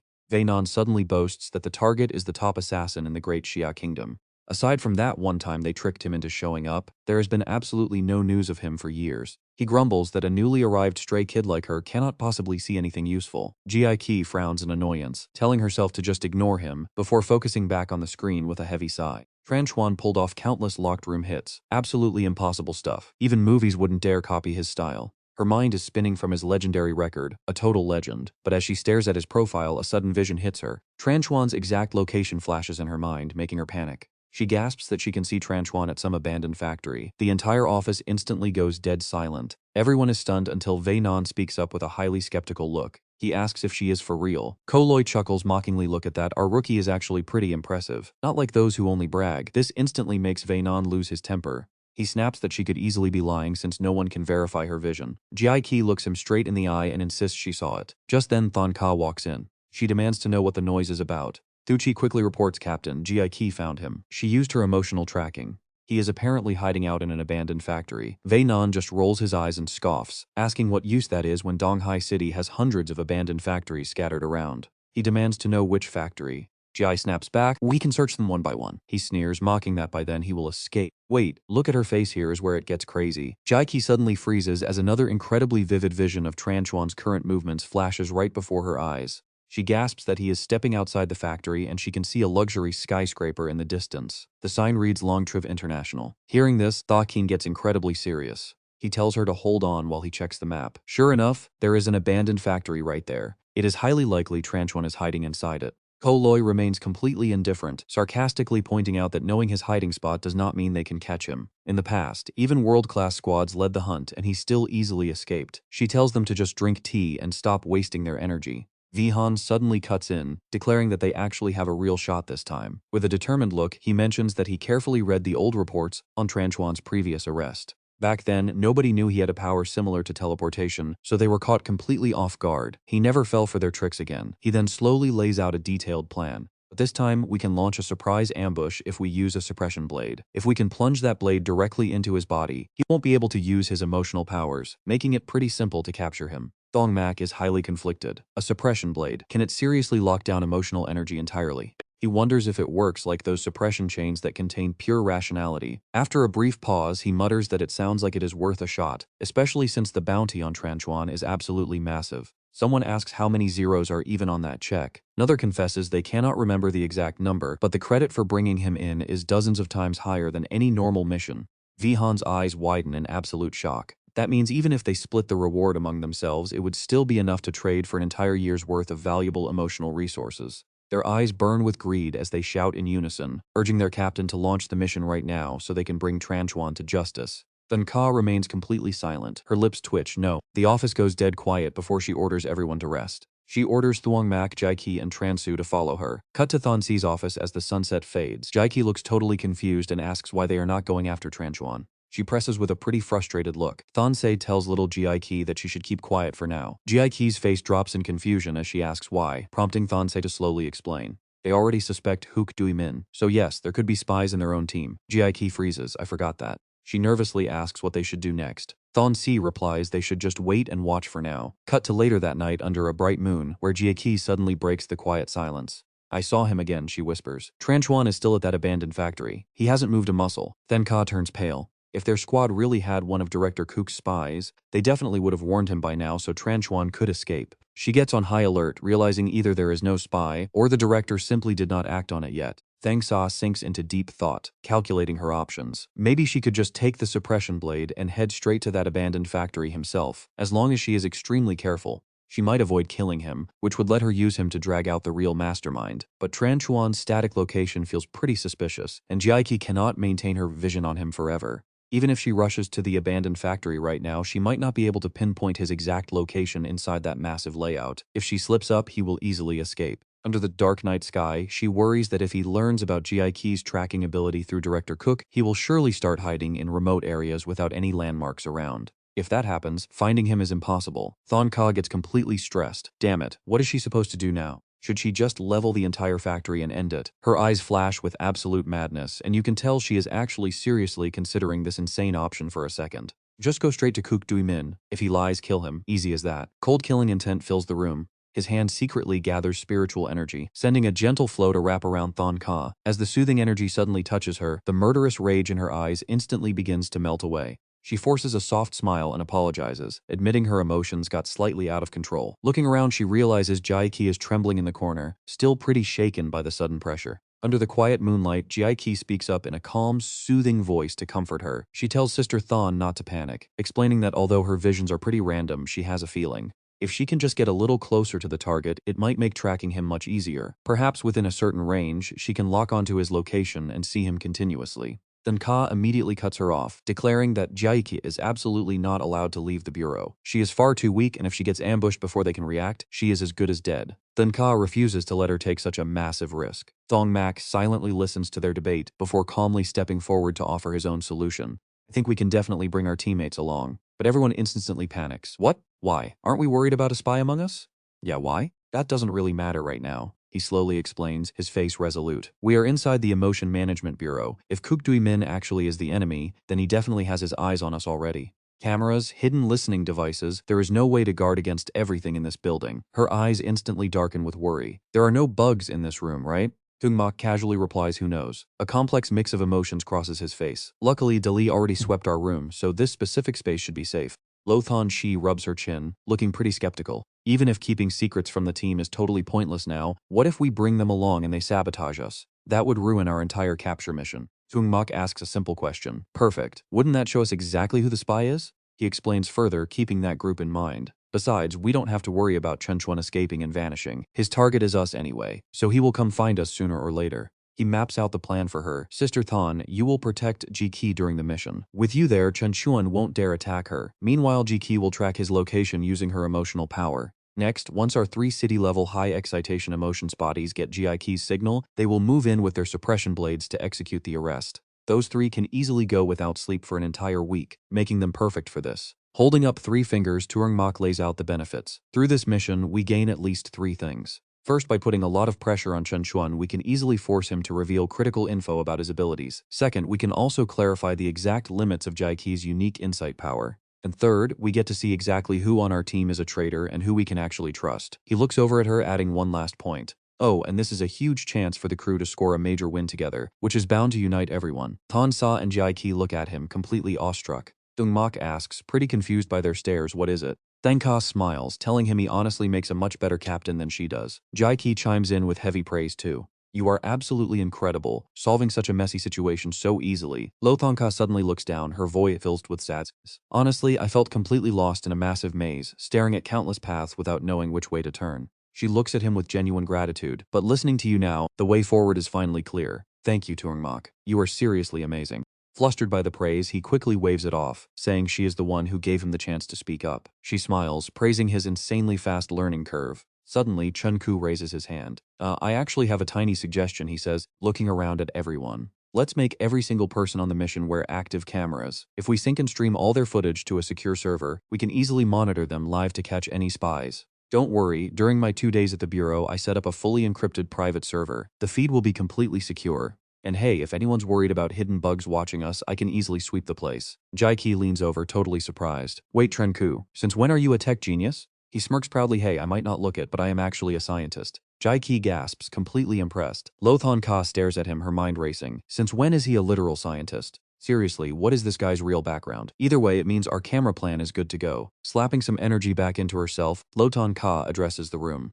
Alright, I am going to requisition those suppression blades right now, and then we head out to capture him. Night falls. Tap tap tap. Vatenan slams his fist down, completely losing his mind. Why is the captain not back yet? Check this out, Ko Lui casually puffs his cigarette, totally stirring the pot, asking what the bosses are hiding from them.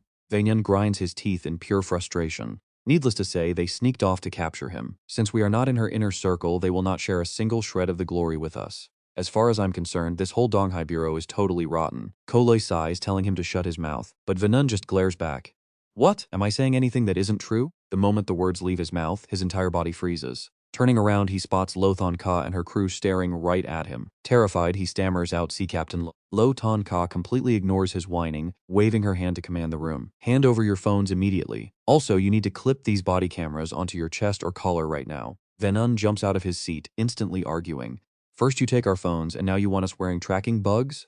What, do we not have basic human rights here? Ko Lui and Thaik Kien quickly stand up, grabbing his shoulders. Shut up, you absolute idiot. Just keep your mouth shut and listen to the captain. Lothan Ka glares at them, her voice like ice. Shut up, all of you. Hands on her hips, she raises her voice. Listen up, we are moving out to capture Chandra Chuan. Those cameras on your chests are law enforcement recording devices, tracking every single move you make out there. She pulls out a marker, drawing on the board to explain the operation. Here are your squads. Thaik Kien, Ko Lui, and Vatenan, you 3 will carry the suppression blades and proceed to execute the direct arrest. She meticulously delegates each role. Ji-Ki will wait outside the factory, tracking Chinchist and sending real-time locations directly to you 3. Thuong Mac and I will guard her, while Chendraku and Phum Chi handle tech support from HQ. Tenku and Ji-Ki exchange a silent look. Lo Tanche turns to the rest. Any more questions? No, the team shouts back. Vatenan is suddenly practically buzzing with excitement. We are finally going to catch Chen Chuan. This is amazing. Koloit laughs, telling him he should have trusted the captain all along, but Wei Nun instantly snaps back. When did you ever say that? Suddenly, Wei Nun stops. Wait a minute. He points a finger right at Thuong Mac, looking absolutely disgusted. Captain Lo, I have one major issue here. You are more than enough to protect Trung Jaiki. A city-level weakling like Thuong Mac is totally useless. He sneers openly that guy is basically tag-along dead weight, getting a free ride.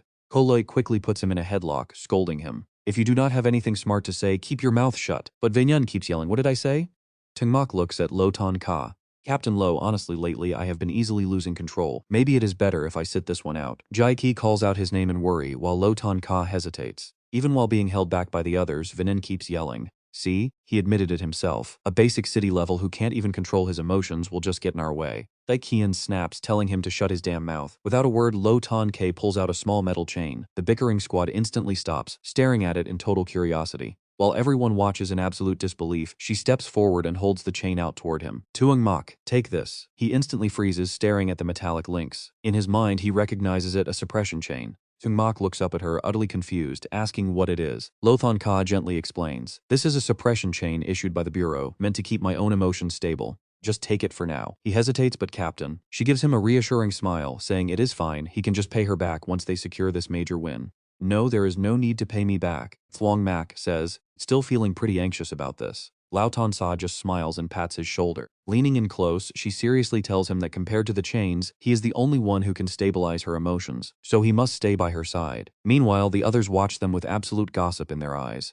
Seeing everyone staring like absolute statues, Lao Tan Sa realizes they completely misunderstood the vibe. Snapping back to reality, she barks, any more questions? The crew quickly squeaks out that they are all good. Then let us move out, she orders. Thuong Mac glances back at Dali, completely curious about her annoyed expression. He asks her why a literal rational construct is looking so incredibly pissed off. Dali grumpily snaps back, you starved me so much I can barely keep my sanity. Meanwhile, as darkness falls, a text flashes on a phone screen the target is probably hunting. Kook Dui Min stares silently at his phone. Standing high above, looking down at the sprawling city lights, he dials a number. Hello, Miss Tong. Meanwhile, in another apartment, a man hands a phone over to Tran Chuan. What should we do? He asks. Tran Chuan sits miserably on the couch, scoffing, is that even a question? He looks up with a sly smirk, isn't this actually perfect timing? Outside, Lao Tan Ka's car cruises down the road. Inside, she listens to a status update over the phone. Everything is completely clear and nobody is tailing our vehicle right now. Good, she replies. Behind the wheel, Thok Kian chimes in to ease their minds, no need to sweat it. Captain Lao is world class. Once she unleashes her emotional beast, we are absolutely untouchable. Oh, is that so? Jaiki stammers from the back seat. Lao Thanche sighs, explaining, well, my emotional beast is pretty unique. If I call it out at close range, you and Thuong Mac will probably end up dead before Tran Chuan does. Jaiki gasps in shock. Koloi quickly reassures her, do not worry, our captain is world class. Even without using her beast, she has got more than enough power to keep you safe. He leans forward, flashing a warm grin to Lao Tan Sa. Thank you so much for letting our crew tag along on this capture operation. Should we find a nice spot to celebrate tomorrow? Maybe throw a welcome party for your team. Let us get through the mission first, she replies coolly. Koloi nods, agreeing. Thuong Mac sits quietly, feeling a bit uneasy. They are acting way too casual. Is this actually safe? Meanwhile, Koloi is still blabbing on about booking a table at a local joint. Dali chimes in, saying that their confidence is actually pretty well founded. She glances sideways that Doctor is incredibly dangerous, but even in Donghai, there is probably not a single world-class expert who can take him down completely alone. I highly doubt the enemy has the resources to deploy 3 world-class fighters just to jump us. If they possess that kind of strength, why did not they use it during the raid on Hospital Number 2? She keeps explaining, besides, this is downtown Donghai. If a world-class fighter unleashes their power here, other powerhouses will detect it instantly.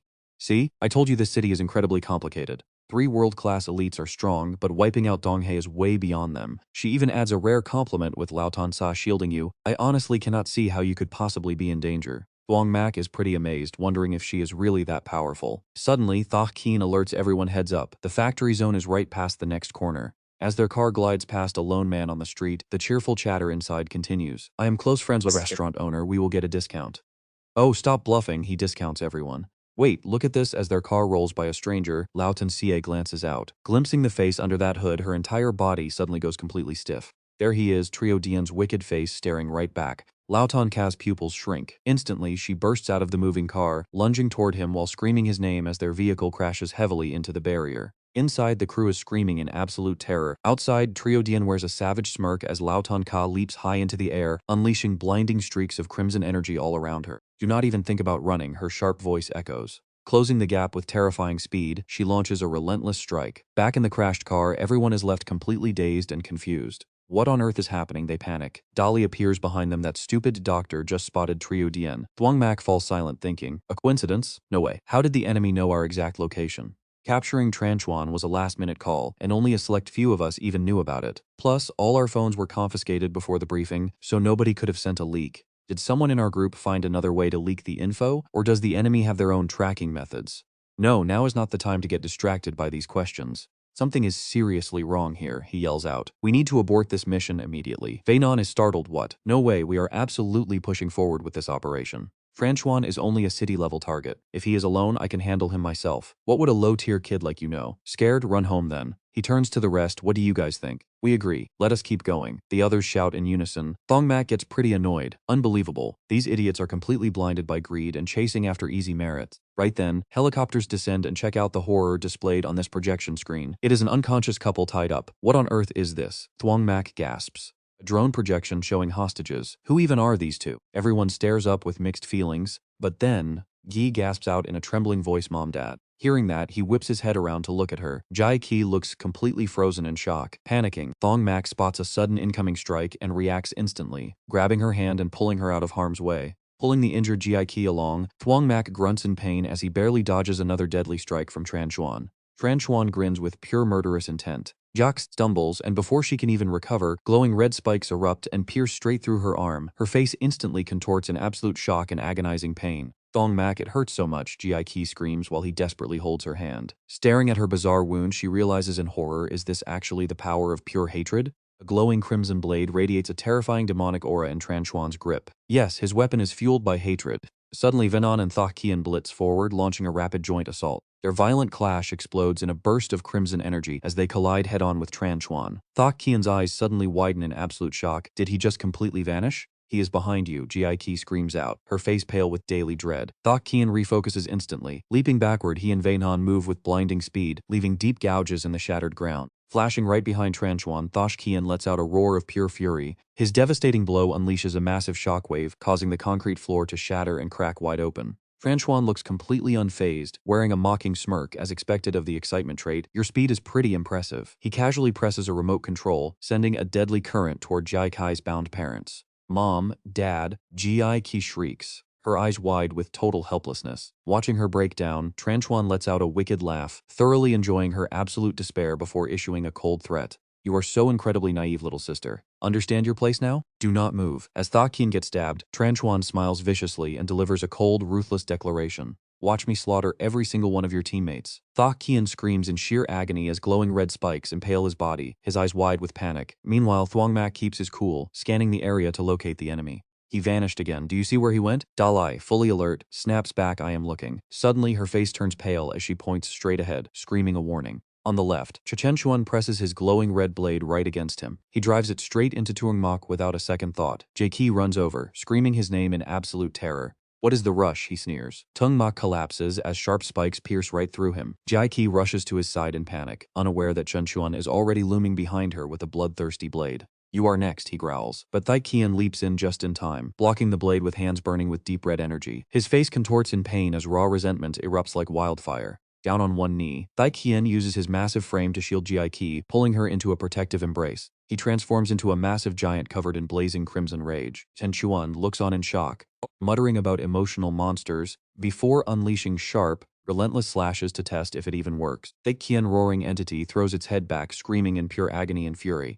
Even with his energy erupting, he refuses to budge, fiercely protecting Ji Ki. Do not worry, he gasps. We will protect you, even if it costs us our lives. Tears streaming down her face, she desperately calls out for Thuong Mac. From the shadows, Vainon calmly observes. He notes that Tai Qian has Ji Ki covered. Even though the enemy dagger of resentment has high emotional power, they are emotional entities too, so a comeback is still possible. While Thuong Mac lies completely still on the cold ground, Vainon mutters to himself. That kid is definitely dead, but whatever, I told him not to come. Hiding behind a massive boulder, he watches the chaos unfold, intensely focused. He whispers that he is the only one who can turn this whole fight around now. Watch closely here. The suppression blade is within reach, and Vainon realizes he has a shot while Chenchuan is distracted. Meanwhile, Thuong Mac lies pinned down by brutal red spikes. No way, Thuong Mac thinks as he stares at the sky. My heart was literally pierced, so how am I not dead yet even if it hurt at first? Floating nearby, Dali smiles and reassures him. Attacks without emotional energy cannot easily take his life. The enemy would need to stab him at least 2 or 3 more times to actually finish him off.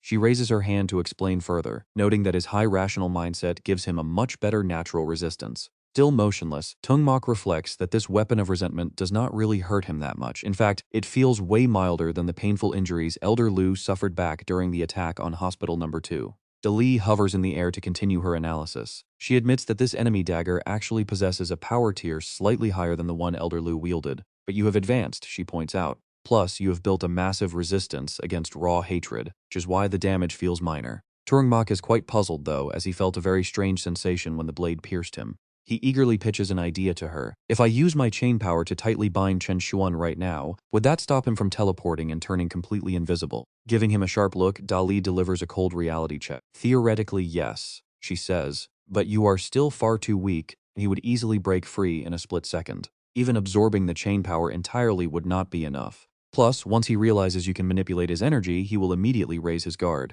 She warns that if he fails this trick, catching Chen Xuan next time will be next to impossible. Ultimately, she concludes that the absolute key to winning this is the suppression blade locked inside that metal box. He was right all along. Both the suppression blade and the restraining chains are rational powers, but the blade is far more potent. Watching from his hiding spot, Veynon realizes the game-changing key to survival is indeed locked inside the suitcase he is holding. A bright blue energy blade flashes into existence as a plan takes shape. He needs to grab the suppression blade and absorb its power. Next, he must use his evolved power to capture Chen Xuan. Still hiding behind the rubble, Veynon watches the brutal fight ahead, while Thuong Mac quietly questions if the man will actually hand it over. No way, Dali replies. Steal it instead. Suddenly, a massive blast from Thaikian raging giant slams into the ground, causing a violent shockwave. Chen Xuan keeps his cold, focused gaze locked on the target, dodging the massive beast behind him with ease. Thaikian remains in a state of pure frenzy, keeping Jai Qi safe beneath his massive arms. The giant charges at Chen Xuan with terrifying speed, attacking with raw, unrestrained violence. Watching this madness unfold, Veynon can only stare in complete shock and horror. Meanwhile, Thuong Mac lies peacefully on the ground despite the red spikes. His hand slowly begins to absorb the flowing energy. Seizing the chaos, Veynon creeps closer to the case, holding the precious suppression blade. He places his hand on the latches and pops the case open, his eyes filled with a mix of shock and anxiety. The lid swings open, finally revealing the immensely powerful suppression blade glowing inside. Thuong Mac suddenly gasps, his eyes wide with shock. A beam of energy shoots forward at lightning speed. Veynon reaches out toward the glowing light, his face pale with focus and surprise. The intense energy rushes straight toward Veynon as he kneels beside the metal case. Slowly, he extends his hand toward the suppression blade, but just as his fingers are about to touch it, a bright blue light suddenly flashes. Right as Veynon grips the hilt, another hand suddenly reaches down and grabs it too. He looks up, his eyes wide in utter disbelief. While Thuong Mac watches calmly, Chen Xuan suddenly swoops in, placing his hand right on the open blade. He sneers in triumph, mockingly asking if they seriously thought he did not see them sneaking around with that metal suitcase. So this is the legendary suppression blade, he muses. Was it made specifically to use against me? Infuriated, Veynon giant emotional entity suddenly erupts with killing intent, roaring a curse. With one quick strike, Chen Xuan slashes Veynon, sending a jolt of pain through him. His eyes roll back in shock, but he quickly recovers and lunges straight at the killer from above. Chen Xuan counters instantly, blowing Veynon backward with a powerful parry. Grinning maliciously, the killer inspects the newly acquired suppression blade in his hand and speaks. Once stabbed by this, even a city-level expert cannot use emotional energy. This is incredibly useful, he laughs, soaring into the night sky. He then dives down to drive the blade straight into the giant's skull. Upon impact, the dark red aura is violently torn apart. Qian face contorts in agonizing shock while Jie cries out his name in sheer panic. Chen Xuan lunges at her, screaming for her to die. The cold blade draws incredibly close to her face, but just as her eyes widen in sheer fear, a mysterious force wraps around her and yanks her away. Suddenly, Thuong Mac appears right beside her. Jai Qi gasps his name in relief, but Chen Xuan stands there completely stunned, his eyes wide with utter confusion and disbelief. How is this kid not dead, he mutters. Thuong Mac remains calm but radiates massive authority as a towering presence with giant spectral hands manifests behind him. Chen Xuan leaps high into the air, laughing arrogantly. What a bizarre emotional monster, he sneers maliciously. Is this your secret trick? Do not bother struggling. You are already on your deathbed, he adds with a cruel laugh. He drives the suppression blade hard into the spectral entity. Thuong Mac looks up in stunned disbelief as Chen Xuan presses the attack, burying the weapon deeper into the summoned creature. His eyes widen as he braces himself. He spreads his arms, taking the brunt of the massive blast as blinding light consumes the battlefield. Thuong Mac grits his teeth, thinking that he cannot let the enemy realize his power has surged yet. He needs Chen Xuan to hit him a few more times. Even while cornered, he does his best to shield Jiaqi, determined to make his own emotional monster fade away to trick the enemy. Chenchuan charges forward with a wicked, satisfied grin. "It is over," he screams, his gaunt face twisting with pure madness as he prepares to deliver the final, devastating blow. It is fine. That rough, deep blue blade drives straight into the back of Thuong Mac's head. Before he can even react, the sharp tip plunges right into his back. He quickly stabs him in the side, leaving a bloody, gaping wound. Still not satisfied, Tran Chuan aims straight for Thuong Mac's neck. Blood sprays wildly from the multiple gashes, leaving the boy's entire body completely frozen. Jie Qi watches in horror as Thuong Mac, who took the blows to shield her, collapses backward. His eyes roll back, leaving only the whites showing, his mouth agape as his breathing completely stops. In that split second, Thuong Mac's consciousness clings to life. Did he fail? Those deep wounds from Tran Chuan cut straight to the bone. Blue light surges from within, wrapping around his fatal gashes. Just watch closely. Right before our eyes, every single wound begins closing up at an impossible, highly visible speed. The gashes on his head, neck, and hip completely vanish. Finally, Thuong Mac's entire body heals, looking as if he was never touched. Enwrapped in blue light, he feels totally full. Tran Chuan turns back, proudly admiring his work. Surely the kid is dead now, right? He charges at Jiaqi with the same blade, screaming for her to die too. But out of nowhere, Thuong Mac shields her, blocking the strike with his bare arm. Tran Chuan's eyes widen as he grinds his teeth, roaring in sheer disbelief. How is this guy still alive? Dully flies over in a panic, screaming at the top of her lungs to wake him up. "Wake up, Thuong Mac. Your current strength is more than enough to capture Tran Chuan." His blank eyes slowly start to focus, the dark pupils turning back to where they belong. Yet his pupils still hold the ash-gray color of the dead. Suddenly, Thuong Mac's eyes seem to reclaim their soul, burning with a vibrant energy as if he never faced death at all. With deadly serious face, he stares straight at his opponent. As Tran Chuan's blade pierces his arm, Thuong Mac's hand actually begins draining its energy. The suppressing weapon is now constantly fueling his own strength. Countless green threads rise from the ground, binding themselves to his legs. He tells himself to stay sharp, knowing he must execute this capture in absolute, complete secrecy. Those tight green threads prove Thuong Mac's immense vitality. There is no escape. Suddenly the guardian doll flies in. "Don't look down on me." Frowning in shock, Tran Chuan glances over to see the guardian doll, now completely possessed by a monster, charging right past Thuong Mac holding Jiaqi. He glances back, thinking the guy ran off in absolute terror. Amidst the dark cityscape where the brutal brawl just went down, Thuong Mac suddenly flinches as a loud siren wails in the distance. Once everything settles, the area is just ruined debris with several bodies lying motionless on the wet ground. In the distance, a figure stands with hands on hips, staring straight at him. From all directions, a fleet of vehicles swarms the scene as passengers step out one by one, marching directly into the ruins. With blood dripping down his face, he wonders if police backup is finally here. But why at this exact moment? Stepping out of a car, Vian stands with folded arms and smiles, telling little Thuong Mac and Jiaqi to relax and leave the rest to her. Tran Su pokes his head out of a police car, apologizing for being late. The moment trouble started, he rushed to find reinforcements while Thuong Mac helped Jiaqi up. Struggling to stand, he replies that it is fine. Police sirens blare all around. Vian stands facing Tran Chuan from a distance. He hunches over, smirking as he calls her name. She calmly asks if the top assassin of Great Xia actually knows her. Lowering his gaze, Tran Chuan mocks that of course he does. She is the daughter of Tianji Entertainment's chairman, possessing the joy emotion, and he knows their dangerous abilities. How could he possibly not know? Hearing this, Vian lets out a soft, amused chuckle. Suddenly, a massive wave of energy erupts into a closed barrier, trapping Tran Chuan inside before launching a relentless, coordinated strike. Shocked by the shattered barrier, Thuong Mac watches as Tran Chuan stands firm, warning her not to bother using her joy abilities on him since it is completely useless. With an arrogant chin huff, Tran Chuan tells Vian that they will call it a day, warning her not to think that having a powerful father makes her untouchable, hoping she still sleeps soundly. Vanishing into thin air, he leaves a parting message for the Emotion Administration, saying they have plenty of time to play. After a brief silence, Vian approaches Thuong Mac, asking if he is okay with all that blood. Seeing blood everywhere, he insists he is fine, then asks how things are on Director Lau's side. She smiles awkwardly, reassuring him that everything on that end has also just wrapped up. Under the bright moonlight, a massive, glowing red fireball appears, with bright streams of energy swirling all around it. It sits heavily right in the center of the city. Suddenly, a surge of energy shoots from its top, morphing into writhing tentacles that stretch through the air, lunging directly at a man who is flying high above. Trio Dien glances back, gritting his teeth in frustration. Emerging from the tentacles, Thon Ka swings her scythe, chasing after a terrified Trio Dien as he desperately flies forward. Her eyes burn with murderous intent as she grinds her teeth, cursing him. "You dared to murder the director," she screams, "and now I am absolutely going to kill you." Hesitating while chasing the fleeing Trio Dien, Thon Ka spots a shopping mall ahead. Flying with her bright red wings and holding her scythe, she mutters that if she does not stop, this whole place will be flattened to rubble. They are nothing but mere ants. If they die, they die. With so many people around, what does a couple of lives matter? Human lives are completely worthless anyway. Wiping out everything she hates, she wants to destroy whatever stands in her way. Anything that displeases her must die. All she wants is revenge for her beloved director. Furrowing her brow with blood-red eyes, she cries out for her director. Closing her eyes tight, she repeats her name in pure agony. Let's pause and look at this. Her memories flash back to sleeping in class and getting whipped by Man Thu, or taking notes while the director treated patients. She remembers knitting together, and how she became a respected doctor admired by the nurses. She remembers a sick child smiling sweetly on a hospital bed, offering her colorful candies. Clutching those treats in her hand, Thuong Mac closes her eyes, struggling with the realization that this is all wrong. Teaching her the true value of life, the director's legacy is something she cannot waste. She cannot change the past, but she must not let that effort be in vain.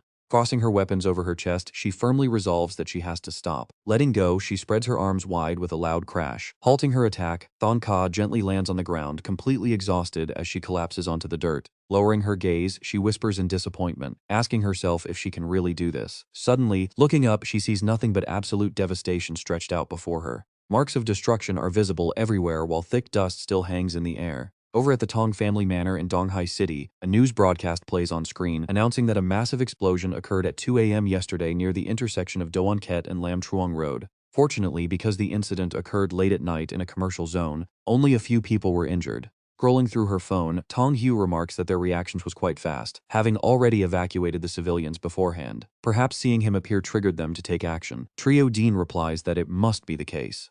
She asks in a serious tone about the scale of damage caused by that world-level disturbance in Donghai. Grimacing, he replies that except for the administration guards and the fake TNG president, basically everyone he knows has fled. He adds that if she had completely lost control back then, those world-class experts teaming up probably could have taken her down. Tong Hu gasps in sheer surprise. Is she really that powerful? She is just another world-class expert after all. Trio Dien holds a cigarette and explains seriously that for emotion-type world-class fighters, their emotional energy, mental state, and direct combat power can vary drastically. Her emotional power is likely built purely for combat and slaughter. A chilling, sharp glint flickered in his eyes as he spoke those words. He warns that if you ever face her in person, you will realize how terrifying she truly is. But her reply is completely nonchalant. Shouldn't we celebrate, since that world-class threat has been dealt with for now? Under a clear blue sky, two figures stand atop a high-rise building. Thun Xia breaks the silence, asking how Jai Qi is doing, and Thuong Mac replies that she is absolutely terrified. On top of that, having her parents taken hostage was a devastating blow, so she is currently recovering at the Administration Bureau nursing home. Her voice drops, heavy with guilt. This is all my fault. She apologizes to Thuong Mac for ruining everything, but he insists that it is on him for failing to stabilize her emotions. Together, they quietly look up at the vast sky. Turning to face him, Thuong Mac softly tells Thuong Mac that she has to leave. The higher-ups are restricting her contact with others out of fear that she might lose control. I fought hard just to get this chance to say goodbye. What I am about to tell you is critical. You must pass this to Jai Qi and Chenku. All three of you must follow my instructions. Keep your eyes on this next part. As traffic buzzes below, Thuong Mac warns that once she leaves, Cook Dui Min will target them, leaving them standing on the absolute edge of an abyss. As Dui Min glints with cold malice, Thuong Mac's warning echoes. You three might face injustice, endure immense suffering, and even get seriously hurt. Her voice lingers with an urgent command. There is only one way for you to survive. Then Say pleads in desperation, make me a promise. No matter what happens, you must never leave the Donghai Emotion Bureau. She boards the helicopter and flies away. Watching from below, Thuong Mac promises himself to stay put. He has already seen with his own eyes just how terrifying the seemingly normal outside world can truly be, so he won't leave. Inside the headquarters, an announcement rings out. Today, we gather to celebrate the outstanding achievements of a new colleague. He maintained complete composure during a massive crisis, handling the chaos with incredible skill. Not only did he save his entire squad, but he also preserved the reputation of our entire strike force. Hearing the name makes him freeze in utter shock as the speaker continues. It turns out Chenku immediately notified me the moment the crisis broke out, giving us the crucial time needed to evacuate citizens, coordinate backup, and minimize damage. Dui Min speaks with a stern tone. After careful consideration, we have decided to award him the Bronze Merit Medal. We fully expect him to keep pushing forward. Standing at attention, Chenku raises his voice, expressing deep gratitude to the leadership. He claims this achievement only happened because he kept their guidance close to his heart, promising to work even harder to meet their high expectations. His eyes suddenly turn icy cold as he speaks. Furthermore, we have concrete evidence of a traitor behind Team 1's failed operation. Don't forget that every single one of you was wearing a recorder. I know exactly what went down in that battle. I am not as easily fooled as Captain Lo. Thuong Mac stays silent as the director presses him with a sharp, probing tone. Thuong Mac, Captain Lo lost control right after handing her suppression chain to you. Is that just a coincidence? And how on earth did a low-tier city-level agent like you even survive a direct attack from Chen Chuan? Was that also a mere coincidence? As Thuong Mac hesitates to reply, Dui Min cuts him off with a harsh tone. Save your explanations, because I will investigate this myself. Leaking intelligence almost triggered a massive global catastrophe. Not to mention, the suppression blade is missing. I will get to the bottom of this, and absolutely no one gets to escape punishment. He storms out of the room, slamming the door shut while shouting back. One more thing, keep your distance from anyone suspicious, and report any new findings to me immediately.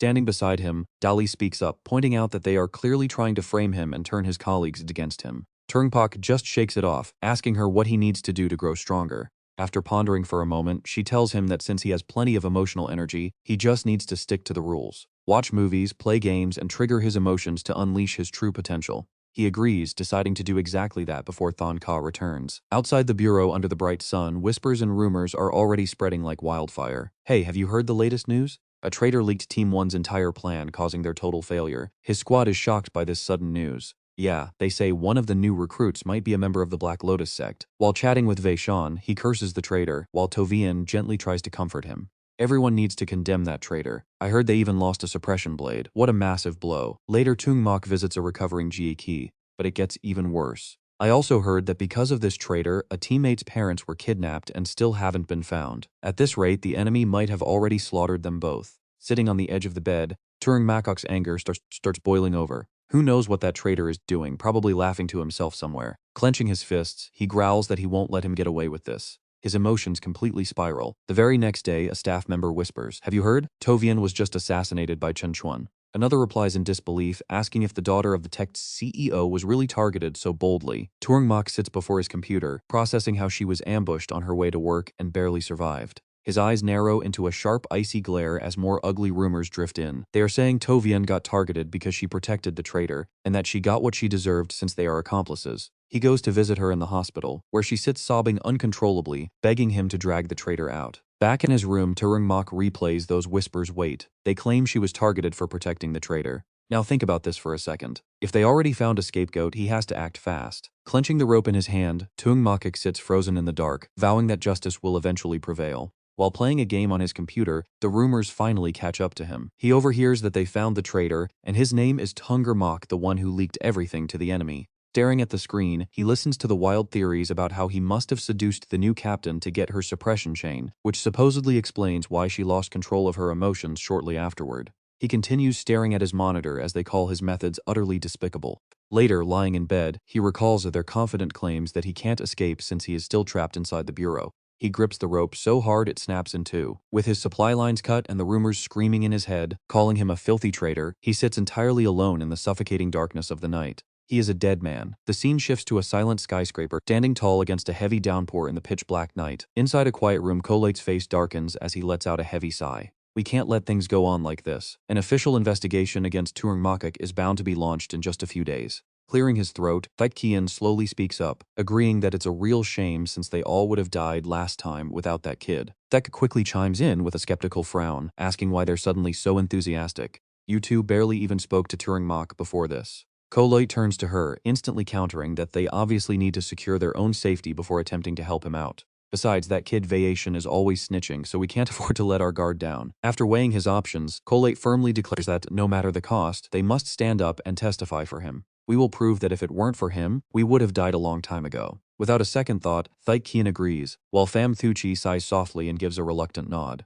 Well then, I have no other objections. Koloi says. The mood is turning pretty positive. Suddenly, his phone rings and Koloi's entire attention gets completely locked onto the message flashing on his screen. After reading it, a look of sheer disbelief washes over his face. Koloi breaks the tense silence, his voice deep and heavy. Director Kook just sent an alert. Thuong Mac has run away to escape his crimes. Inside a grand high-rise building, in a room bathed in warm yellow light, Kook Dui Min sits with his legs crossed. A sly grin spreads across his face as he mutters. That kid finally broke under pressure. If he had not run, I could never have touched him. Turning to Tran Chuan standing right beside him, he asks with a serious look. Hey Tran Chuan, has Thuong Mac reached out to you at all? A brief spark of excitement flashes in Tran Chuan's eyes as he quickly responds with a highly enthusiastic tone. Boss, he has not called me yet, but I can reach out to him. Give me this assignment, I definitely won't let you down. Hearing this, Kook Dui Min rests his chin on his hand, falling deep into some unreadable thoughts. After a brief pause, he speaks up. Forget it, no need. This is Donghai City, and even if he grows wings, he cannot escape. Outside, heavy rain pours down relentlessly, washing over the crowded, gloomy streets. And look at this, as the rain gets heavier, the busy city streets empty out entirely. Deep inside a pitch-black alley, Thuong Mac sits completely alone, letting the freezing downpour soak him to the bone. Thick mist covers his glasses, hiding his heavy, exhausted eyes. But then, a slow pair of footsteps breaks the oppressive silence, drawing closer from the darkness. Tran Chuan twirls a razor-sharp dagger in his hand, mocking him with a cruel grin. I must admit, for an inner-city rank, you have got some serious luck. You survived a hatred attack 2 levels higher, and even walked away from my suppressing blade. Each of his mocking words pierces deep into Thuong Mac's weary mind. You are pretty unique, and your abilities are decent, but I bet you cannot even stand up right now. Isn't that right? An city rank running low on emotional energy. That's a pretty miserable feeling, is it not? Raising his crimson blade, his eyes flare with pure murderous intent. He chuckles coldly when Thuong Mac stays silent. Since you are completely exhausted, it is time to die, he yells, lunging through the pouring rain like a predator, striking its prey. Thuong Mac barely reacts, slowly opening his eyes before shutting them tight once more. Deep within his fading consciousness, distant, echoing voices begin to swirl around him. Thuong Mac, did you ever consider that foolish doctor might have been wrong? Is the Bureau really that unsafe? No, she was right. This is all just a dirty trap set up by Kook Duyen. The rumors prove the Bureau is still our safest bet, so no matter what, we must stay there. But is it not frustrating? Just look at how we have been living lately. Starving, constantly targeted, and now dealing with Tran Chuan. If those fools had not gotten in our way, we would have captured him ages ago. Now we are being slandered by these pathetic nobodies. Thuong Mac, you inherited my power. Are you really fine with being treated like this? Remember the Imperial ship on the open sea? We clashed with world-class entities, making the entire ocean shake. Dalai, I remember. I used to rely on your strength, but now that I have got nothing, things are different. Thuong Mac, I must remind you, the chain energy is almost completely drained this month. We are about to go hungry again. Staying alive is better than dying, but that is typical for a rational soul. So safe, so logical, and, honestly, so boring. Tell me, Thuong Mac, do you want to do something absolutely crazy again? After a heavy silence, his consciousness cracks, shattering to reveal a golden form radiating immense, godlike pressure. Back in reality, as Tran Chuan charges with murderous intent, Thuong Mac unleashes his power, roaring out, Tran Chuan, you are the one being hunted. Mid-air, Tran Chuan senses something is off. Is this a trap? But he quickly shakes the thought off. It is completely useless. But before he can gloat, his pupils shrink in utter disbelief. Staring at the shocking scene, Tran Chuan grits his teeth in sheer frustration. His ability will not activate. A terrifying thought crosses his mind, leaving his face pale with shock. No way. Could his power have the exact same effect as the suppressing blade? By the time he realizes the truth, Thuong Mac is already charging right at him with terrifying speed. Their blades collide, throwing off blinding sparks. Bursts of raw energy erupt from all directions, locking Tran Chuan down and binding his limbs mid-air. He grimaces in complete shock at this unexpected turn of events, his twisted face practically exploding with uncontainable rage as he realizes he cannot break free. Right in front of him, Thuong Mac rockets forward like an arrow shot from a bow, closing in with deadly force. On Tran Chuan's face, a terrible mix of rage and absolute terror warps his features into a hideous grimace. Just as Thuong Mac attacks, a seemingly harmless mechanical sphere is launched at him. The sphere explodes, spraying thick, pitch-black slime that completely coats Thuong Mac mid-air, catching him off guard as he stares in surprise. Drenched in the heavy black slime and pulled by gravity, he crashes Chance backward with a deafening thud. It is a stark contrast, one enemy bound high above and our hero pinned flat on the ground. Thuong Mac sinks deeper with every single movement. This stuff is incredibly heavy, he realizes. I am slowly drowning in it. Above him, Tran Chuan laughs with a twisted, smug expression. Hey, this is city-level sorrow energy. If nobody is here to pull you out, you will sink into this misery forever. As Thuong Mac frantically struggles to break free, he panics, wondering what to do. And right on cue, Dali appears like a guardian angel. Teasing that this is actually pretty simple. She reaches down, grabs Thuong Mac's hand, and forcefully pulls him upward, leaving him completely dazed. Under Tran Chuan's bewildered gaze, Thuong Mac breaks free entirely on his own. The assassin grits his teeth, shocked by the kid's limitless potential. Refusing to stay stunned for long, he immediately waves his hand to command the sphere again. Both Dali and Thuong Mac are caught off guard as the sphere unleashes a violent blast of air pressure mid-air, throwing Thuong Mac backward. Thuong Mac quickly puts the pieces together, realizing this is joy-based emotional energy. How can he channel so many different types of emotion power? Dali realizes it too, explaining that this must be an emotional item crafted from the power of other emotional entities. Watch out, this joy energy is city level. If you touch it, it will literally kill you. Thuong Mac pieces everything together and comes up with a theory. So that is it. This is why he is known as the #1 assassin in Great Xia. He possesses a stealth ability that even world-class ranks cannot detect, while using powerful emotional items far above his own tier to strike down his targets. Forget ordinary city-level ranks, even provincial and national classes could easily fall to him. If someone handed him a world-class item, even world-class entities would be in serious danger. Looking at Tranchuan right now is like staring at a city-level beast fiercely locking onto a delicious piece of prey. The scariest part is that we have no idea how many high-level items he is carrying. Just when it seems like he is going to pounce, Tranchuan vanishes into thin air, leaving behind nothing but a streak of light. Seeing this, Dali warns him urgently. Stay alert, he disappeared again, and I might not be able to warn you in time. Right then, Thuong Mac unleashes his entire mana pool, sending waves of raw energy swirling through the air. Suddenly, Tranchuan materializes right behind him, slashing his blade with absolute glee. He lets out an excited roar, his deadly strike not slowing down for even a fraction of a second. Too bad you are still way too weak. These emotional control threads break with just a light touch. I really did not expect your emotional power to be the exact same type as my suppressing blade.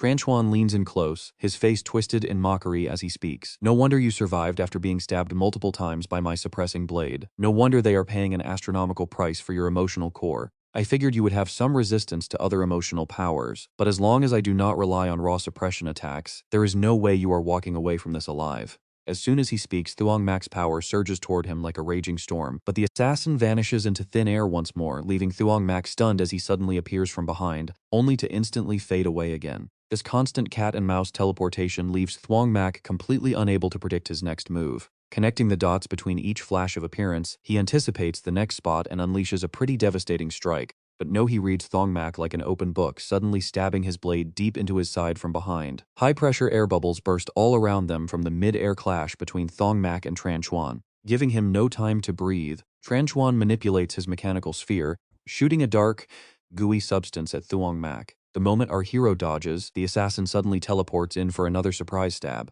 With no time to react, Thuong Mac can only raise his arms to block. The blade slices deep into his flesh, spraying blood as the weapon twists into his wound, sending a jolt of agonizing pain straight through his nerves. This brutal assault completely paralyzes Thuong Mac as the blade fully suppresses his power. Blood splatters through the air, the space around them seemingly freezing in place as he collapses heavily onto the ground. Lying helplessly in a pool of blood under the pouring rain, it is a tragic sight. Staring up, Thuong Mac can only feel absolute despair. This guy is simply too strong. Even without stealth or teleportation, I cannot beat him, he thinks. Dragging his broken, heavily battered body, Thuong Mac glares over at Tranchuan, who is standing in the distance, grinning with absolute smugness. His combat skills are way ahead of mine, and he seems to have an endless supply of emotional items. This is indeed the top assassin of Great Xia. Dali appears, telling him to stay calm because she feels he can win, though she cannot figure out how yet. Lying there motionlessly, he mutters in total defeat, asking how he could possibly win. But Dali rejects his despair, saying she just needs to think.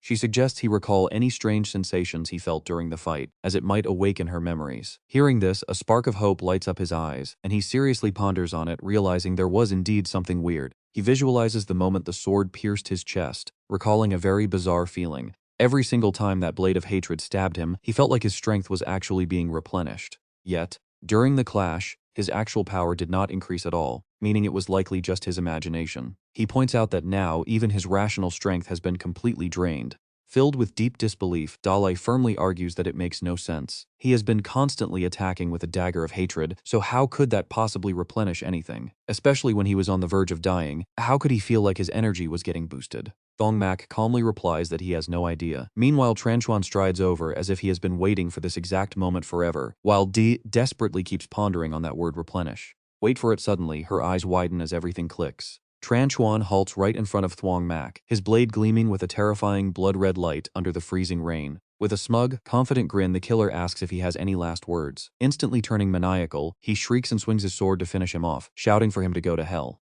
Just then, Dali screams out her discovery. Hatred, what you absorbed is the power of hatred, and you can actually use it. Hearing this, Thuong Mac freezes in complete shock, unable to immediately process such mind-blowing information. All of a sudden, Tranchuan's murderous frenzy turns into pure confusion. Countless razor-sharp spikes erupt violently from his own body, leaving him gasped in absolute shock, wondering if this is some kind of sick joke. Flashing back to his teenage memories, he recalls living at the absolute bottom of society, yet he always stubbornly believed that he was destined for something truly special. Painful, dark memories start to resurface, curling up in a cold, lonely cage while enduring the constant ridicule and ignorance of everyone around him. Though these horrific scenes are deeply engraved in Tranchuan's mind, his core belief never wavered for a single second. The rebellion of a man treated like a slave, he believed destiny would eventually side with him because he was special. But as his dark ambition grew, he realized that simply wanting it was never going to be enough. so he pushed himself to the absolute limit, eventually finding a job that perfectly suited his violent nature. Covered in blood and collapsed on the dirt, he trained relentlessly to master his lethal profession.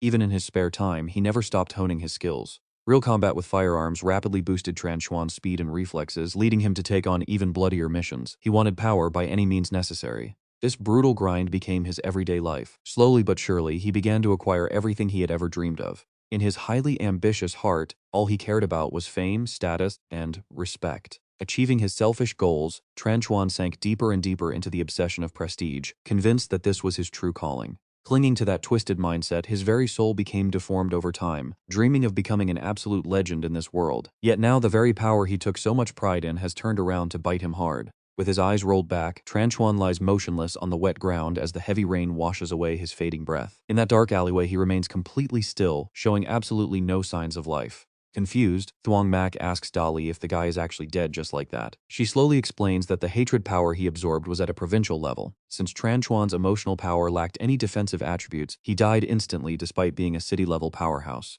Trying to make sense of everything, Thuong Mac wonders if he can use this power because he previously consumed the core of hatred. It is the only logical explanation he can think of. Dolly immediately confirms it, pointing out that reason can suppress and control other forces. She asks if he has already forgotten about their past battles.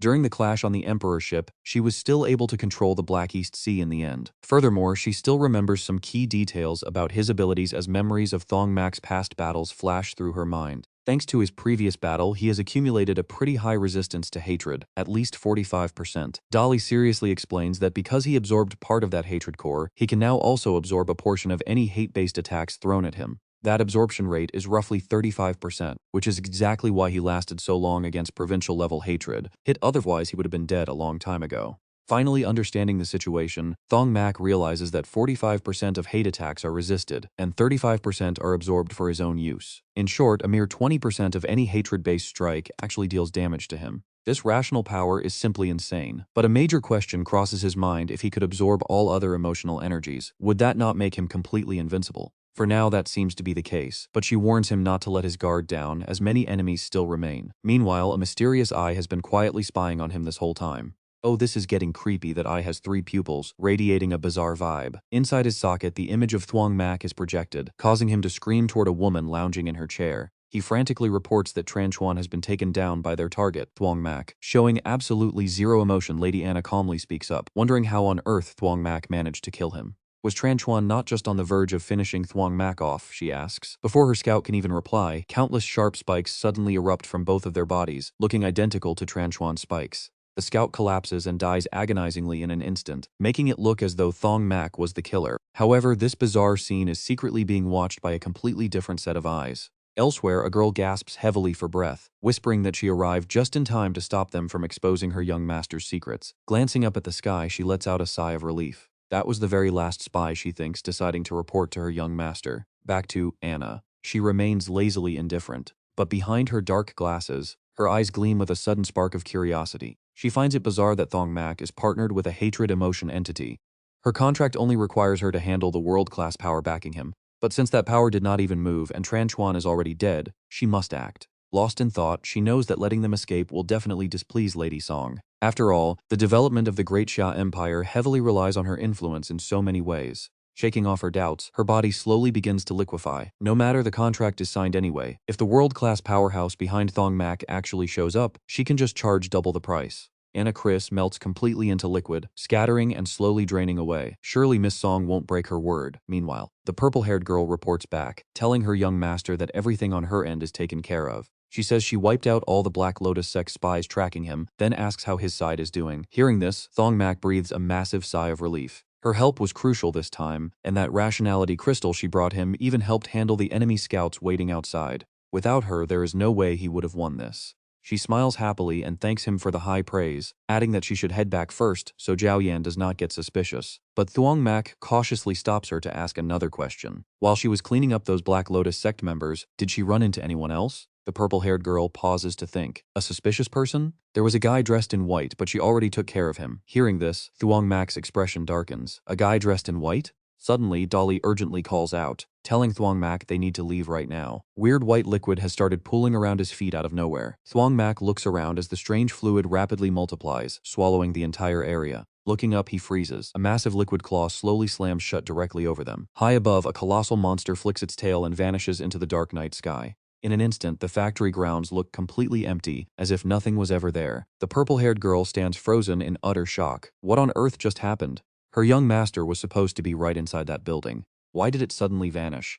She gasps, realizing this is the work of a terrifying world-class power. Meanwhile, trapped inside, Thuong Mac uses his light ability to look around. What is going on? This factory is actually a living emotion monster. And get this, Dolly explains that the factory was actually completely normal until a world-class powerhouse transformed it. They are literally trapped inside a giant monster. Thuong Mac wonders what kind of insane ability they are dealing with and asks if there is any way to escape. Dolly sighs, knowing it is hopeless. Against a world-class threat, his city-level power simply cannot break them out. Their eyes land on a single spot where Tranchuan's body is radiating energy. His glowing emotion core looks like clasping hands. The two of them stare at each other in tense silence. Daly speaks up with deep concern. She warns Thuong Mac that his rationality energy is almost entirely depleted. If he tries to absorb this emotion core now, he might not be able to suppress its overwhelming power. Thuong Mac lowers his head, saying he understands the risks. Yet he still reaches out and grabs the core, preparing to swallow it whole. Didn't she say they have to go a little crazy sometimes to truly master their own minds? Dropping the core into his mouth, he swallows it. Instantly, his body begins to mutate under the intense strain, and a massive wave of raw power erupts from deep within him.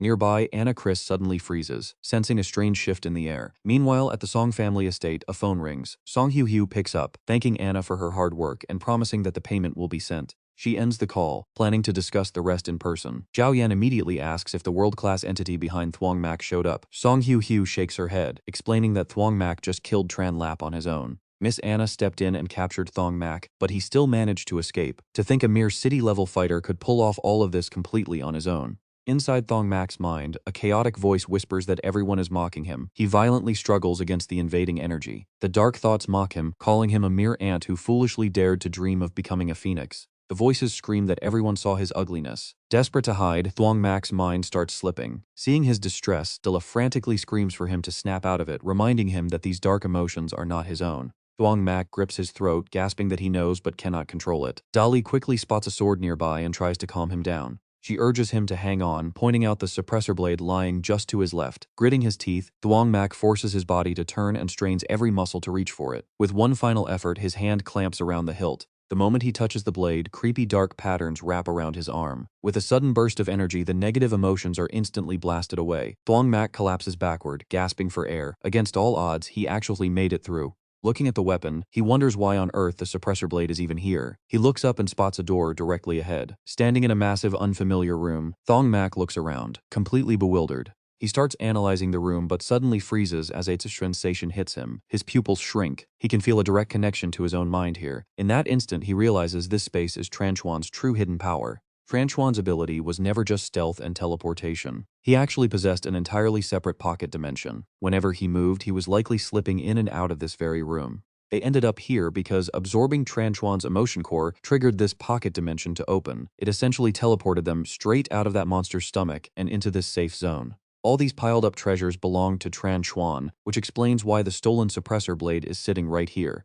It also perfectly explains how he could summon emotional artifacts out of thin air during their battle. He was pulling them directly from this stash. Just imagine finding a literal treasure room. Dolly smiles excitedly, realizing all this loot belongs to them now and urges him to start looking. Thuong Mac picks up Tranchuan's phone, noting that even his corpse got dragged into this space. Looking at the device, he tells Dolly that they have a much more urgent matter to deal with first. Dali frowns, wondering what could possibly be more important than sorting through a massive pile of legendary loot. Meanwhile, a suspicious man in a hat is hurriedly pushing a heavy cargo cart containing 2 tied-up sacks. The captives inside the sacks groan from the bumpy ride. The man in the hat panics, sweating profusely as he wonders how on earth Tranchuan could have been defeated so easily. Seriously, how did Thuong Mac manage to kill someone as strong as Tranchuan? Suddenly, a cold hand grips his neck from behind. Standing there with an icy stare, Thuong Mac commands him not to move and answer some questions. Who is your boss? Who ordered Tranchuan to eliminate Thuong Mac, Truong Jaiki, and Transu? The man rolls his eyes in sheer terror. Is this really Thuong Mac? How did he track him down so incredibly fast? Is this the monster that took down Tranchuan? The man forces a trembling smile, stammering that he has no clue. The client always contacted him anonymously, so he has absolutely no idea who they are.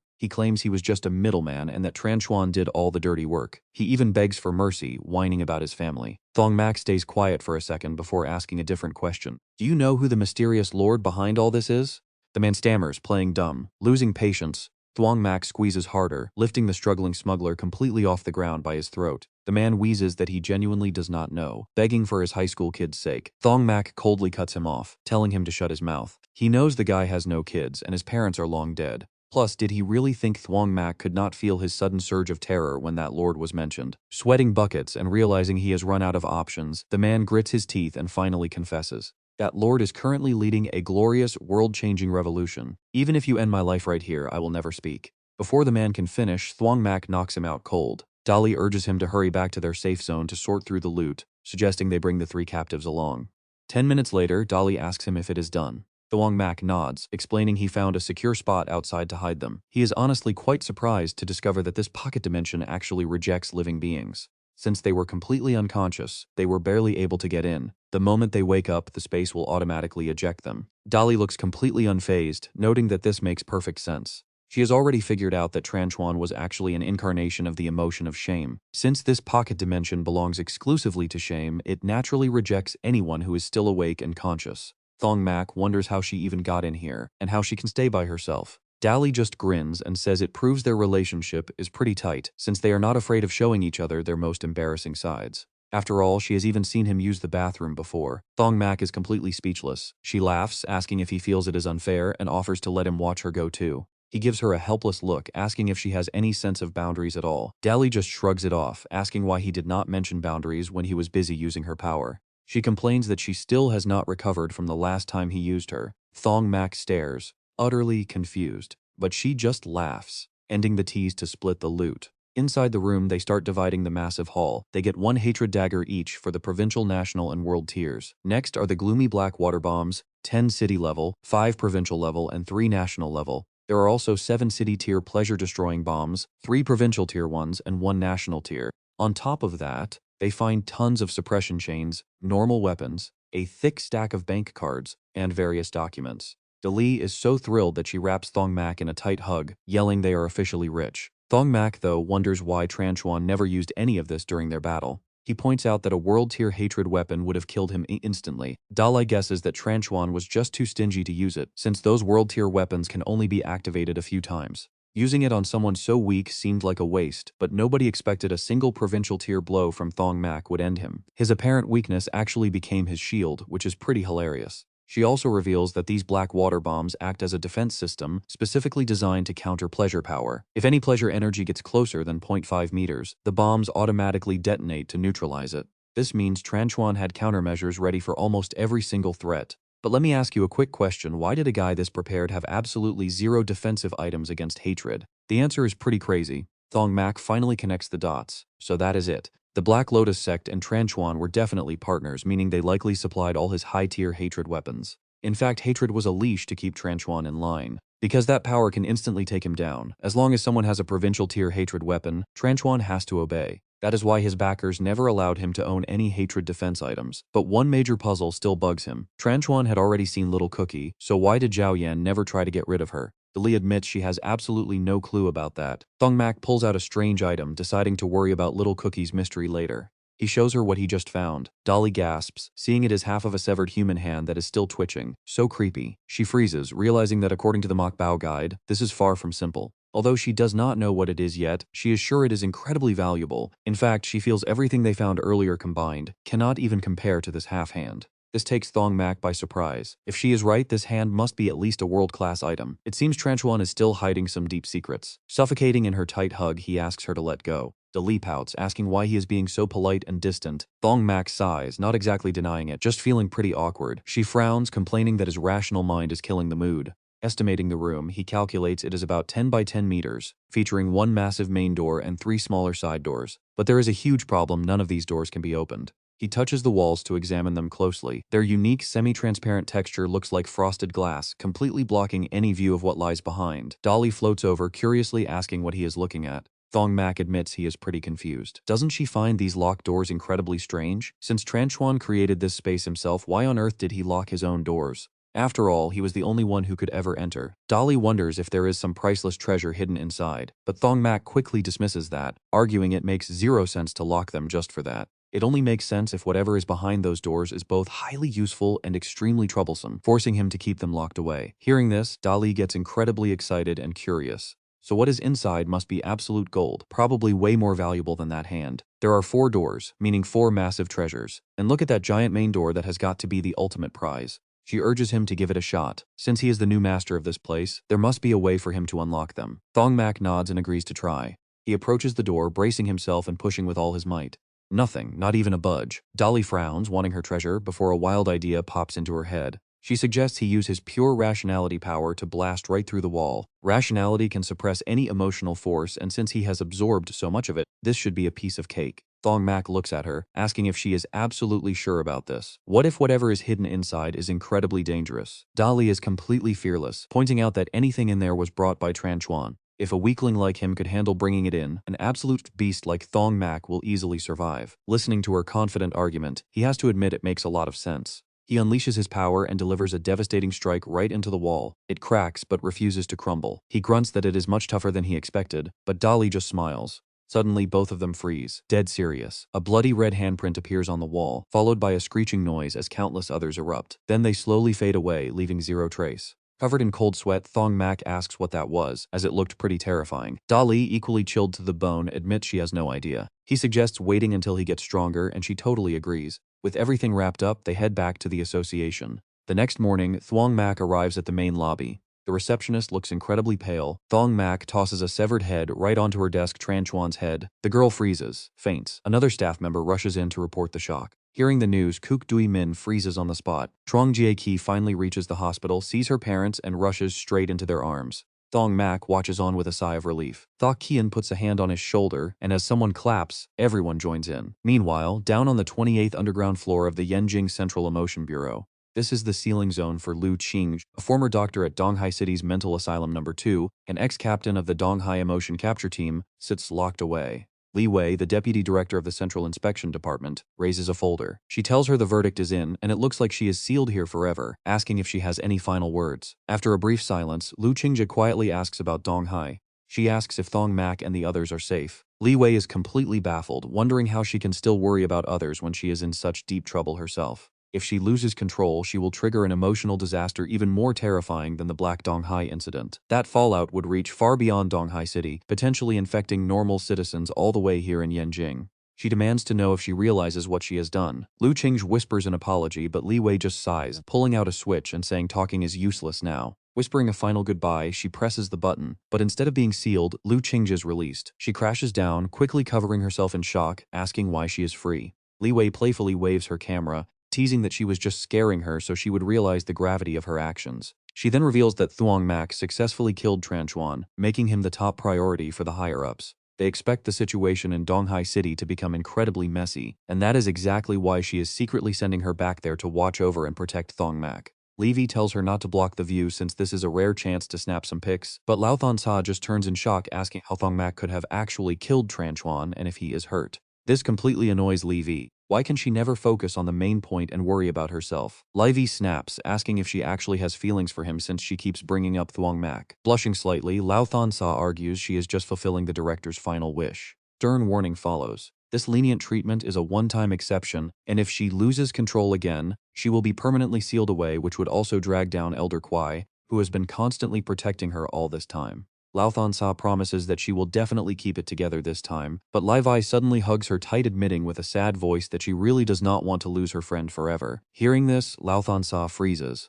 Calling her VV, Lao Thon Sa sincerely promises she will stay in control, but Levy suddenly slips a strange metal collar onto her neck. Startled by the sudden action, Lao Thon Sa quickly asks what on earth she is doing. Insisting that she is not tricking her, Levy drags her along, explaining that this is a control collar to help keep her unstable powers in check quite effectively. Excitedly, Livy drags her away, saying it does not matter anyway because she has to listen to her from now on as they head to Donghai City. Helplessly struggling, Lao Tonka begs her to stop messing around and let her get dressed first. 2 weeks later at the General Assembly, the team gathers to welcome a new colleague. Kook Dui Min proudly introduces Thuong Mac, a guy who is usually dead silent, but possesses thunderous power when the situation gets critical. Thanks to his incredible bravery and sharp mind, he finally brought the notorious criminal Tran Chuan to justice after a brutal clash. Gesturing toward Thuong Mac, Kook Dui Min adds, he reminds everyone that hard work always deserves a grand reward. To recognize this massive contribution, the higher-ups have officially decided to award Thuong Mac a whopping 1 million merit points as a special bonus.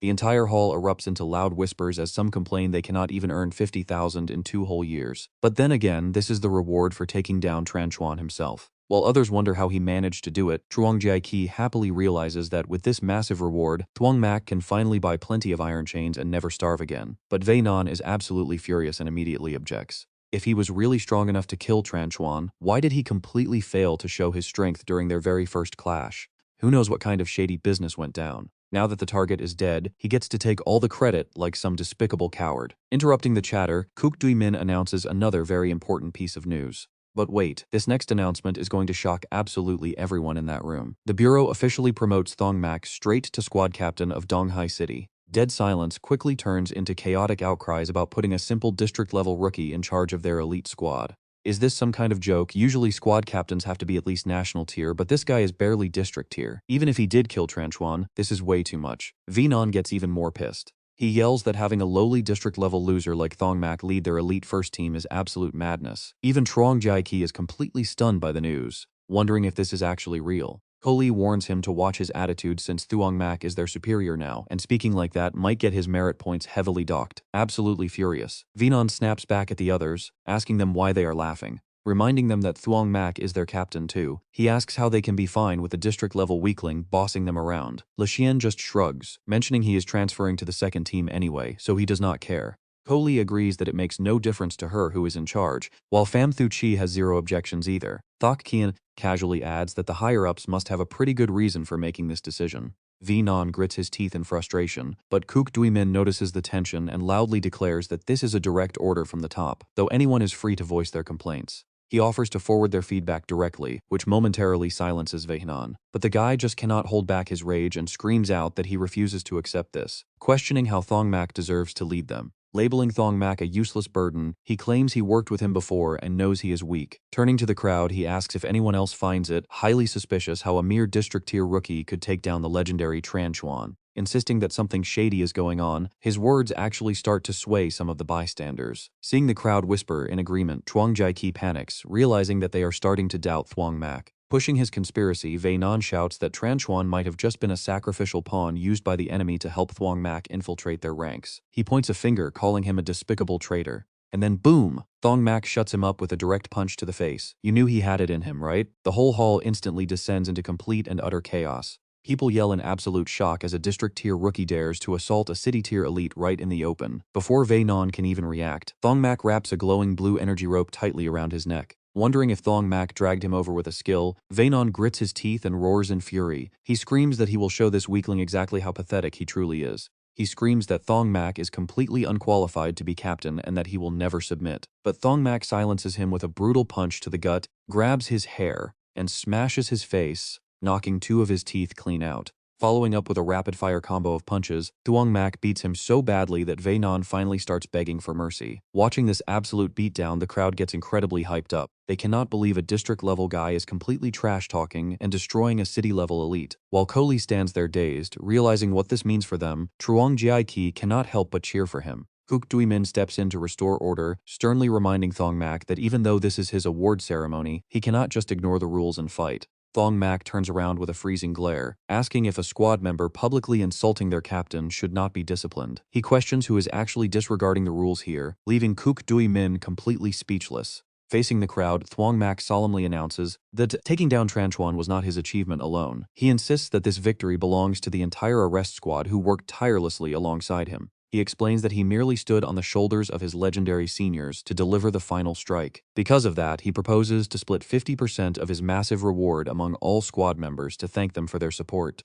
Asking them to guide him well in the future, he leaves the room stunned by his generosity. Suddenly, everyone respects him as a class act leader who truly knows how to treat his comrades. They immediately cheer and pledge their full support to their new first-team captain, while Kook Dui Min stands there with a bitter expression. Soon, news of the new captain's shocking victory spreads all over the streets. People gossip that a lowly district-level rookie named Thuong Mac somehow defeated the top assassin of Great Xia. Even crazier, they hear that this single victory earned him the position of Donghai City's newest squad captain. Everyone is skeptical, knowing that squad captains are usually national-level giants. But word on the street is that the order came directly from the central command, bypassing all normal regulations. It seems this kid has some powerful connections, and shady groups are already offering 10,000 Great Xia coins for his intel. Dark forces are starting to hatch a malicious plan. Some whisper that his emotional power must be highly unique. An valuable secret like that is definitely worth way more than just 10,000 coins. They scheme to hunt him down directly, believing a district-tier fluke must have just gotten lucky against Tranchuan. If they can kill him and seize his raw emotional core, it will easily sell for an absolute fortune.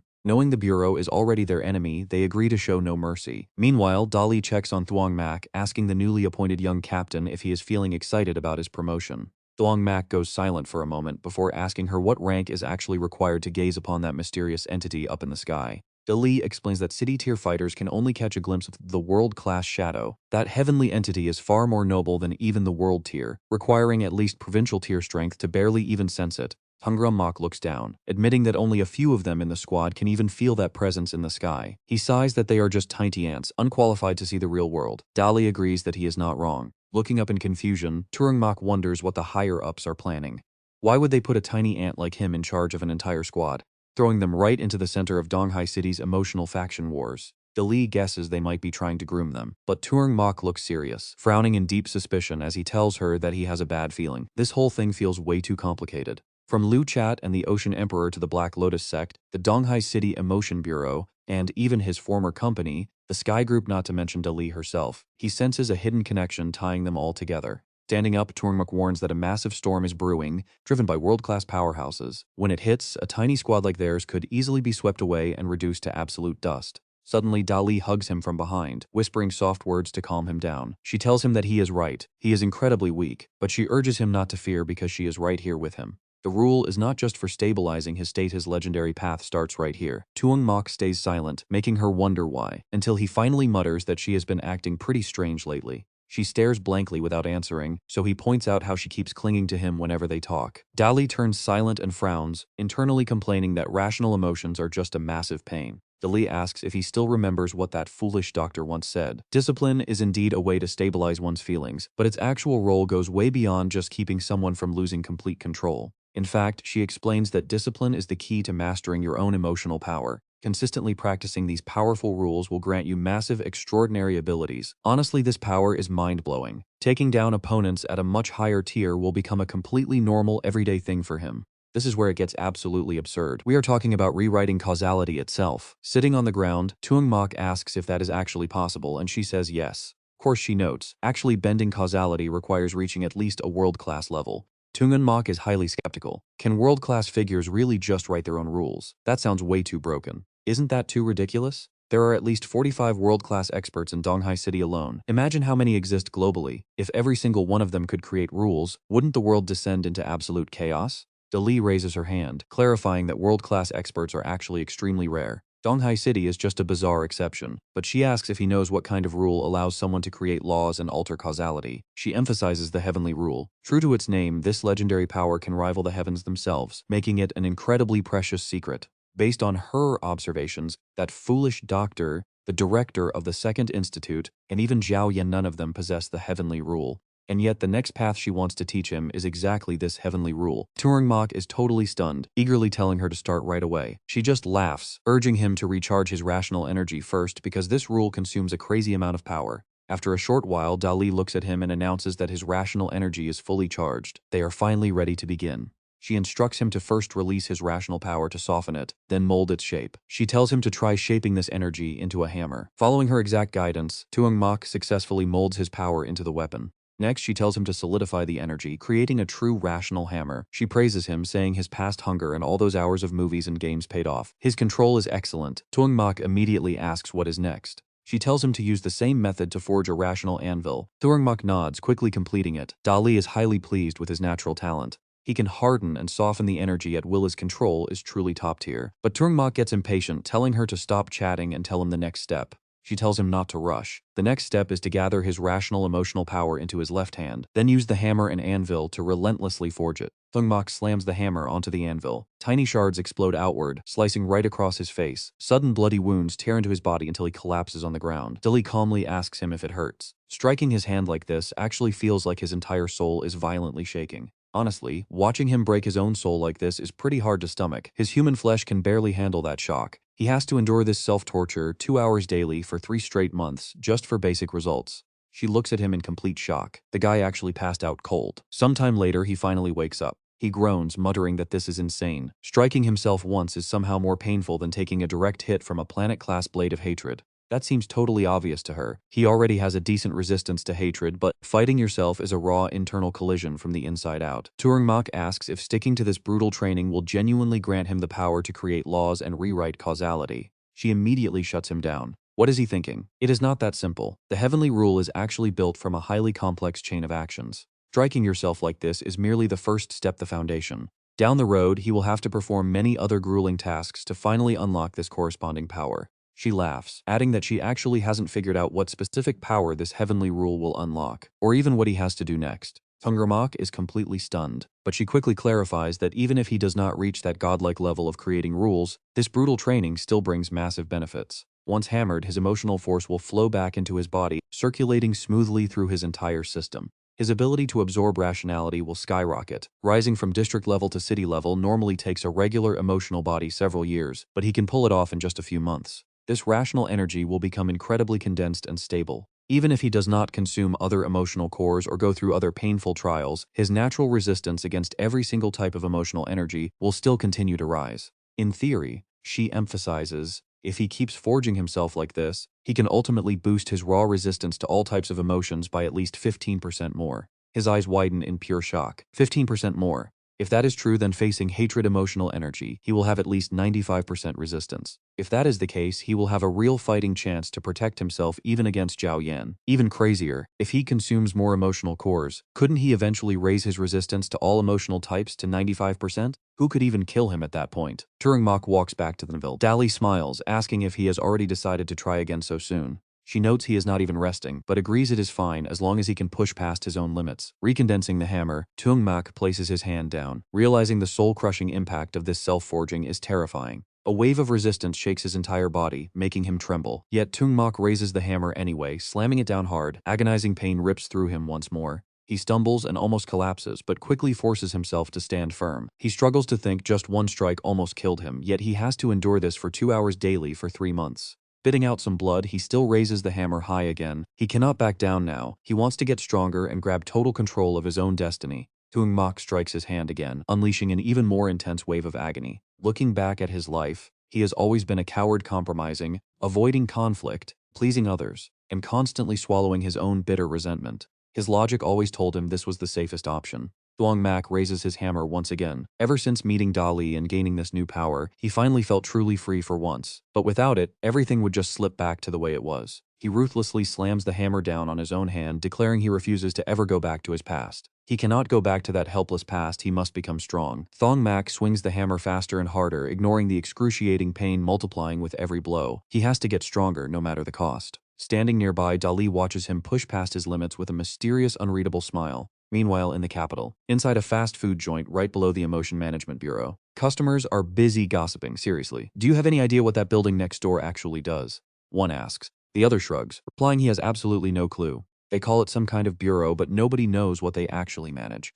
Hey, let me tell you, that place is incredibly mysterious. In fact, no one has ever seen a single person walk in or out through the main entrance. Rumor has it the staff only use underground tunnels to get inside. It is super sketchy. What kind of department is that? Overhearing this, Shishlong stands up and tells his partner they should go. The owner rushes out demanding payment, but suddenly the entire restaurant blows up. Sishmin asks if doing that was really worth it. Sishlong coldly shrugs it off, calling those people mere ants. Behind them, total chaos breaks out as people scream, wondering why the place suddenly detonated. Zichmin sighs and says they need to get serious. The bureau staff only use underground tunnels, and since there are multiple secret exits down there, cornering our target is not going to be easy. No worries, Shishlong replies. The Black Lotus sect has been offering black market surveillance services lately. Pulling out a creepy eyeball, he adds that he already paid the fee, so the moment Thuong Mac shows up, he will spot him instantly. Somewhere in a dark alley, a broken man sits alone. Clutching his face, the guy in blue mutters to himself to just forget it. It is hopeless anyway. He cannot do this, so he might as well give up and rot.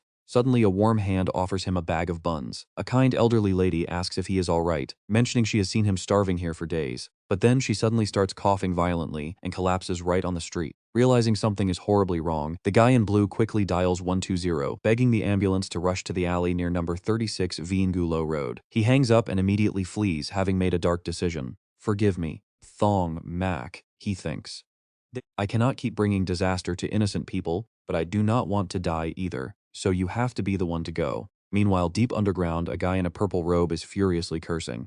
Gritting his teeth, he glares at his reflection in the mirror, swearing that the bastard Thuong Mac stole everything from him, and he will take it all back. On the other side, Lao Tansei asks with growing anxiety, Vivi, are you sure he will be fine? The bounty on Thuong Mac is insanely high now. Plus, ever since that incident at Asylum Number 2, the Black Lotus sect has been operating completely out in the open and raising hell. She notes that the price of their black market tracking services has skyrocketed, which is clearly a coordinated move targeting Thuong Mac. We have absolutely no clue how many emotion criminals in Donghai City are going to get involved. Lee VV casually reassures her, saying not to worry. The bad guys are not the only ones who can monitor every single exit of the bureau. The moment Thuong Mac steps out, I will have eyes on him. If anyone tries to jump him, we will make our move. Honestly, it is high time we clean up Donghai City underworld anyway. Right now, everyone is just waiting for Thuong Mac to leave. And here is where it gets hilarious. A whole month passes, and literally everyone waiting outside is losing their minds. Back with Lee V, she is absolutely raging. It has been a whole month, and this guy is just slacking off in his office, watching movies and playing video games all day.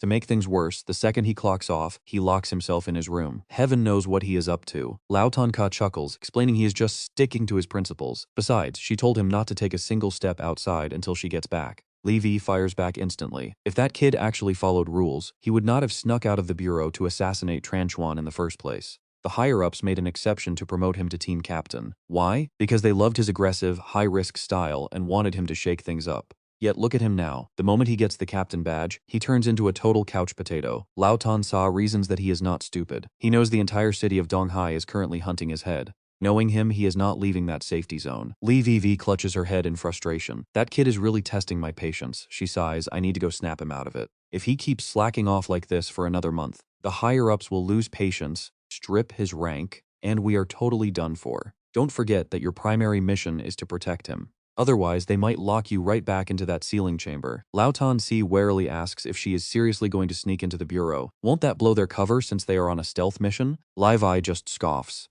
Old Mock does not care about what goes on anyway. As long as I do not get caught, we are golden. I will slip straight into his room and find out what on earth he is doing in there all day. Meanwhile, back in his room, the steady sound of a hammer echoes as Thuong Mac relentlessly strikes his own hand. Drenched in sweat, he realizes that after a whole month of training, his body is finally adapting. Even though each strike still hits like a truck, he can take the pain now. Gripping the handle tighter, he decides to ramp up the power. He swings the hammer, brutally smashing it down on his hand. His pupils shrink as the anvil beneath his hand suddenly cracks and shatters. Catching his breath, Dolly smiles and praises him. Breaking his first rationality anvil, this quickly proves those 4 hours of daily training were totally worth it. Over the past month, your rationality defense has increased by 5%, she notes. Thuong Mac frowns, asking if that is all. She scoffs, explaining that a 5% boost in a month is actually pretty fast, especially since it applies to all emotions. And that is only in 1 month. Plus, your rational energy is growing so fast that you will soon break through to the city level. Thuong Mac nods. That is not too bad, he thinks. But now, a major new problem has popped up. To keep up this crazy routine, his daily absorption rate has to double.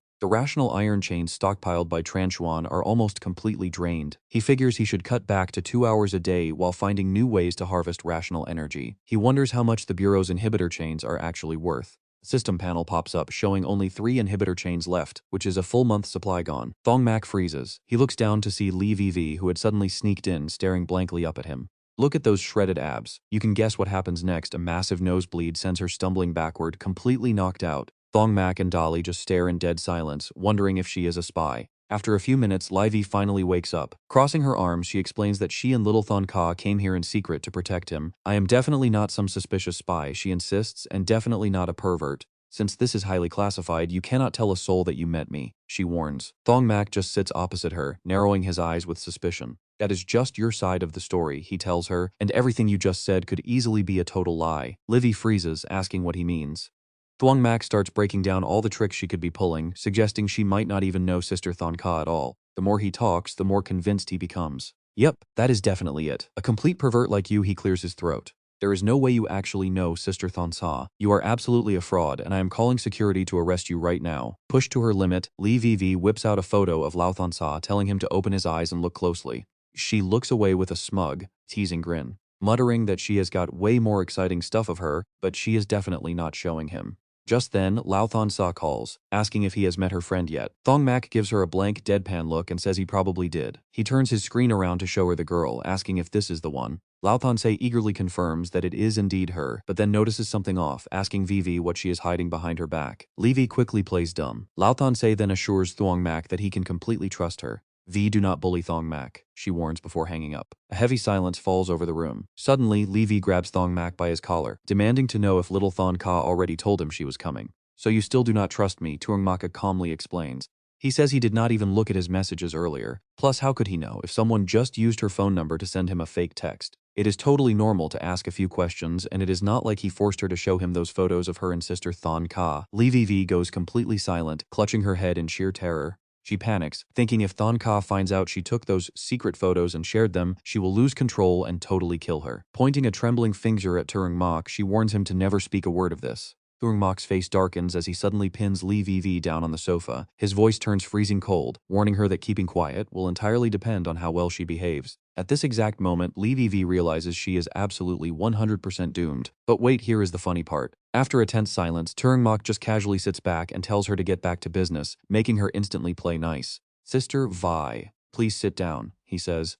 I am not some kind of monster. She quickly nods. She gets dead serious and reports that he actually has two major missions. First, he needs to stir up trouble in Donghai City to bait out the hiding criminals, while she and little Thon Ka protect him. The second task is to utilize his unique position inside the Emotion Management Bureau. You need to investigate Kook Dui-Yang, she warns, but he is not the real key here. The real target is the powerful force pulling his strings from the shadows. We highly suspect a massive, unimaginable shadow is looming behind him. Thuong Mac instantly asks what he gets out of doing all this, making Lee VV lose her mind and charge right back at him. You seriously want to negotiate benefits with me now, she snaps. Is killing Chen Xuan not enough credit for you? Thuong Mac calmly points out that most of the credit for that kill was already split with his colleagues. Besides, that kill and this mission are two completely different things. He explains he consumes massive energy daily, so he would like an advance on his payment. Hearing this request for an advance makes Lee VV lose it. How can he even say that out loud? She fumes, wondering why a regional agent acts so incredibly smug. Thuong Mac just casually turns away, saying he is disappointed in her attitude and will just ask Thon Ka about those secret photos instead. Hearing that threat, Lee VV quickly humbles herself and stops him, saying an advance is possible. Thuong Mac immediately demands 4 suppression chains sent straight to his office, leaving her to mutter if he should just go rob a bank instead.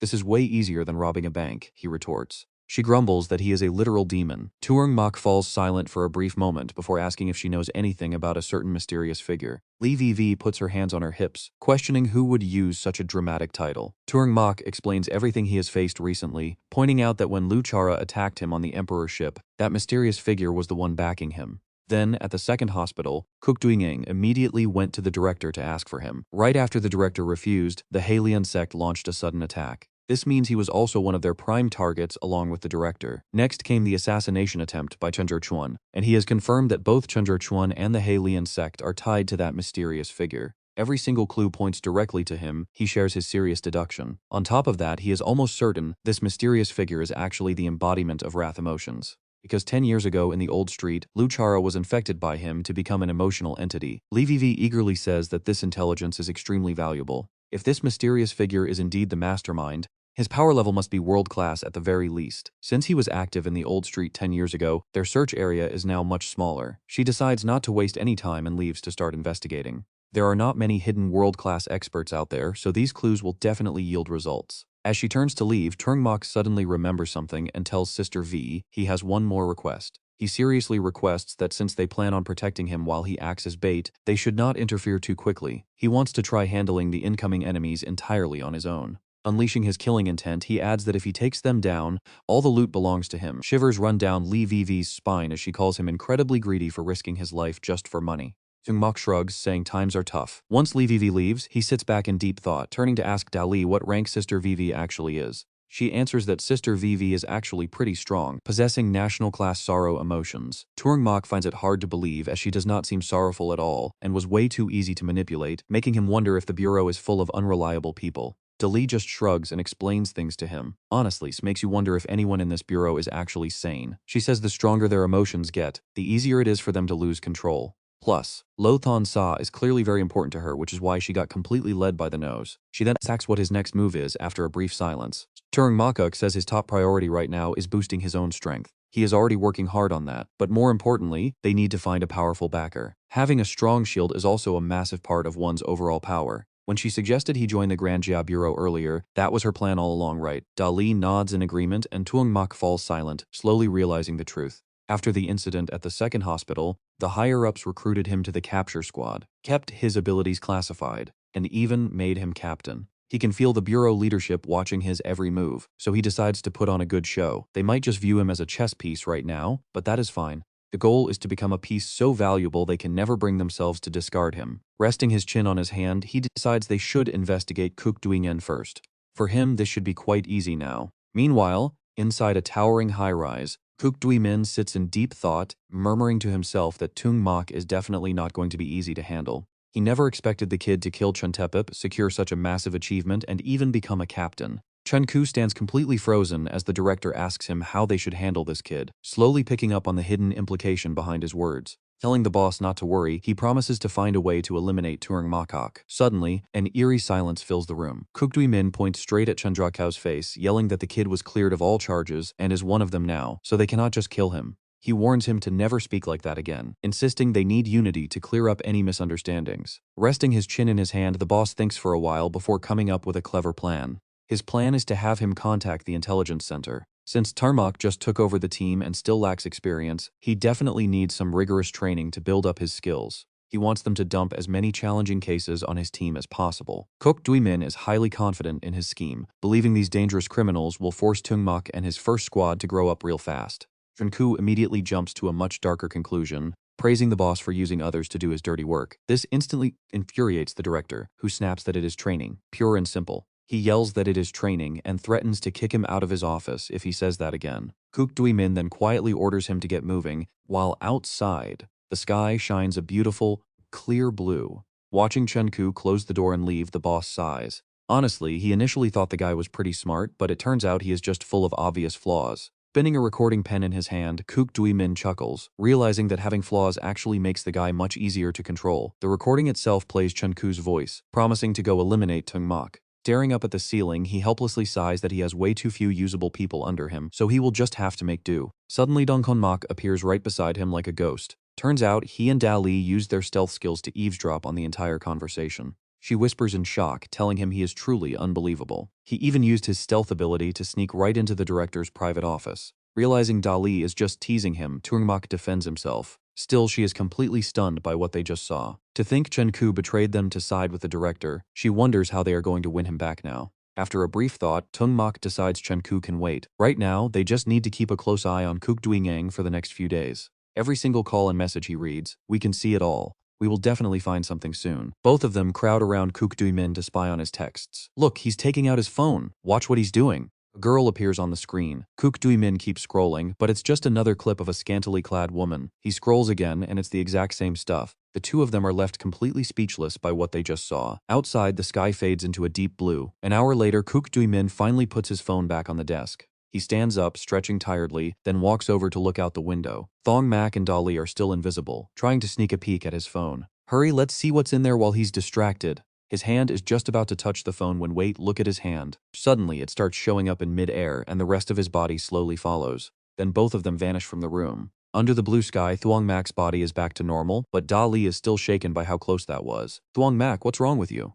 We almost got caught. We were literally just a second away from seeing Kook Dui's phone too. This terrible stamina is seriously useless. He calms down and analyzes the situation. Dali, I figured it out. Using Tranchuan's shame power actually drains energy. Before this, because we just absorbed his emotion core, our shame meter was completely full, so I didn't notice. The memories flash back in Thuong Mac's mind like a movie playing in slow motion. Using invisibility constantly drains their shame energy. Because we ran low on it just now, we almost fully materialized in front of him. Then he suddenly remembers, oh right, I almost forgot, that's a huge problem. Thuong Mac calmly explains that entering and leaving this space also drains their shame energy. Dolly gasps in absolute shock. What? Then he drops a bombshell. His last bit of energy is officially gone now. We are trapped here, locked in this shame space forever. Hearing this, her face freezes in shock. But suddenly Dolly smirks and looks directly at Thuong Mac. Totally bewildered, he looks up at her with pure confusion in his eyes. What on earth are you laughing at? Thuong Mac, you can actually still get shame energy right now. Want me to tell you how? Realizing what she is planning, his face slowly goes pale. Dolly leans down close to Thuong Mac with a dangerous smile. Looks like you already know, she says, a mischievous glint in her eyes. Since you aren't active right now, you just need to do some embarrassing things to recharge. Come here. Stop struggling. Thuong Mac freezes, completely unsure of how to react. If you don't do something embarrassing, we'll never escape. After some time, they finally return. Dolly throws herself into his arms, trying to cuddle and soothe his anger. Come on, don't be mad. Rational guy, right? Want me to make it up to you? Thuong Mac stays cold. Get lost! Still, she won't give up. We don't need to be so polite with each other. Just then, a knock sounds at the door. Thuong Mac, go check it, she says. Annoyed at being ordered around, he snaps back, why don't you go? But her excuse is totally valid. I can't even open doors like this. With no other choice, he grumbles and opens it. Standing outside is Transo. Clueless about the situation, he is still grinning. Boss, congrats on becoming team captain. But right now, Thuong Mac's expression is as dark as a burnt pot. Transu quickly senses the danger. His face pales as sweat pours down his forehead. Before he can even react, he is dragged inside and the door slams shut behind him with a loud bang. Thuong Mac grabs Transu by the throat without a word. I heard you've been getting pretty close to Kook Duinhin lately. You still dare to show your face? He frantically tries to defend himself. Boss, I didn't betray you. I came to give you info on Kook Duinhin. Hearing this, Thuong Mac lets him go, sitting down to coldly wait for an explanation. Transu doesn't dare hide anything and tells him the whole story. Boss, after investigating, I'm sure there was no traitor in our squad on the night we went to catch Tran Chuan. The leak likely happened when we requested the suppression blade. Someone in the logistics department tipped Kook Duinhin off, letting him know we were out to get Tran Chuan. That's how they figured out our target. Thuong Mac isn't surprised at all, as it matches his own theories. Plus, our administration might be under constant surveillance during missions. From a distance, the Eye of Hatred was watching us. Because of the extreme range, nobody noticed. That's why the enemy was fully prepared before we even arrived. Still, his attitude remains cold. This tiny bit of info won't prove your innocence, you know. Desperate Transu quickly adds that there's more. What Transu does next completely catches Thuong Mac off guard. I actually hacked into Kook Duinghen's phone, he confesses, detailing his moves. Play it safe, I only broke in briefly, but I managed to recover some deleted texts. There is someone named Miss S. On the night of Tran Chuan's arrest, she received a message saying the target was hunting birds. Right after that, he made a call to this Mrs. I highly suspect she is Kook Duinhen's contact. Transu then pulls out some proof, showing a deleted photo he recovered. He presents his theory carefully. I think this woman is Miss S. Thuong Mac examines the photo. They look very close, so was Kook Duinghen seduced into betrayal? No way. Besides, this photo feels incredibly strange. Still suspicious, Thuong Mac questions why he should even trust him. If you sided with the director, you'd get far better benefits. Transu stammers, boss. Choosing you wasn't actually my choice. Then he drops an unexpected line, fate forced me to pick you. Thuong Mac is utterly confused. Knowing he wouldn't believe it, Transu pulls out a coin to prove his claim. If I wish to help Thuong Mac, it lands on the pattern. If I plan to betray you to help Kook Duinghen, it lands on the numbers.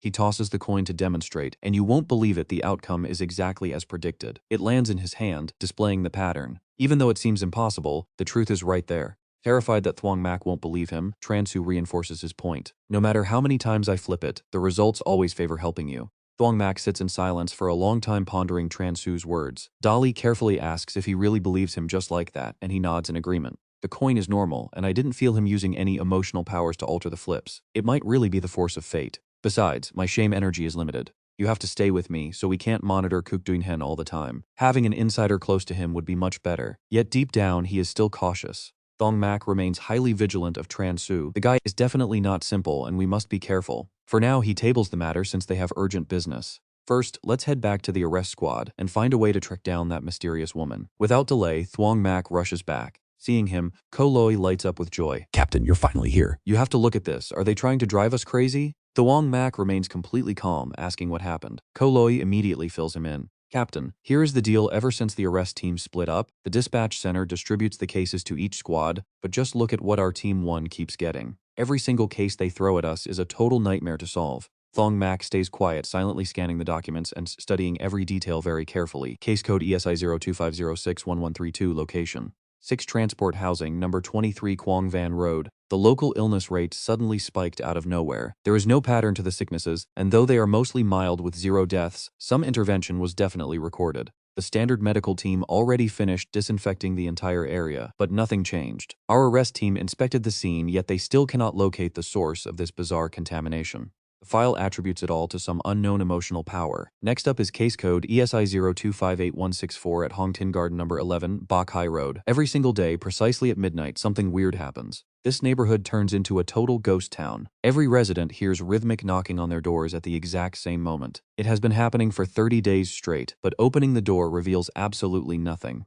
Officers waiting in ambush overnight confirmed there was nobody else inside the building. To make things even weirder, the doors showed absolutely no physical marks of being struck. Even with the police barricading the area, midnight came and went without a single suspect or mechanical device spotted. When the arrest team swept the place again, they detected faint traces of an unidentified emotional power, well below the usual alert levels. Thuong Mac keeps studying the file, deducing that this contactless knocking is definitely being triggered by some kind of strange emotional energy. With the origin unknown, they recommend constant monitoring, but wait, this next file at the very back of the stack completely stops him in his tracks. Thuong Mac sighs deeply. These cold cases are a massive headache, and looking at the dates, they are at least a year old. The next one is at apartment 1401, Long Ho Apartments, number 23 Hoc Fu Road. The victim, Vuong Ho, was a third-year student found dead on his bed, completely naked. The official cause of death, multiple traumatic injuries from a massive high-altitude fall. Yet, there are no tall structures anywhere nearby. The killer is clearly an emotional entity who deliberately wiped the scene, completely erasing their power profile.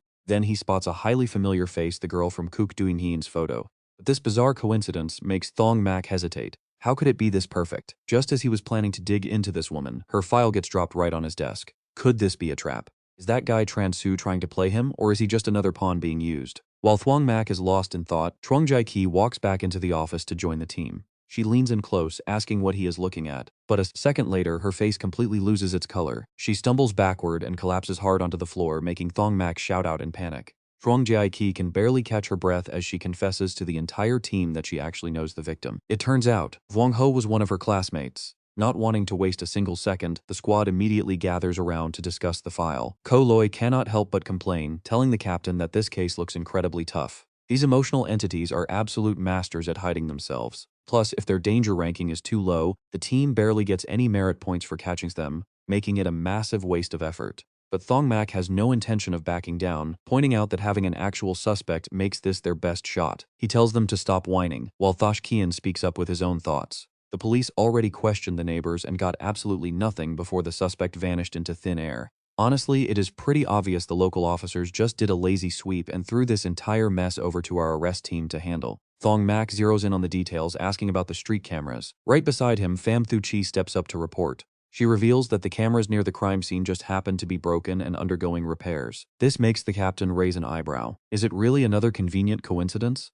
Pham Thu Chi quickly explains further. In reality, the entire camera network in Donghai City gets vandalized constantly. No matter how fast they repair them, the emotional entities keep taking them out, because disabling a street camera silently is child's play for those monsters. We are stuck in this endless cycle of fixing them over and over again. Honestly, about 1/3 of the security cameras across the entire city are completely broken at any given time of the year. Nodding slowly, Thuong Mac stares thoughtfully at the documents in his hands. That means their only option is to track down clues through the victim, an ordinary student with no supernatural signs. He had some minor exposure to anger energy in the past, but it was nowhere near enough to trigger any kind of mutation. There is nothing suspicious about his medical history at all. So why did the killer take him out? His head did not explode, meaning this was definitely not a typical emotional entity feeding on its prey. But if they were not hunting for food, why target a completely ordinary human? Was it a random attack, or did his terrified expression mean he saw the monster right before he died? Suddenly, Truong Jai speaks up, offering to head back to campus and question some of his close friends. Since she knows them pretty well, she thinks it is a good idea, but Thuong Mac shuts her down immediately. He warns her that it is far safer if she stays inside the bureau headquarters. Even though Chan Chuan is dead, she was one of his primary targets when he was hunting. Thuong Mac suspects it is because of her unique emotional core, which would condense into a valuable crystal after her death. Because she is an unregistered emotional entity, her core is incredibly valuable to the wrong people. His words leave her completely speechless as he explains his fear that someone might try to assassinate her just to harvest her emotional core. He repeats that for her own safety, she must stay inside. At that moment, Dolly cannot help but chime in, calling him incredibly stubborn and suggesting that letting little Gi investigate would solve two problems at once. She tries her best to sway his mind. If Yijiki actually gets some solid information from those classmates, their chances of cracking this case wide open will skyrocket. And besides, what if she dies? Daly throws an arm around her shoulder and whispers that if she dies, he could just absorb her emotional core anyway to gain all of her power. Later that night, brilliant stars light up the pitch-black sky. Back in her room, Truong Jae-ki lies in bed completely lost in her own thoughts, staring blankly at the ceiling. Suddenly, Thuong Mac's cold, serious face flashes across her mind, making her cheeks instantly flush a bright red. Honestly, who can blame her? She covers her face and rolls around the bed, squealing about how insanely handsome he looks lately, especially now that he stopped wearing those glasses. Her mind starts wandering into some seriously wild territory, wondering if she should sneak a little peek at him. Who knows? She might even catch him getting out of the shower. She shakes her head to clear her thoughts and rolls over again, telling herself to forget it, because if he ever caught her, he would absolutely hate her forever. Outside, the full moon casts a soft glow through her window, but her racing thoughts just refuse to calm down as she thinks about how many times he has saved her and even rescued her parents. Suddenly, she sits straight up and starts searching for something hidden right beneath her pillow. She pulls out the photograph of that mysterious pink-haired woman and stares at it blankly, wondering about her true identity. In a sudden wave of frustration, she throws the picture aside, hating the fact that she always ends up being a useless burden to everyone. Staring up at the ceiling, she quietly wonders what Thuong Mac's doing at this exact moment. Meanwhile, on the other side of the building, Thuong Mac sits completely alone in his dead silent room. Dolly emerges with a dark, eerie expression, coldly reminding him that none of them truly comprehend the insane potential hiding inside Truong Jae-ki. She explains that her unique ability actually holds massive tactical value. Right now, she might only be seeing tiny, split-second fragments of visual memories, but her vision is already strong enough to see right through physical obstacles. But for him, this skill is actually a pretty perfect fit. She does not hesitate to keep praising how incredibly well these two powers blend together. With her ability, he can easily hunt down absolutely any target he wants to eliminate. Plus, because his vision can pierce through solid obstacles, he can spot oncoming danger way ahead of time. Combined with the skill of Tranchuan, he is basically invincible now. Honestly, I would even bet that if she ever reaches the world-class tier, her power might even let her peer into the past and future. Any information you want you can see. Truong Jae-ki floats into the air as massive energy erupts from the array core. That mysterious girl confidently declares this to be an all-powerful, omnipotent ability. Sitting all alone, her fingers tap away on her phone. That high praise still echoes, but Truong Jae-ki is just too fragile. With her current mindset, she can never hope to reach the world-class level. So instead of letting her waste such a powerful skill without ever using its true potential, why don't you just take her place? Right now, Thuong Mac holds a miniature globe spinning right in his hand. Think about it. With this skill, the world will have no secrets left from you. Blend that with our own natural power, and becoming completely undefeated under heaven is just a matter of time. The whole world will be yours. A dark road full of thorns, under a pitch-black sky with no color. Becoming strong is no easy task. If you do not have the resolve to walk this legendary path, you will never survive it. Ultimate power is right there in your grasp, requiring only a simple reach to claim. If you are still hesitating at this point, it just means you do not have the drive to reach that world-class level. Truong Jae-ki frantically scribbles notes on paper while talking on her phone. Besides, whether she lives or dies has absolutely no impact on your life anyway. Trading an insignificant nobody for nearly omnipotent future power, what could be a better bargain? Explaining this, Daly slowly leans close to Thuong Mac, whispering temptingly, "Let her die at the hands of our enemies, then we can just take her emotional core. Just follow the voice inside your heart." The tempting urge strikes his mind, snapping him awake instantly. If you are not extreme, how can you ever expect to grow stronger? A call pops up on her phone screen. Exhausted, Truong Jae-ki slumps over her desk, sighing gloomily. "This is seriously killing me, calling classmates for info this late at night. I have not called any old classmates in centuries, and I still came up completely empty-handed. I guess I really am just totally useless." Suddenly remembering something, she lifts her head, her gaze freezing in deep thought. But Wong Ton, Luke Thong Vu, none of those guys are picking up or replying to her messages. They are close with Wong Hon Hat, so maybe they actually know something the cops do not. No, I have to go to school and ask them myself. I absolutely must help Thuong Mac this time. Clinging to this newfound hope, she sits up straight, stretching her arm out with fierce determination. Right, I will go find Thuong Mac right now and convince him to let me go back to school. The building stands tall in the dark night, keeping company with the moon and stars. 3 days later, the same building, but under a much clearer sky. Truong Jae-ki stands behind Thuong Mac, excitedly raising her hand to promise Thuong Mac, "Do not worry, I will investigate this thoroughly." He only replies with a cold, "Yeah, just make sure you stay safe." Out of nowhere, Dolly appears right beside him and says in amusement, "I cannot believe she is actually doing it." With a half smile, he casually replies, "Since it has already started, there is no turning back now." The two of them walk toward the door, one after the other. Thuong Mac thinks to himself, though it sounds like a warning for his companion let us go, now we just have to wait for the enemy to show up. Morning light slowly begins to rise overhead as city traffic keeps rushing by. Thuong Mac drives, but the heavy, pretty suffocating atmosphere inside the car makes Truong Jae-ki shake nervously in the passenger seat. The car speeds forward when Levy suddenly calls out in a panic Thuong Mac. The road ahead goes through an abandoned apartment complex. There are way too many blind spots inside. Step on it and get through. Remaining perfectly calm, Thuong Mac glances in his rearview mirror and asks indifferently that black water behind us, is that your ability? Levy answers without a moment of hesitation. That is right, I can use the black water to monitor you and even send backup. Showing a slight hint of praise, he notes turns out you are actually pretty useful. Beside him, Truong Jae-ki watches this strange exchange, wondering who on earth Thuong Mac is talking to. Feeling completely dismissed, Levy suddenly snaps, screaming furiously through the line, you brat, do you even know who you are talking to? I am national class. Do you even get what national class means? A little kid like you usually would not even be qualified to speak to me. Facing her fierce anger, Thuong Mac casually observes your attitude is pretty terrible. Maybe you should let Thon Ka talk to me instead. I actually wanted to tell her all about the wonderful things you have been up to. Left totally speechless, Livy curses in frustration, damn it. Suddenly, a massive explosion erupts, sending flames flying as the ground shatters and violently shakes their car. Truong Jae-ki gasps in shock, completely caught off guard by how fast things went sideways. Bystanders hear the blast and rush out, shouting in panic there was an explosion ahead. Stay back and call the police. Levy presses her finger to her temple, screaming frantically, Thuong Mac, answer me right now. Are you okay? Seeing her reaction, Lu Ka quickly asks what happened. Livy explains immediately they have been ambushed, and those flames look incredibly weird. Inside the fiery red remnants of the blast, crackling blue lightning arcs through thick, billowing black smoke, as a voice warns it is the Shichtu brothers. Hearing this, Lu Kai instantly panics, her composure completely shattered. The Shichtu brothers are provincial-class wrath users, while Thuong Mac is only urban district level, so he stands absolutely no chance. But the director told me to protect him, I must do something. Levy quickly tries to calm her down.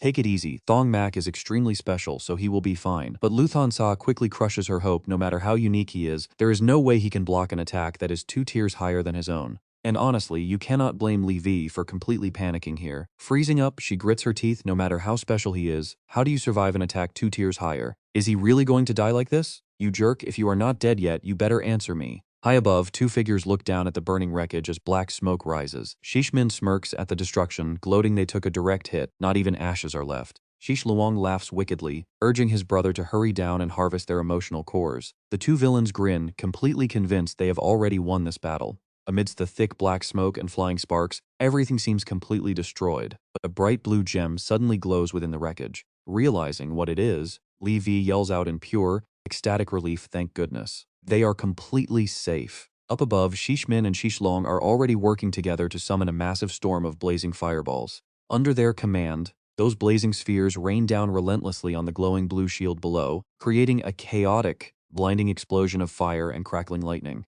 Safely inside his barrier, Thuong Mac remains completely unbothered as he taps his earpiece to report Lao Ko. I was ambushed halfway down Taovian Road, right by the abandoned apartments. Have traffic police block off the area so civilians do not wander in. Ko Loi replies frantically on the other end, understood. Captain, do you need immediate backup? The boy just delivers a bone-chilling response, no need. I will handle this myself. Only then does he remember the girl beside him, asking in concern, Jae-ki, are you alright? Truong Jae-ki looks back at him, answering anxiously, I am fine, thanks to you. But their attacks are crazy powerful, what do we do? Thuong Mac calmly reassures her, do not panic. Then, remembering to ask Livy, he continues, I heard what everyone was saying earlier. Who exactly are these Shichtu brothers? Levy answers quickly, I will synchronize their intel for you right now. She immediately pulls up files on Shishmin and Shishlong, both classified as provincial-level wrath emotion entities. These brothers are extremely dangerous and brutal, with a long list of violent crimes making them highly hazardous. Even the Donghai City Emotion Management Bureau was forced to make a compromise with them. Every month, the Donghai Emotion Administration supplies them with enough rage energy. In exchange, these monsters promise not to commit any serious crimes against ordinary humans.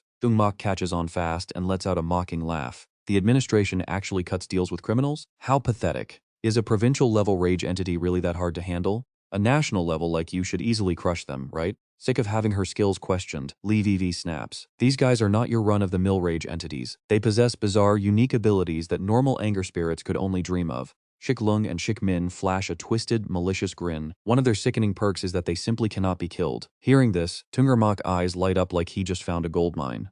Li Vi coldly adds that if they do manage to regenerate, they will seek brutal revenge, taking out all their anger on the city's innocent citizens. They might only be provincial tier, but as pure rage entities, their destructive range is completely insane. The massive blasts on Dongyuan Road, Huayong Street, and even the Beihang Center? Yeah, those were all they're doing. Each incident left at least hundreds dead. What seems like a simple strategic handoff is actually a cover for a deep, dark conspiracy. Buying them off with rage energy so they spare civilians costs a fortune every single year. Because of its massive drain, people inside the administration secretly call them the Overdraft Brothers. Thuong Mac silently consults Dali in his mind. How can they survive anything? Is there some special rule at play? She appears, whispering it is highly likely. Recognizing the danger, his face darkens. These guys are real trouble. He looks over, his mind racing. If Jai Qi dies here, will everyone just write it off as collateral damage? He tilts his head back, murmuring a warning. Jai Qi, hide here and do not move. This crystal will shield you. Trung Jai Qi nods quietly. Then, amidst a rain of deadly fire, he shoots out from the stone. Watch this, he is about to do something crazy. Levy screams at Thuong Mac, warning him this enemy is way too strong.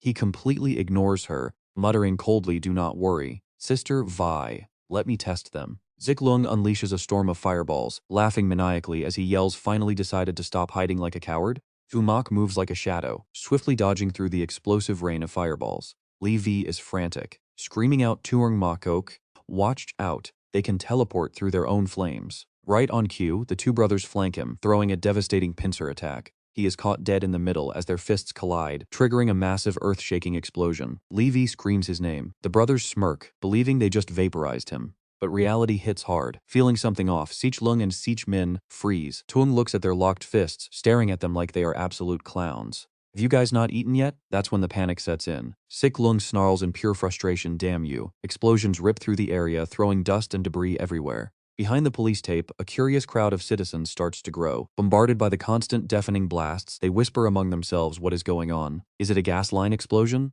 Well, the police blocked it off, so hopefully it is nothing bad. Meanwhile, inside a white car parked nearby, Levy is absolutely paralyzed with shock, whispering in disbelief. No way, this is impossible. Up against their relentless, savage attacks, Thuong Mac is somehow still standing his ground. Levy gasps. Thuong Mac is only at the district level.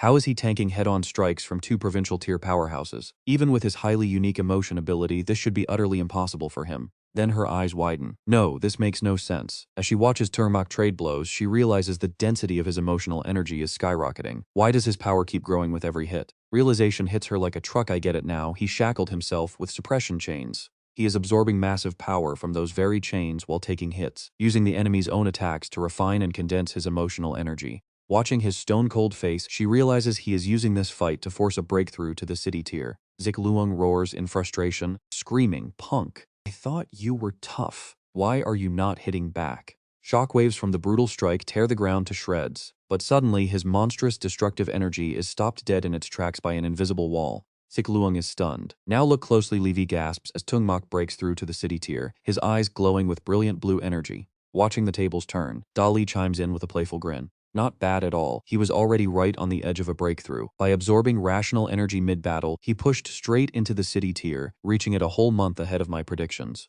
Their so-called immortality is just an effect of emotional power, and any emotional energy can be countered by rational force. Furious, Zich Luong screams, "Let us kill them already." His shouting instantly cuts short as Thuong Mac drives a blade straight into his head. Stunned, Zich Luong stares at the blade, the suppression blade. When did he? Thuong Mac's decisive slash drops Zich Luong instantly. Sweeping his cold gaze around, he mutters next. Suddenly, Li Vivi shrieks a desperate warning, Thuong Mac, watch out. Zich Luong suddenly materializes behind him with a crazed grin. Vivi screams another warning that leaves him completely frozen. The suppression blade has no effect on them. He turns in disbelief, only to find his arms locked tight by Zich Luong. Completely immobilized, Thuong Mac panics. The suppression blade failed? How is that possible? Above them, a massive surge of fiery energy builds up, signaling a fatal strike. Zich Min hovers arrogantly, condensing a blazing fireball to deliver the final devastating blow. Zich Luong laughs in his face, mocking him. Your defense is pretty tough, but guess what my brother's been prepping? This ultimate compressed rage blast is going to turn you into absolute dust. In an instant, a massive pillar of fire from Sich Min's deadly attack swallows the entire area. A deafening explosion rocks the city, leaving behind a gigantic cloud of smoke and shockwaves. A deep gash slices right through a nearby building, wiping out everything in its path. Inside the parked car, Lo Tengka asks frantically, VV, how is Thuong Mac? Vi herself is lost, murmuring, I don't know, just stay calm. Thuong Ka cries out, calm? He's still a kid. What if something terrible happened? Levy stares at the smoke, murmuring, Tan Sa, you don't get it because you aren't seeing this. That kid is not normal. He won't go down that easily. The two brothers stand over the wreckage, admiring their handiwork, but suddenly their smug, proud expressions freeze in complete and utter shock. Thuong Mac walks out of the ruins, clothes torn but alive. Levi cheers he is okay. He calmly asks Sister V, is the suppression blade too weak for this level? She quickly responds, absolutely not. The suppression blade is fully designed to affect both city and provincial tiers. Back then, the administration used it on them to seal their powers and end them. Yet, even with the blade piercing them, they still used their abilities. Confused, he turns to ask Dali. Thuong Mac asks what is going on, but Dali shakes her head, admitting she does not know either. Nearby, Shishlong wears a savage grin, grinding his teeth as he mutters, so this brat managed to take out Tranchuan like that? He took the hits just to launch a sneak attack with a suppression blade, locking him down so he could not escape. Suddenly, the two fiends charge at Thuong Mac again, roaring that they are different, as Dali screams in panic. This cannot go on, because even if his life is not in danger, he will waste his precious sanity energy for absolutely nothing. It is just not worth it, and they must figure out why these two are totally immune to sanity drain. The battlefield explodes into a fierce clash, shaking the ground as thick smoke fills the air. Locked inside the protective barrier, Truong Jaiki looks incredibly anxious, desperately wondering how Thuong Mac is holding up out there. Gritting her teeth, she shuts her eyes and clenches her fists to focus her inner energy and scan the area. Her eyes suddenly snap wide open in sheer shock as she senses the life-threatening danger Thuong Mac is facing. It looks like Thuong Mac is falling behind, and she cannot understand what is going wrong. Why did his suppression blade fail to work on them? If this keeps up, he is going to lose. But why? Why? Terrified, Truong Jaiki collapses to her knees as a creepy web of mystical eyes erupts above her head. How on earth can they still use their powers after being struck by his suppression blade? Her gaze locks in place as she tries to establish a mental connection with him. Truong Jaiki transmits a crucial piece of information directly into his mind, telling Thuong Mac that she has finally seen it. He is slightly caught off guard by the sudden voice in his head, but he immediately recognizes her. Jiaqi warns him in a dead serious tone that those two enemies have something connecting them together. This is absolutely wild. Those enemies wreaking havoc are actually bound together by a mysterious thread of power. Hearing that there is a literal energetic cord linking the two, both Thuong Mac and Dali freeze in absolute shock. Thread, with her hair covering one eye, Dali's other eye shines with sharp, calculating intelligence. Standing below, she yells out at the top of her lungs to tell him the trick to defeating them. Thuong Mac, I see it now! Their powers are fully unified, meaning they share each other's energy. Your suppression blade only hit one of them, so he can still draw power from his partner. You must strike both of them at the exact same time if you want to completely seal their abilities. Xishmin and Xishluong begin channeling all their energy into a massive joint attack. They snarl at the brat, telling him that if he is so good at taking a beating, he should try surviving this next move. Without hesitation, they unleash a devastating beam of raging crimson fire straight at Thuong Mac, firing their double-blazing cannon. Clad in tattered, shredded clothes, he suddenly looks up in surprise as the deafening roar of the blast rapidly approaches him. The sheer force of the incoming blast is massive, pushing him backward before it even hits. Yet Thuong Mac calmly analyzes the situation, calling them absolute idiots for shouting their attack name out loud.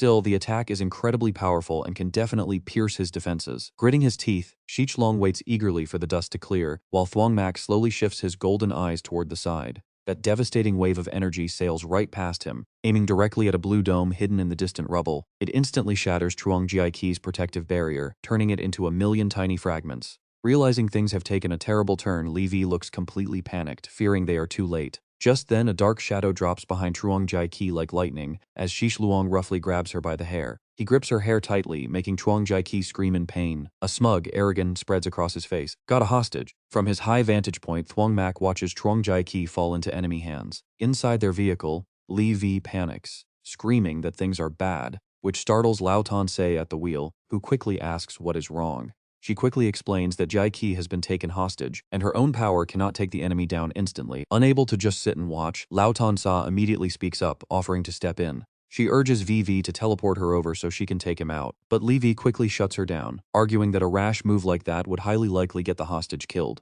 Besides, showing her hand so easily would reveal her return to everyone, warning her not to forget their true mission. Back on the field, Xishlong holds Truong Jiaiqi tight, casually shouting out his threats. This little girl likes you, does she not? She even yelled for you to ignore her, but if you do not save her, can you even call yourself human? He promises to free her if he surrenders without a fight, threatening to torture her slowly if he resists. Meanwhile, Livy desperately tries to keep Thuong Mac calm, hoping he won't do anything rash. She warns him to stay calm because surrendering means throwing his life away, urging him to buy time instead. Yet Thuong Mac just stands there in absolute silence, completely ignoring her desperate cries. Floating right over to his side, Dali remarks that these enemies are playing it surprisingly safe.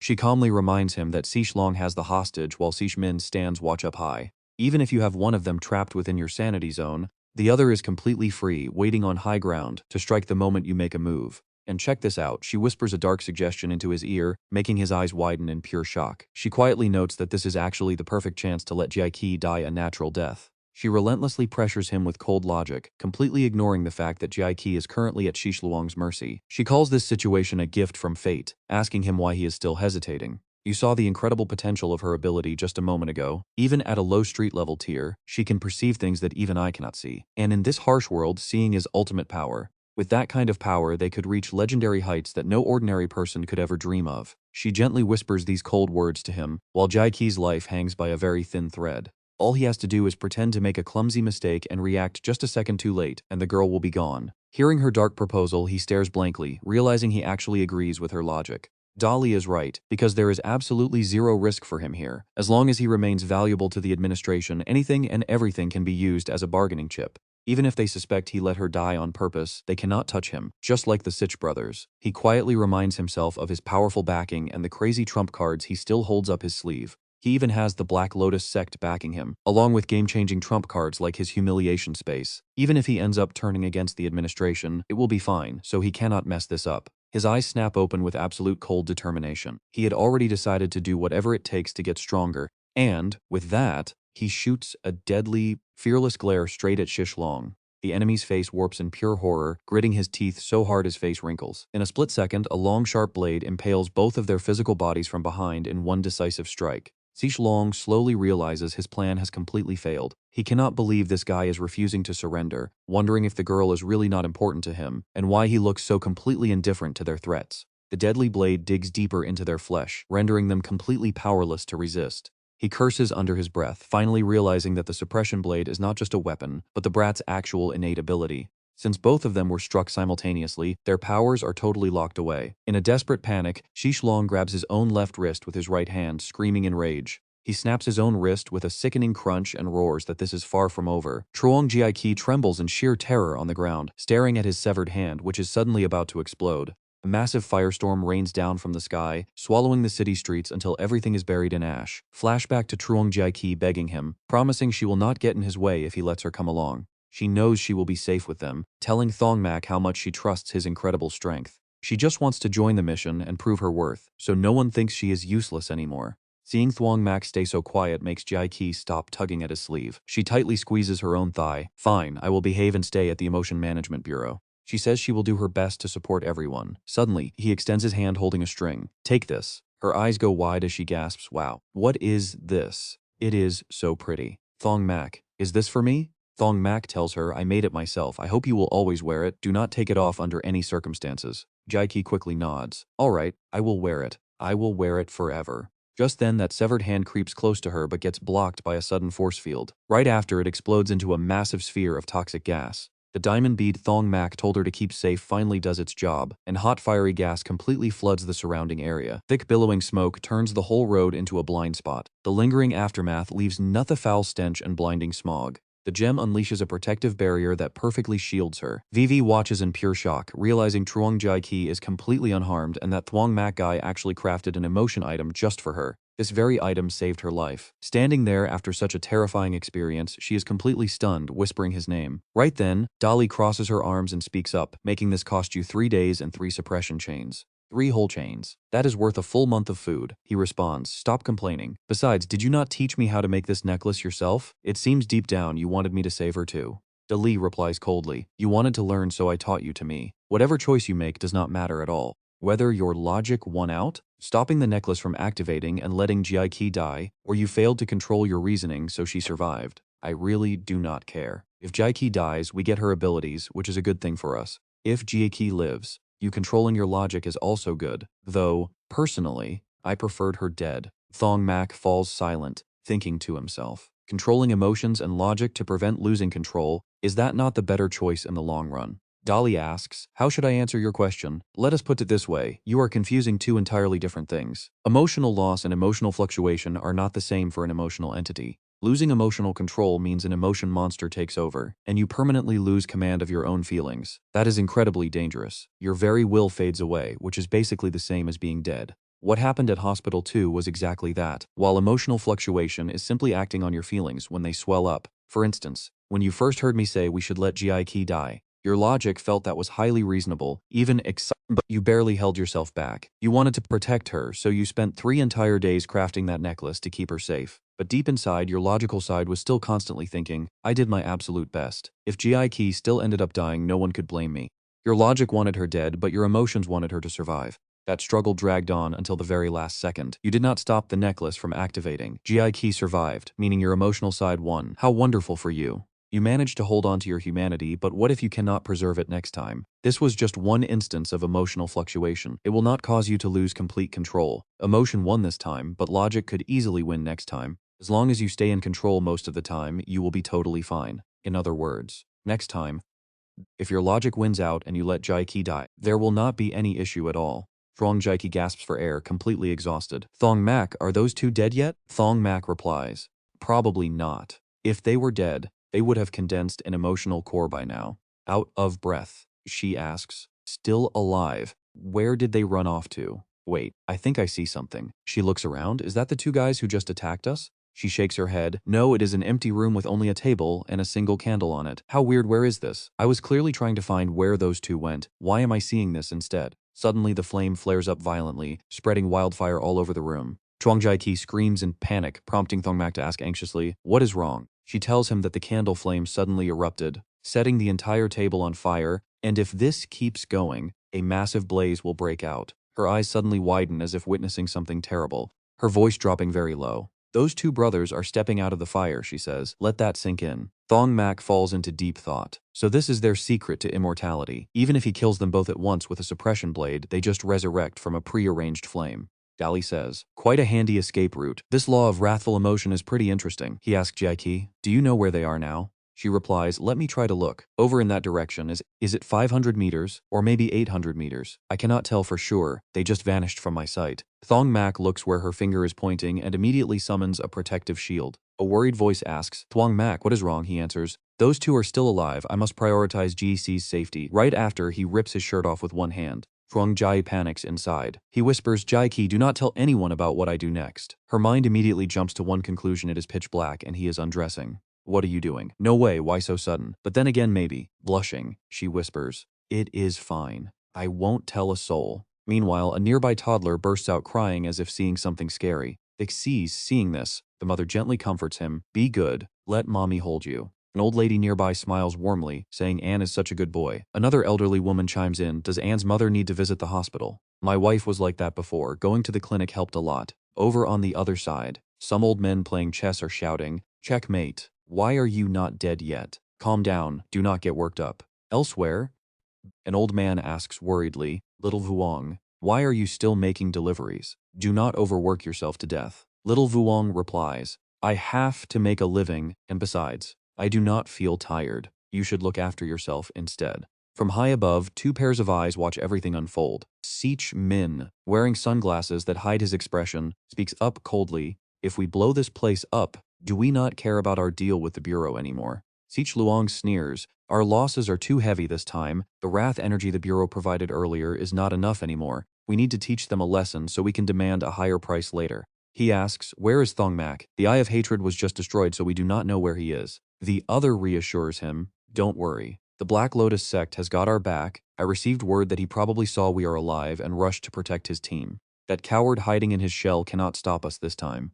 The other hesitates, maybe we should not go too far, I am worried about causing a massive scene. If the Bureau collaborates with all world levels in Donghai to deploy emotion monsters, they can cover the entire city and we will find it very hard to escape. He chuckles with a savage grin, do not worry. I know when to stop, we are only blowing up this building, they are just minor ants. No one will care. Let us begin. Together they shout to trigger the blast, expecting a massive explosion, but get this, the air stays dead silent, with absolutely no noise at all. The Sitch brothers realize something is seriously wrong. How is this possible? Suddenly they sense something behind them. Turning their heads, they are instantly struck by a wave of pure energy.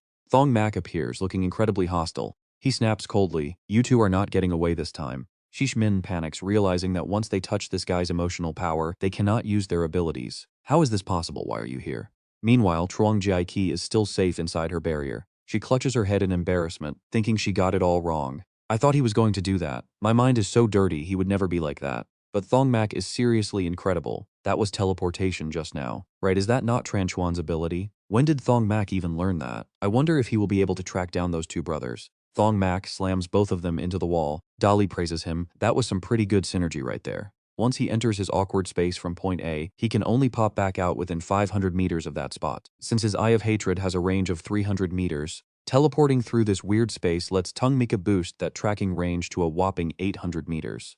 From there, he can easily scan, lock onto his targets, and use the portal to execute a lightning-fast assassination. Without a single soul noticing, he got both of them completely under his control. Gritting his teeth in pure rage, Shiklung screams out, "Do not think this can keep me locked up." Thuong Mac immediately rushes forward, landing a devastating blow. He sneers coldly, "Without your powers, you are just an ordinary guy." Zik Min speaks up, "Just let us go, name your price." Mac lets out a mock gaspo, "And what exactly can you two even offer me?" He quickly replies, "We have gathered a ton of rare treasures over the years. Let us go and they are all yours." Thuong Mac chuckles softly, "Hand them over first, and then I will let you go." After a brief hesitation, he finally spills at number 2 Thong Kien Road, Nhi Van Residential Area, Building 4. Room 503, that is where we keep everything. Dali gets worried, thinking this is highly suspicious, as they have nothing valuable on them, and this address could easily be a trap.